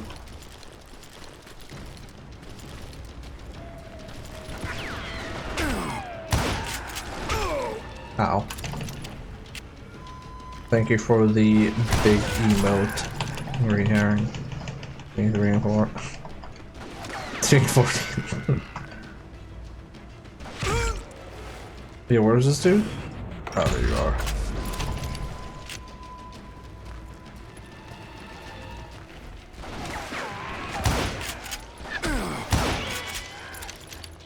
Man, the rifle feels so good in this. I had a steep climb up creek ahead of me and scrambled up those rocks like a mountain goat. I was determined to locate Grey Wolf and find out exactly what the hell he was trying to tell me. And wouldn't you know it, that crafty son of a bitch led me right into a trap. What kind of trap? Well, son, there had to be at least 100 Apaches surrounding me. 100? God be my witness. Oh, come on. Who you kidding? Hey, I believe you. Come on, tell us how it ended. All right, but I'm not gonna drag this out. Where were we? You were surrounded by 100 Apache warriors. Well, I didn't take the time to count them exactly, but there were a lot of them.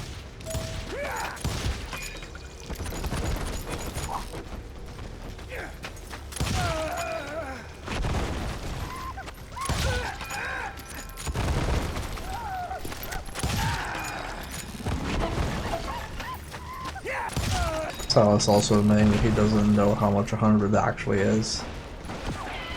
Like, it's a lot.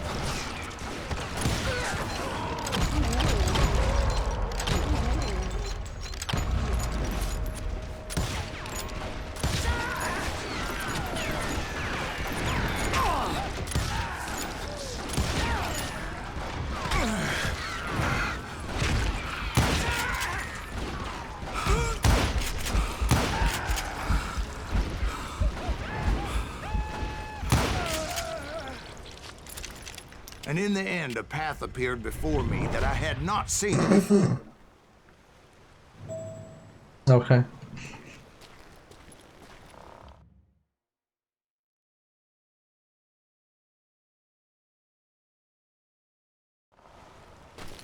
I followed it as I desperately needed to find out what Grey Wolf was trying to tell me.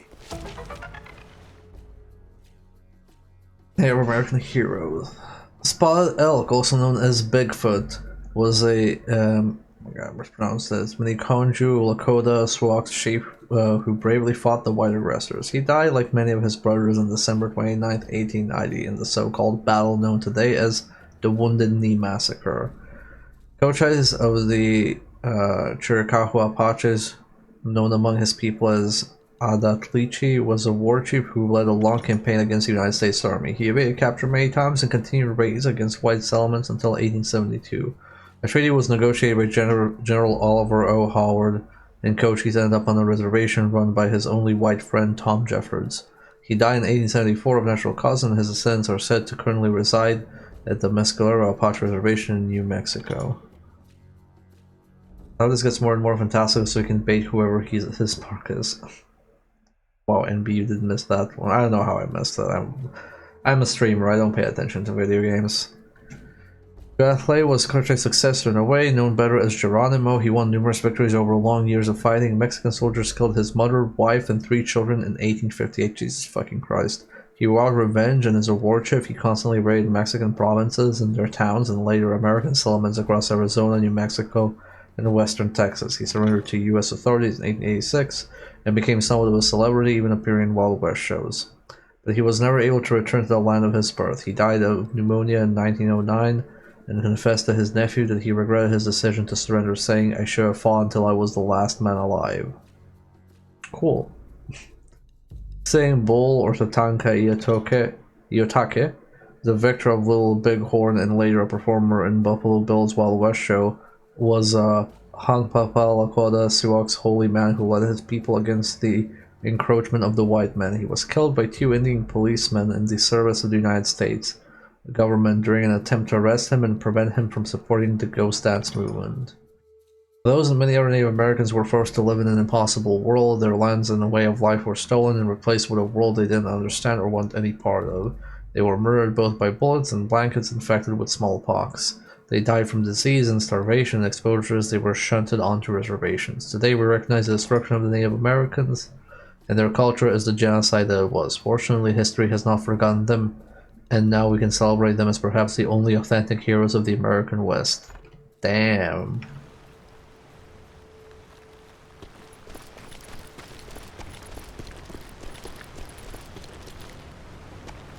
But it was like that son of a bitch disappeared into thin air.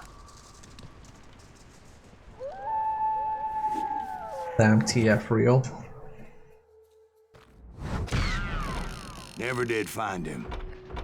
And never did collect my goddamn bounty. It's accuracy.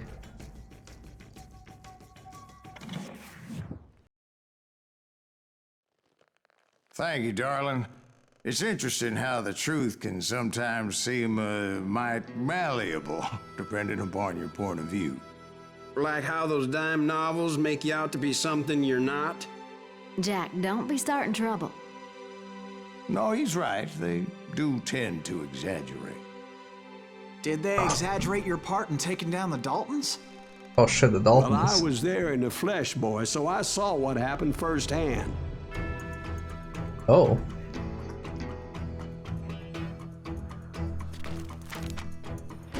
Those Daltons were lawmen once, before they all went bad, robbing banks and trains clear across the territory.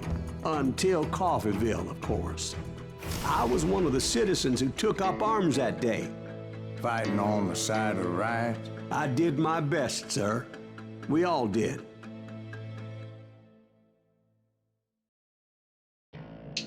The most I know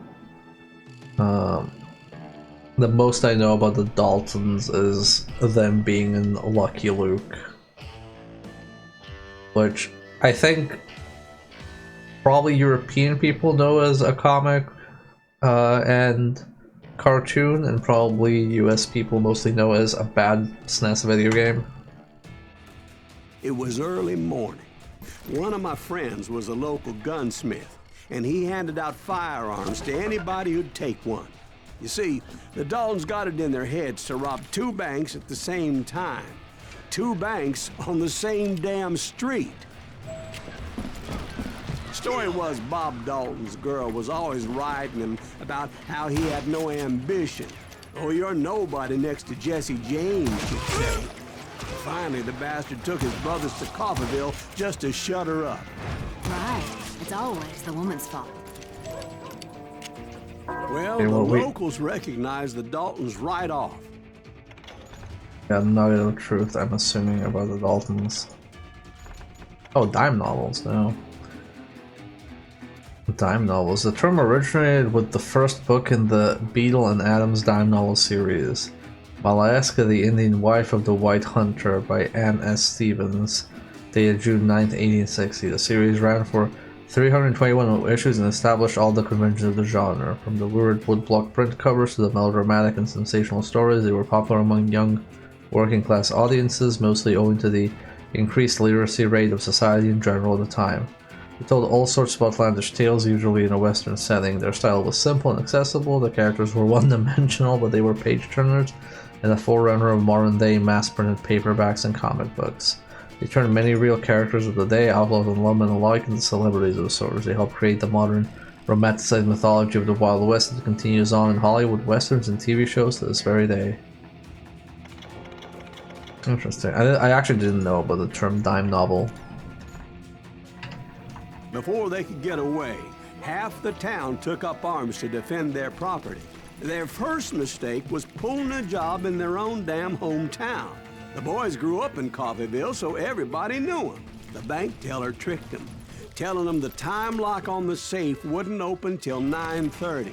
Well, that gave the locals enough time to prepare an ambush for those sons of bitches.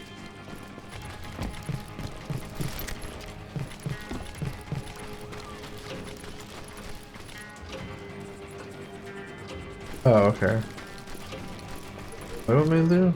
Hey, we got us a hero. Put some bombs in him!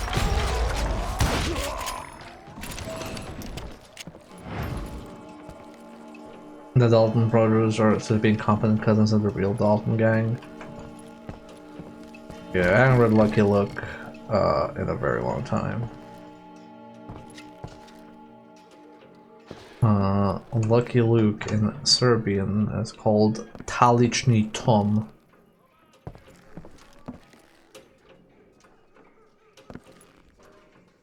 Where's a nugget here? Where's...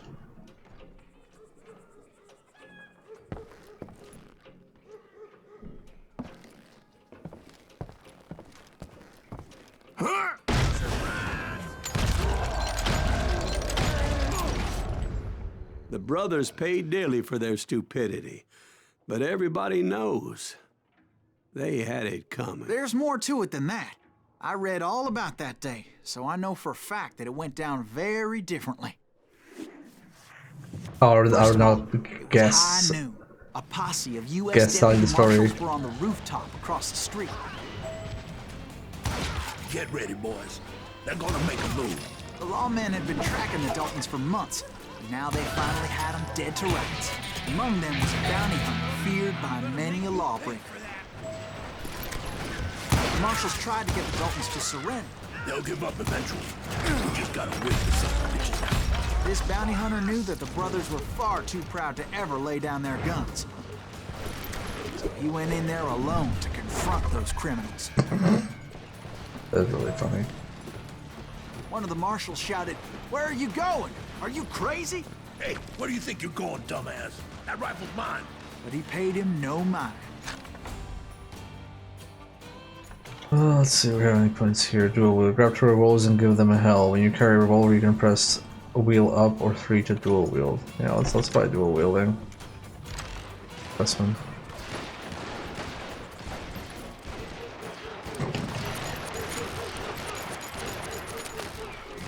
He saw a way to get around to the back of the bank. Then he figured out how to hit the Daltons from a direction they weren't expecting.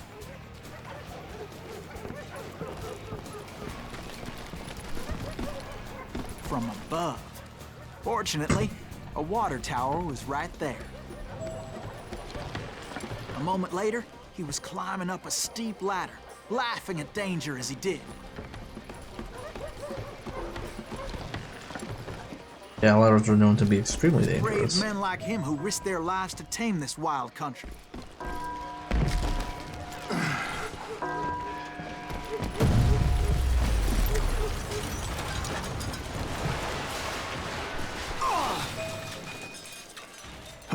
We've got company.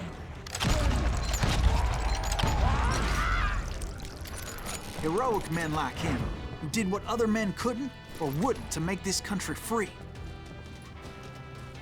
Like Jim Bowie and Davy Crockett, who died defending Is the that Alamo. Silas Greaves? Son of a bitch!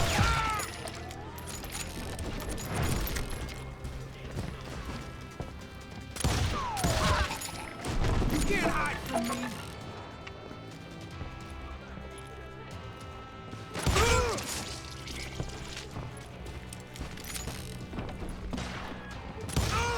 God damn him!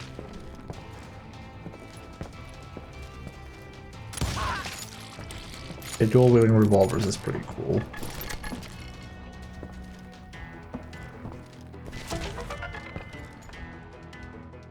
Coffeeville. On October 5th, 1892, the Dalton gang appeared in their hometown of Coffeeville, Kansas. Their plan was to rob 2 banks at the same time. Targets were C.M. Condon and Company's Bank and First National Bank, located across the street from one another.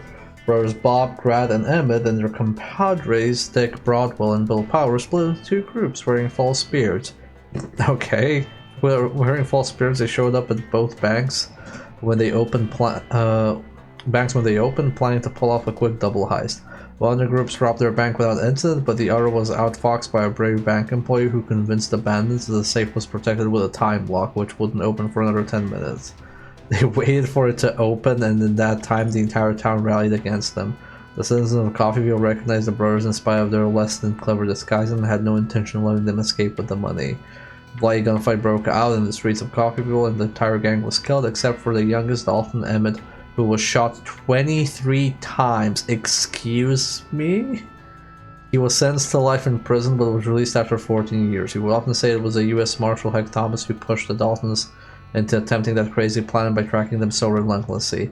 The Coffeeville robbery was supposed to be the gang's ticket out of a life of crime, instead it was a ticket to the cemetery for most of them.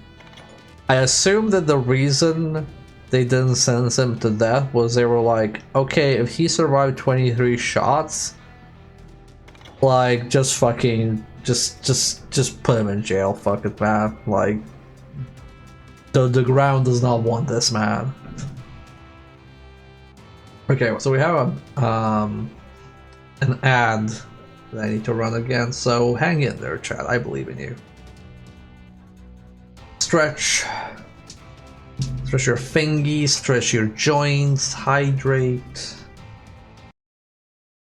Enjoy life to the fullest. Please don't explode me. Ah, fuck me. I guess that's the correct response for an ad break.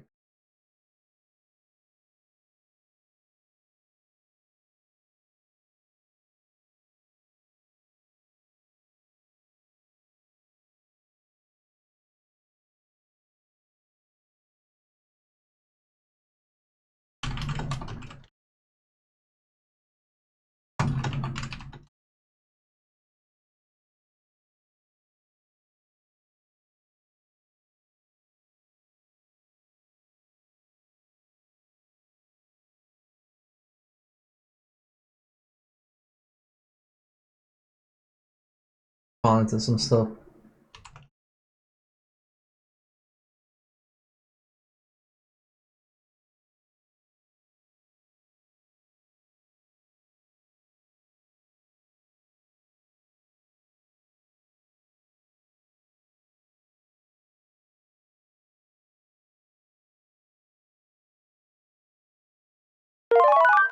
Oh no, somebody threw a thing while I was typing. How dare you? I don't know what happened to me.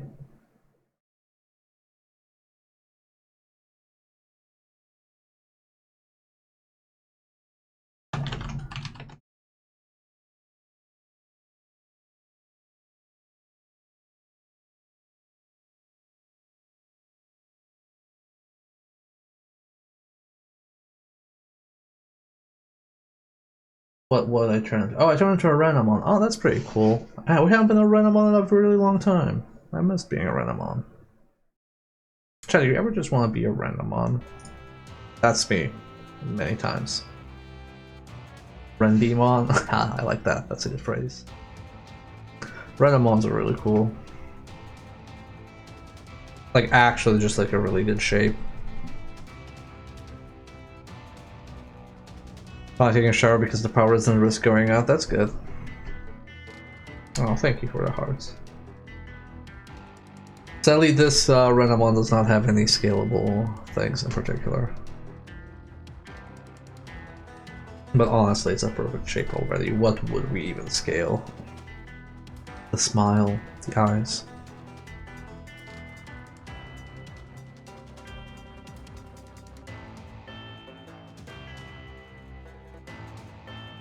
That face when Ezen transformed into a Renamon.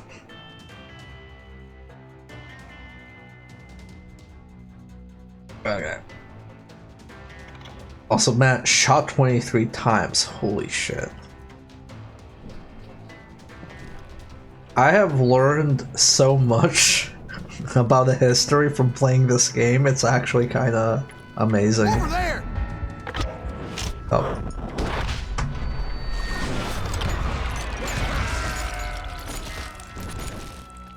Okay, let's go with this. That's Silas Greaves. What the hell? Blam! Blam! He came away victorious, taking down those thieving Daltons.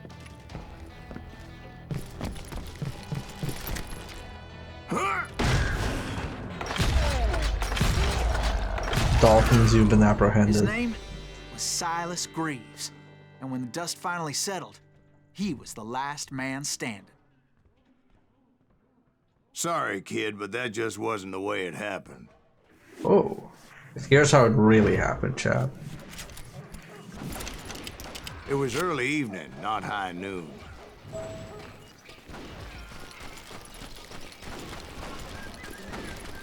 I was late to the party and Coffeyville was already up in arms.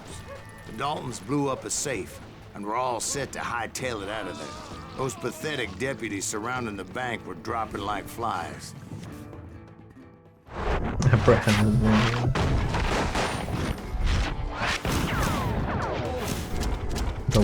The leader, the lover, the loser. I'd been tracking those jokers for months, waiting for them to do something reckless. And finally, they did. Those stupid bastards decided to rob 2 banks at the same time in the same town where everybody knew them. But they still had friends in Coffeyville. What are you gonna do? Shoot you, I guess. Oh, now what? Oh, this just leads nowhere. Face me, you coward!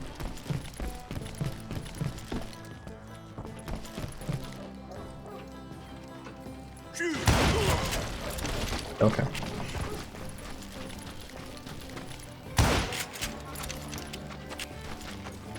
Hey, you got a clear? And those friends came after me like a pack of wild dogs, tooth and nail. They were coming at me from all directions. I caught sight of the Daltons running with the money and didn't want to lose them. Problem was, they knew the town better than I did. And to top it off, I found myself in the middle of another shootout entirely. Did the Daltons hole up in somebody's house? No, it was the Smiths, I believe.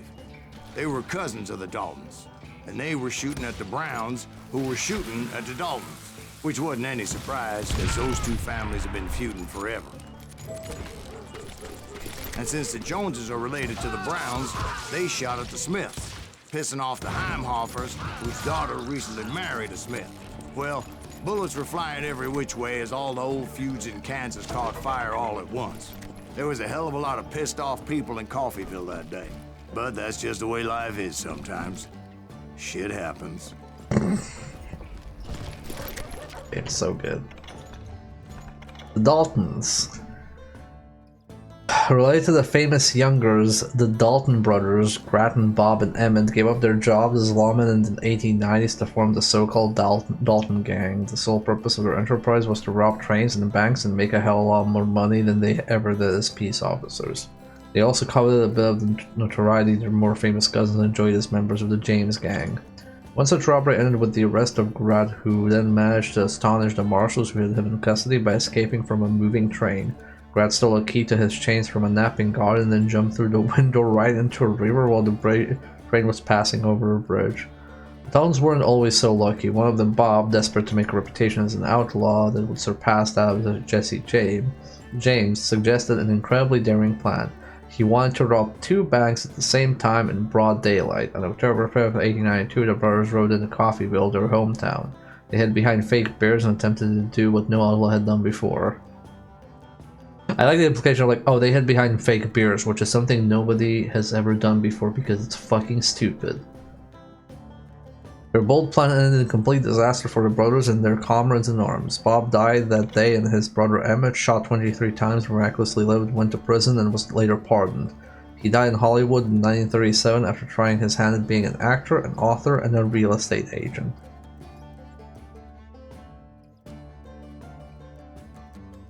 I'm sorry, like, imagine being a part of one of the most notorious yet incompetent gangs and then living long enough to get into the 20th century and like you're a real estate agent and somebody goes like, oh, hi, I'm Emma Dalton. Like, oh, Dalton, like those bank robbers, right? Like, yeah, I used to do that. Anyway, we have this lovely 2-room apartment, perfect view.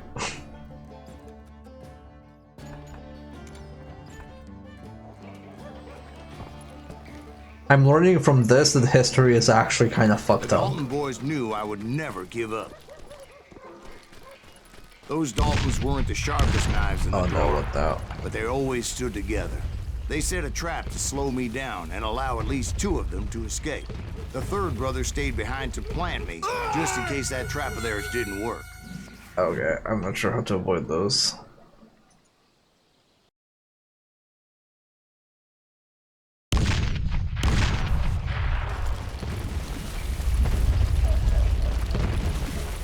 Oh, the answer was just wrong.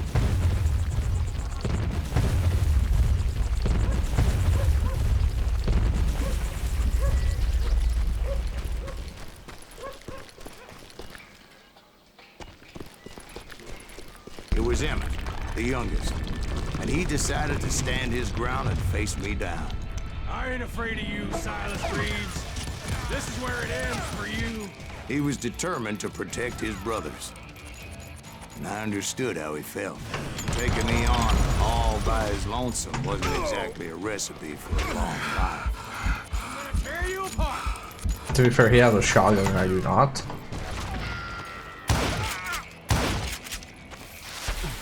Coward and a cheat. That all you? Gonna send you to the bone orchard.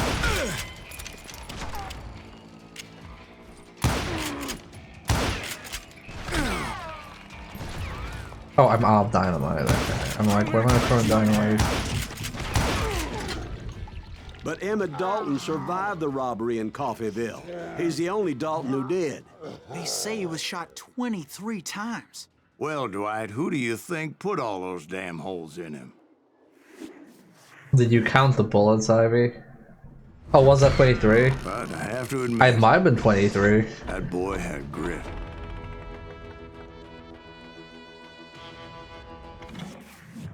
I it would be funny if he actually dies, because he had far more health than it initially looked.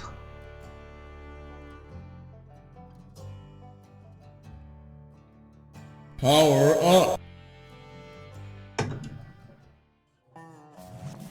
We'll get those suckers. It took me a couple of days to track the Daltons down. They can't get away with this. And in that time, a whole posse of local vigilantes offered to lend a hand. We'll track him to the ends of the earth. They seemed as determined as me to find those outlaws. But as we headed into those swamps, it was like I had my own private army. There was no way those boys were getting away this time.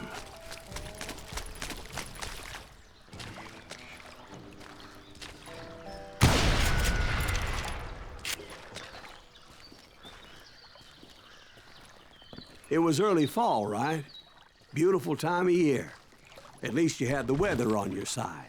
Not by my recollection. It was damp and foggy as hell. Okay, that's funny.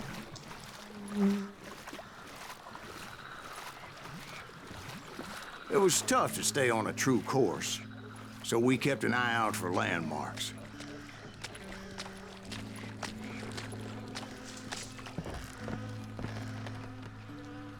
It was autumn. The maple trees were in full color, red as blood.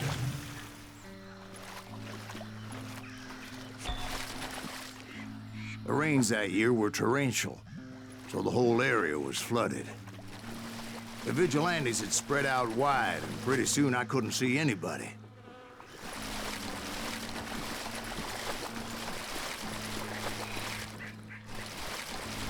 Can't wait to get attacked by fucking crocodiles.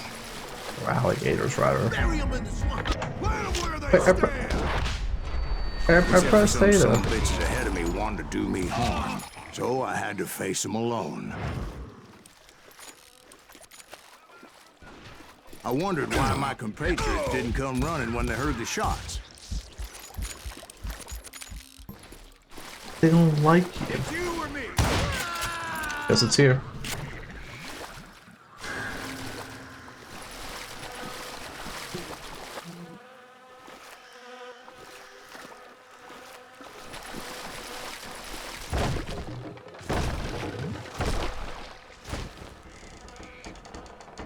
So did you find the Daltons? Not yet, but I did have the questionable pleasure of meeting a few of their friends.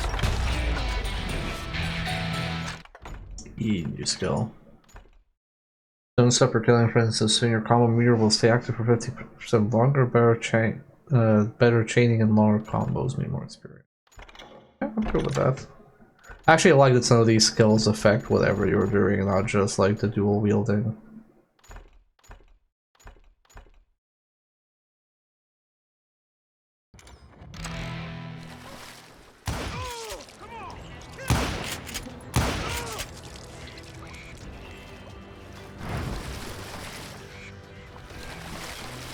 The boys had established quite a reputation by that time, so they attracted all manner of riffraff to their cause. Also, I really like. No, go back.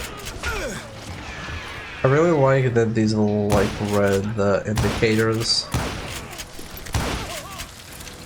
like these ones, just don't give a shit about wind or physics, but it doesn't matter because the narrative is just all sorts of fucked up.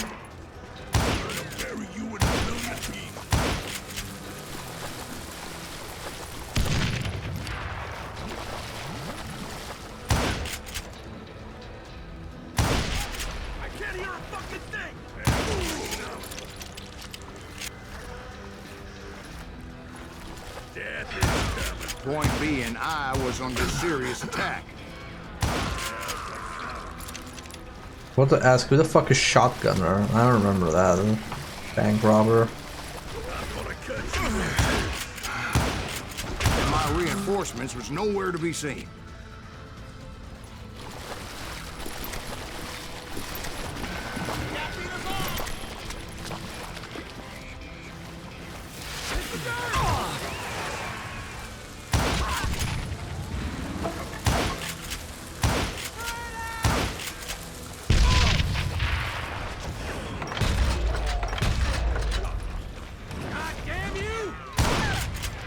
Boom.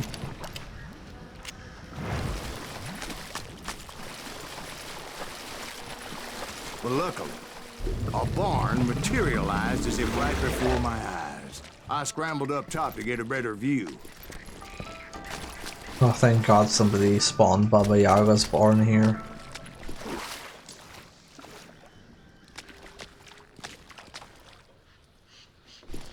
But just ended up falling inside. So, how did you get out? The barn doors was open. About right then, I saw some suspicious characters running through the bushes.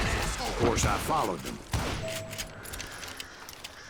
But that goddamn swamp was like a goddamn maze, and pretty soon I had no goddamn idea where I was. Oh God, there are gonna be alligators. So I just started walking, and pretty soon...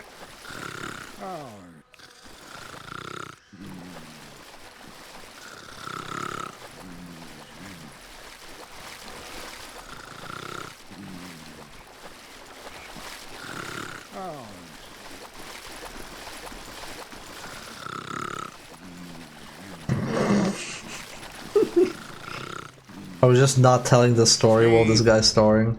Steve! Huh? Oh, no, I'm listening. Indians surrounded me from all sides. Wait, what?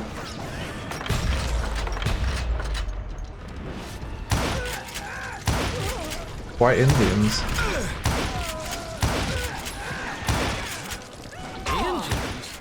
There were I just wanted to make sure Steve was paying attention. Now, where was I? You were following the Daltons through a swamp? That's right. See, Steve? Dwight's paying attention. Oh, I'm listening. I was just resting my eyes. So, where was I? The Daltons. Right. See, there's a reason so many outlaw gangs are made up of brothers. Being a brother is a very sacred thing. It's a bond like no other. I disagree.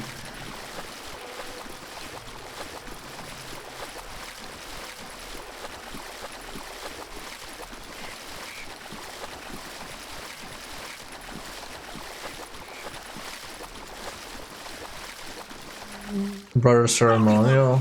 Stop that, son of a bitch! Fuck. Ah, fuck. So did you ever find the damn Daltons? Not yet. But I did find a few of their cousins. You Kansans breed like rabbits. More Smiths or Heimhoffers or who knows what. But hell, what's more important than family? I'll bet Ben knows what I'm talking about. I like that the two dynamites kissed.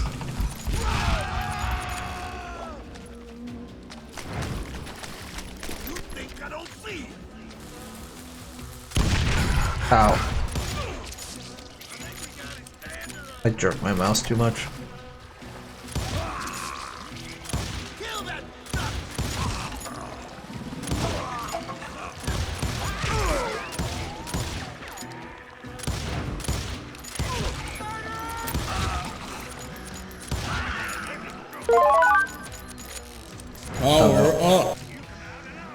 Or we're a Digimon again. A different breed of Digimon though.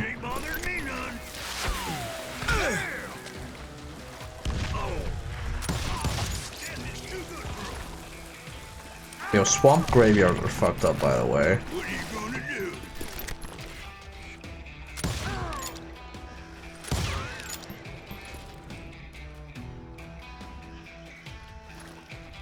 Oh, so you're hiding too now.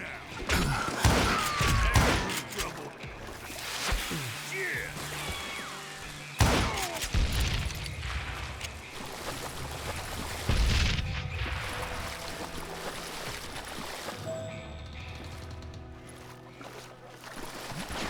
This son of a bitch is pissing me off. That's okay, you're pissing me off too. A lot of those paths seem to be leading nowhere. I was hoping there were nuggets of truth here. Ow.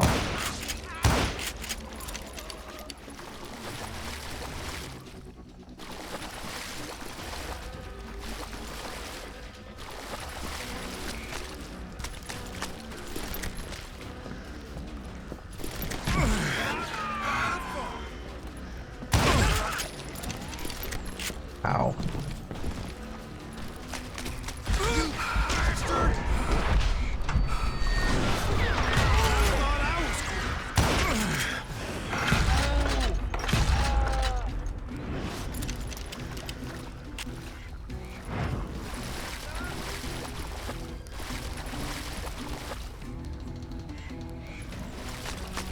I'm ending you.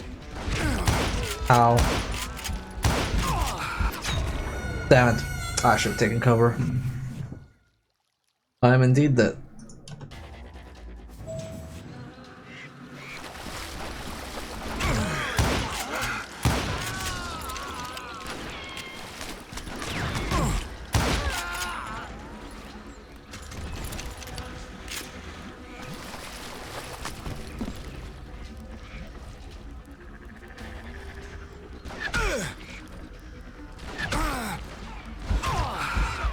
See where I'm being shot.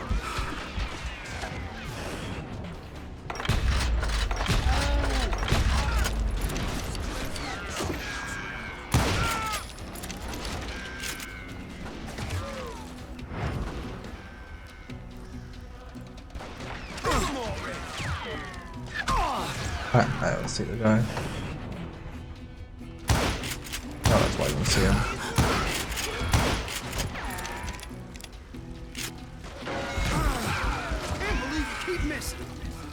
I love that we're in the situation where he can shoot me, but I can't shoot him. There we go.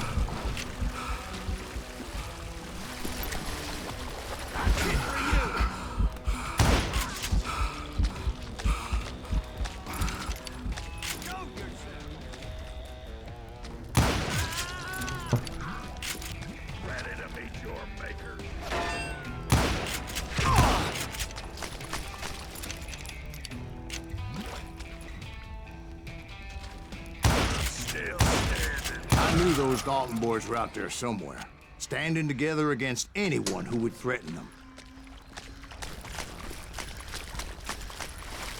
Anything in the house? Nugget of truth, maybe?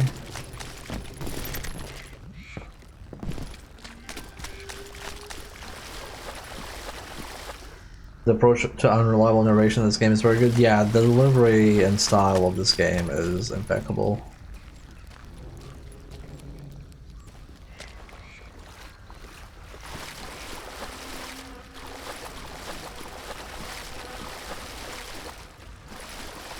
And that's when I saw it.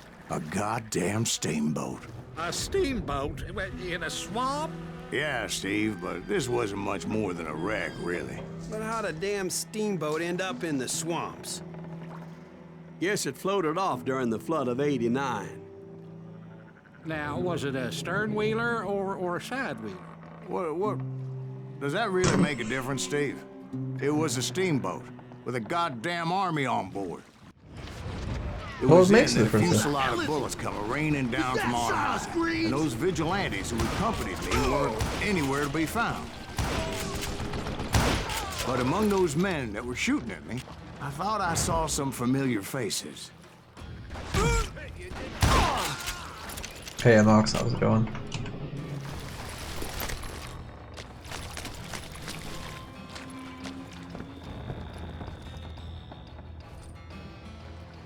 Oh, we kill him? Okay, cool. I'm getting flashbacks to Left 4 Dead 2 now.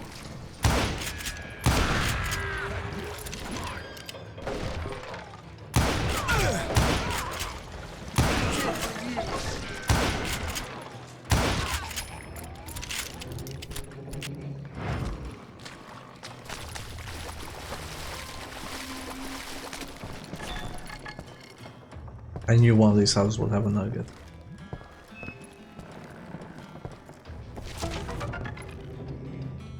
Old West steamboats.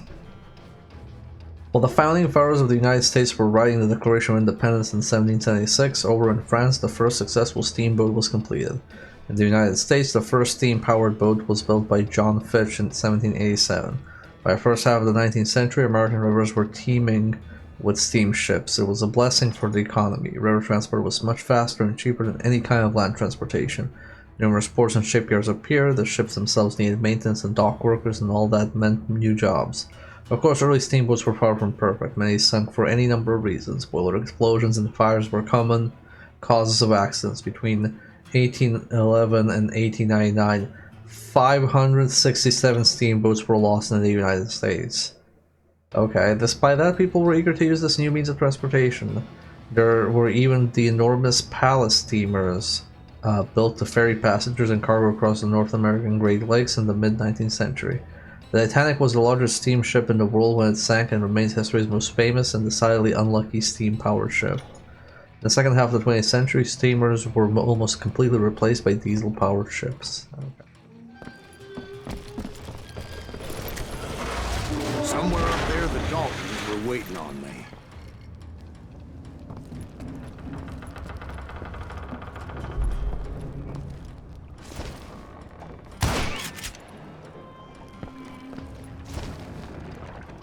No cowboy hat here, I want a refund.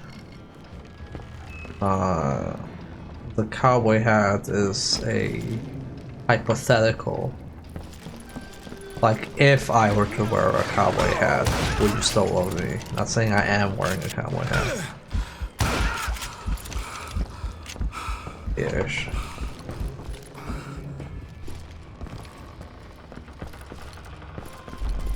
Sounds like you don't give up too easy. That's the kind of man I am, Ben. I set out to do something. I do it. Surrender just ain't in my nature. Plus, I'm stubborn as hell. You know what, Silas? Same. Absolutely same. I can completely relate to this. Not the killing everybody with guns part. I can relate to the part where I just say, you know what? No, we don't stop. We're not quitting now. It's too late to quit.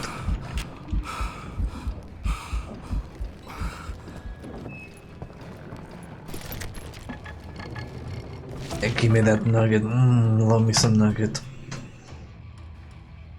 Built by Richard Gatling in 18... You know, I never assumed that the Gatling gun was called Gatling because the person's last name was Gatling. I just assumed that it was like some process called Gatling.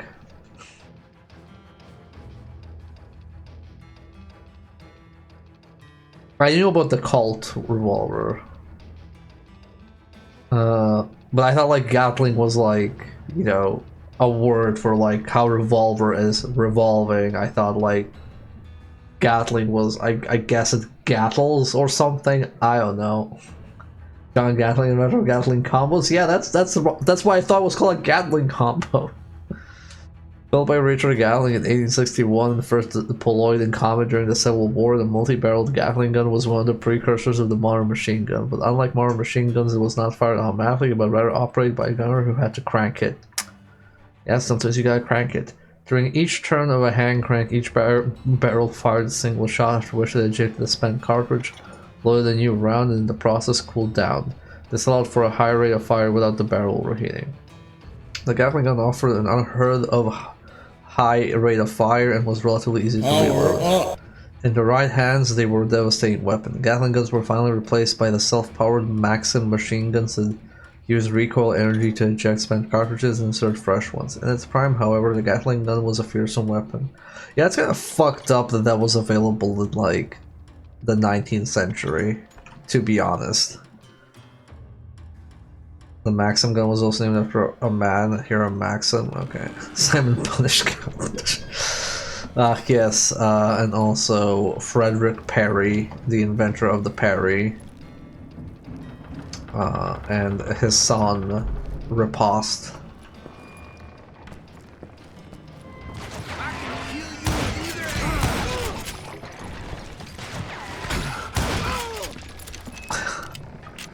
Thomas Mervyn for killing people.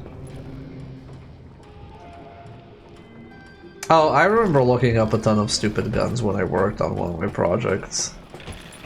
At one point I was like, hey, apparently a 4-barrel shotgun exists. And I was like, hey, can we just put the 4-barrel shotgun in our game? It's like a World War II gun, but it's like a shotgun with 4 barrels. It got denied. I'm just saying, if I was in charge of video games, I would put a 4-barrel shotgun. Gatling wrote that he created to reduce the size of armies and so reduce the number of deaths by combat and disease. I think that did not exactly play out like Gatling anticipated.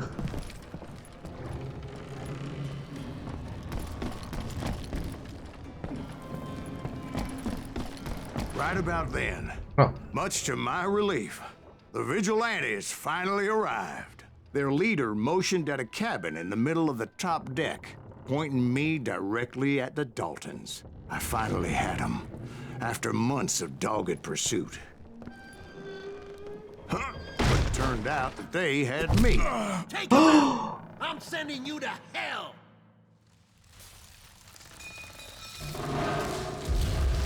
The Daltons had played me like a fiddle. Apparently, the vigilantes were on their damn payroll. They didn't just want to shoot me. They wanted to burn me alive. But finding my way out of a burning labyrinth proved to be quite a challenge. It was a riverboat, right? I mean, it's not like it was a goddamn ocean liner. Well, yeah, but I was in a fight. Did you hear about that ship that's gonna launch next year? Largest one in the world. You're talking about the Titanic. If you ask me, it's too blessed big. I don't think it'll even float. So anyway... Don't be stupid, Steve. They know what they're doing. They say that the Titanic is unsinkable. Oh, God. But getting back to that steamboat, how'd you get off it, Mr. Greaves? I took in a lot of smoke that day, so I admit my recollection might be a bit hazy.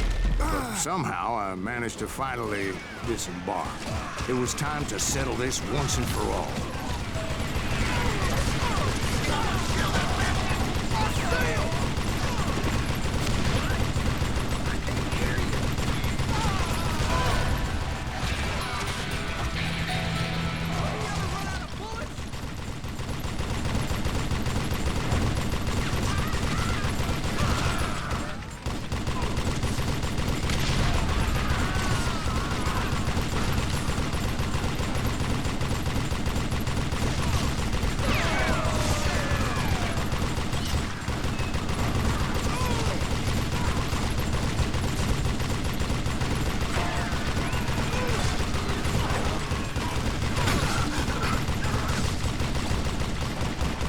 Bob and Grat weren't about to come at me one at a time. They were in this together. Oh, is this a double duel? Oh, determined shit. to take me down. Oh, Confident shit. that this time the odds were on their side. Shit, Chaz, the double multi-boss fight.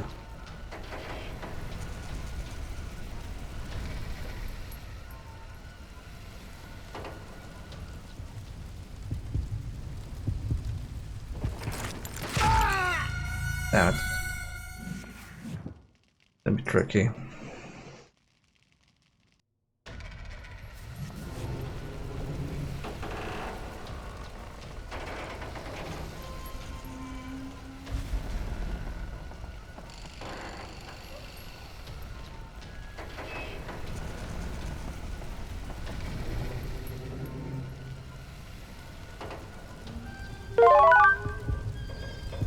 Power up. Wow, this is like really difficult.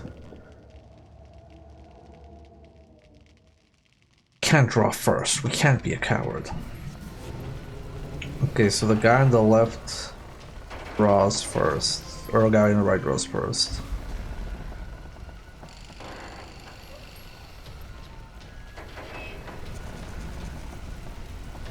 Probably also dodge the bullets.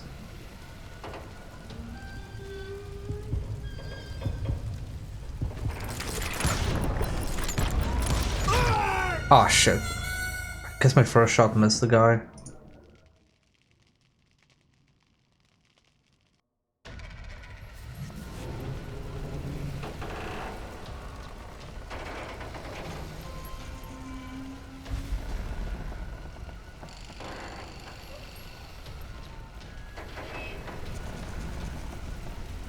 Why is it not, like, focusing?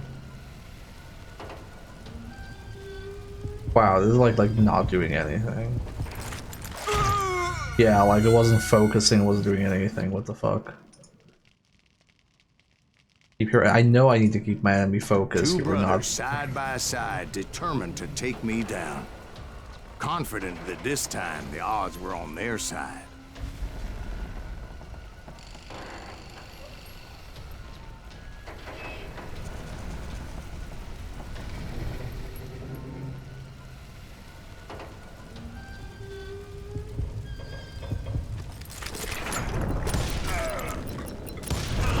There we They go. got it wrong. A sad end for those two. If they'd only known that Emmett was still alive despite his wounds. Paroled 14 years later, he moved to California and sold real estate and lived off the legend of that fateful day. And the tragic death of his two brothers.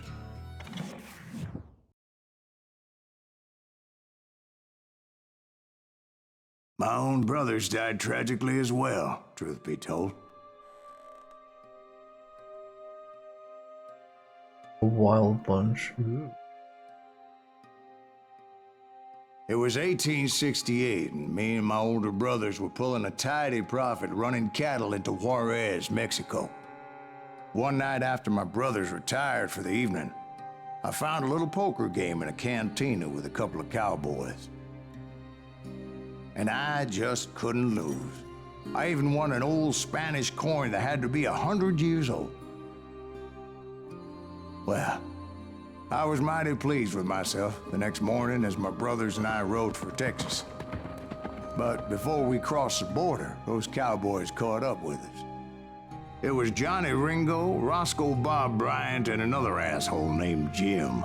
They wanted their money back and everything else we had, including our lives, as those boys didn't want us coming for them later.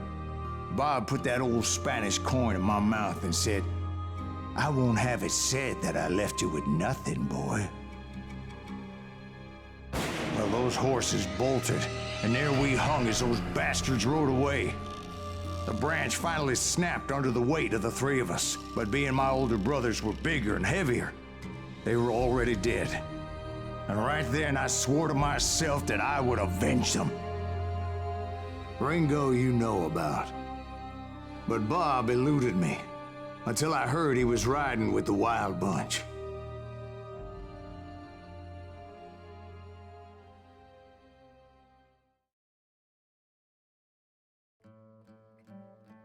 The not-so-great train robbery. Led by Butch Cassidy and the Sundance Kid. The Wild Bunch was the West's last famous gang. Okay. I'm gonna assume this is the final I'd been on their stage. trail for months, ever since they left their hideout in the Bighorn Mountains. Led by Butch Cassidy, they were a loose association of outlaws who robbed banks and trains from Colorado to Montana. Among them was the Sundance Kid, and that murderous hombre I was tracking, Roscoe Bob Bryant. Were you a part of that giant Pinkerton posse after the Wild Bunch? No, boy. A circus like that would have slowed me down. Besides, I wanted Bryant all to myself. Ouch me. I'd heard about a large shipment of gold being transported to Wilcox, Wyoming on the Overland Flyer. Oh, we still have a lot of game to go? I assumed this was just like the final stage.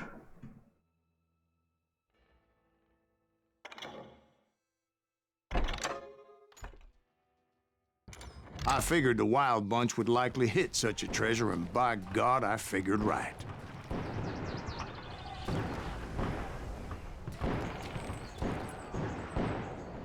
About halfway through the Wikipedia plot summary. Okay. I think we can then do one more stage. They blew the bridge with the intention of forcing the train to stop. Well, I assumed the Wild Bunch was likely in the still intact part of the train high above. So I had no choice but to make my way up through the passenger cars dangling down. I was determined to make that sumbitch Bob pay for what he did to my brothers.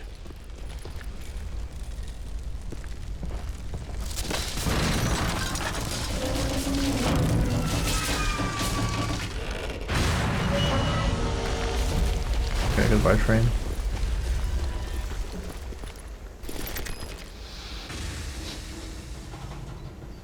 I found the device they used to blow the tracks, so I knew I was headed in the right direction.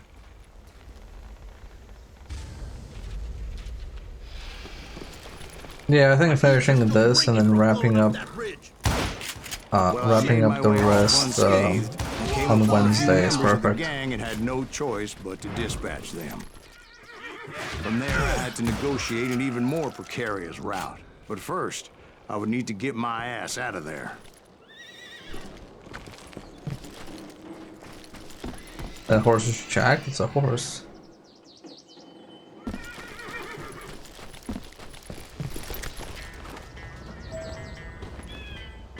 Is there anything on its own?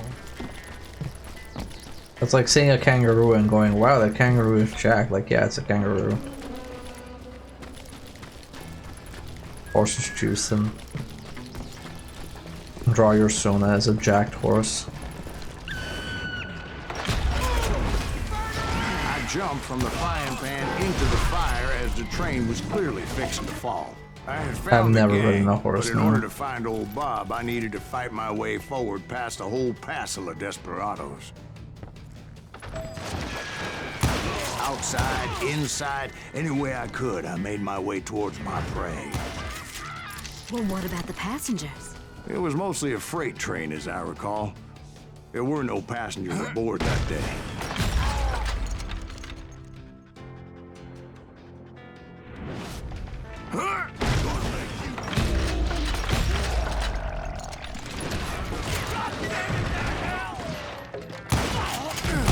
Yeah, we don't want to like program civilians in this.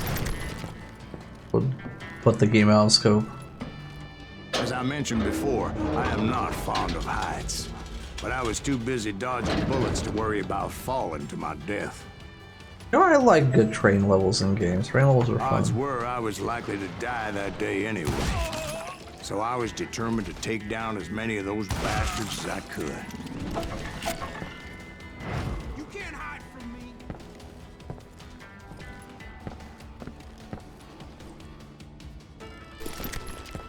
I'm gonna shoot you dead. Kill those birds dead. At times it was like shooting ducks in a shooting gallery. The only difference is these damn ducks shot back.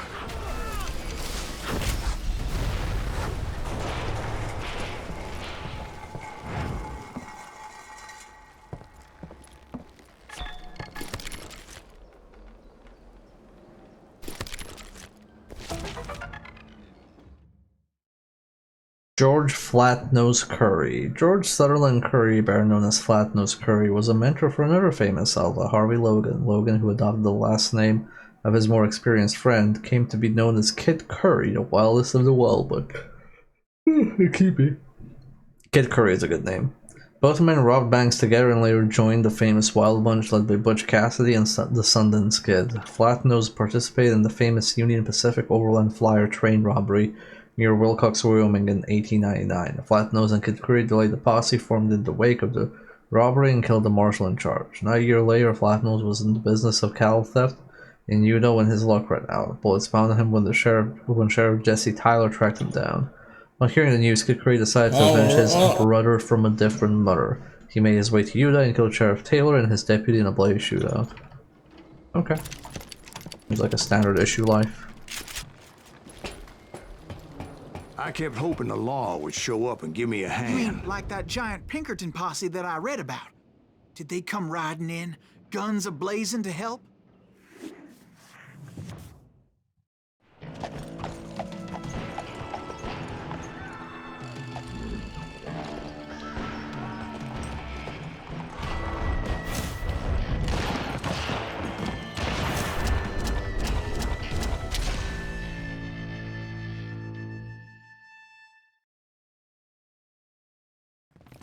Help?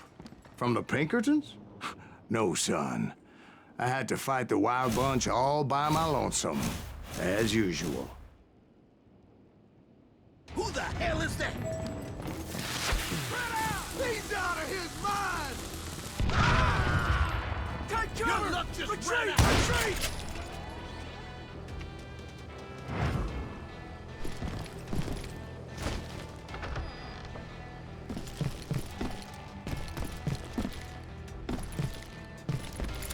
Can't believe the Pinkertons didn't show up.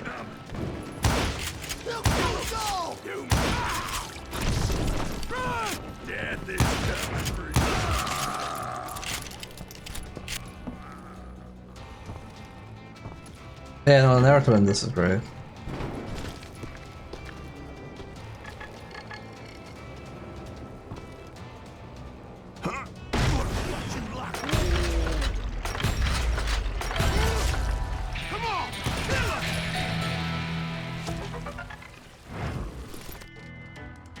Hole in the Wall was the name of a secluded hideout in the Bighorn Mountains in northern Wyoming. It was used towards the end of the 19th century by various outlaw gangs looking to disappear. The location was ideal. It was a perfectly defensible place, nearly impossible to take by force, and equally difficult to sneak up on without alerting the inhabitants. The hideout was also well equipped in provision. Permanent huts provided shelter during harsh winters. During the Hole's golden years, there were even stables, a corral with animals, and a storehouse full of food, which everyone did their best to replenish. The best known inhabitants of the Hole in the Wall were without a doubt members of the appropriately named Hole in the Wall gang, led by Butch Cassidy. They were also known as the Wild Bunch, but all sort of criminal gangs and outlaws on the called the Hole in the Wall home. I did not know about this. Oof. Man. That's saying quite a bit.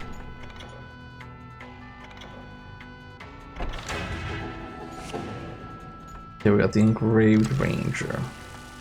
Oh, it just gives us the engraved ranger. Okay, well, I guess we're building engraved rangers now.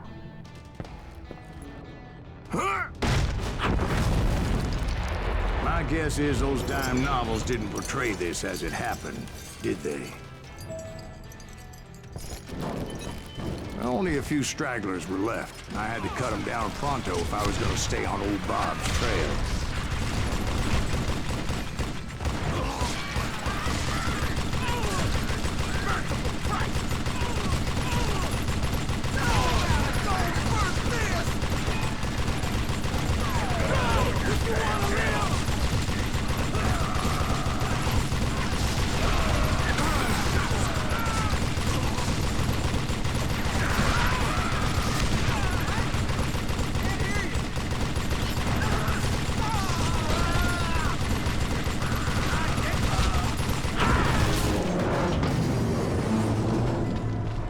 Once I silenced all those guns, I went searching for my nemesis, determined to finally have my justice. But the only survivor who welcomed me was George Flat-Nosed Curry. Who was he? The fastest gun in the gang. Right after Sundance, I mean.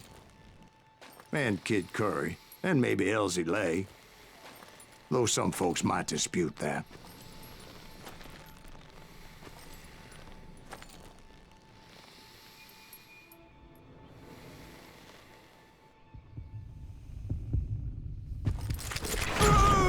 Damn, he's fast.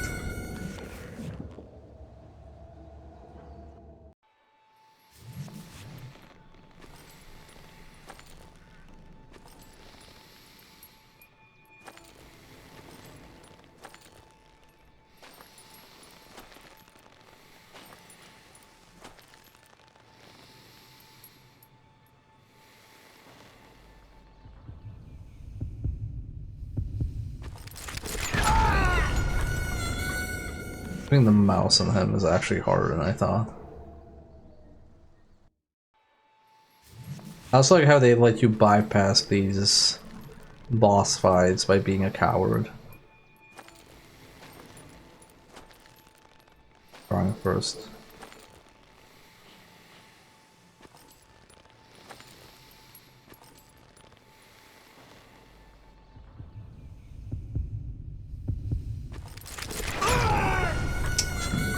Yeah, it just moves too much.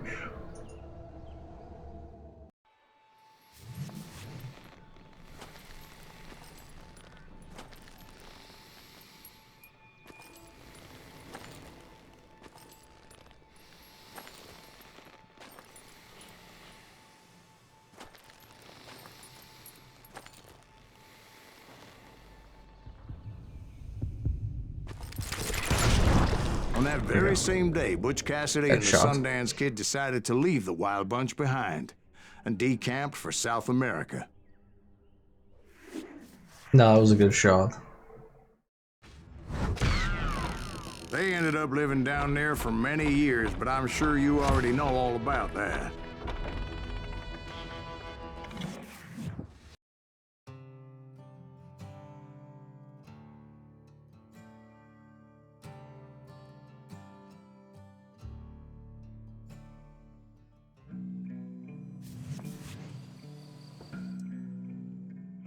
I think it's a good point to wrap it up. Okay, Chad, so I think we're gonna finish this game on Wednesday, by the looks of it. And then, so here's the schedule so far. Sunday, this Sunday, we're gonna do, thank you for your hearts, we're gonna do co-op games with Caleb. So Caleb and I will be playing TMNT Shredder's Revenge, because there's been a lot of DLC in the meantime, so we're gonna just like mess around with that again. And then on Tuesday we're gonna be doing Karateka. Thank you for the pride hearts.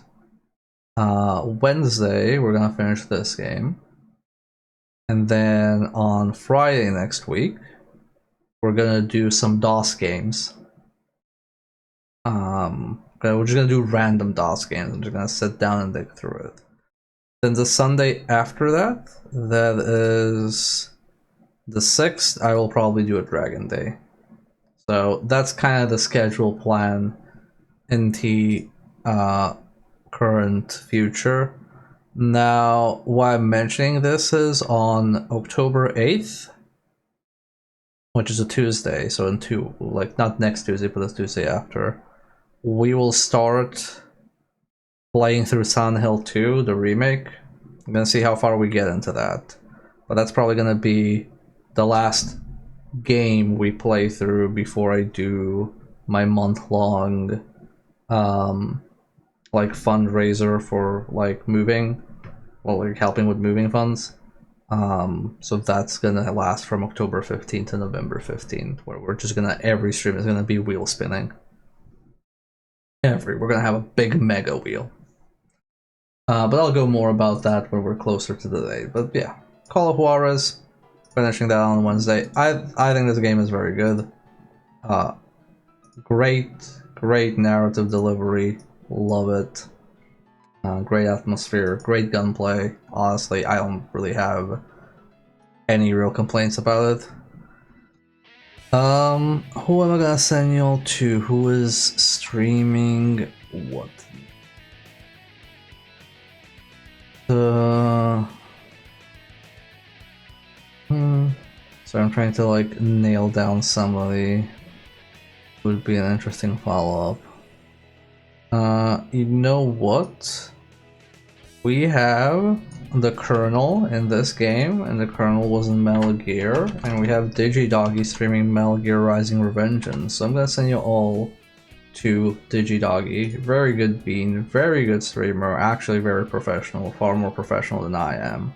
So go say hello to her, and I'll catch you.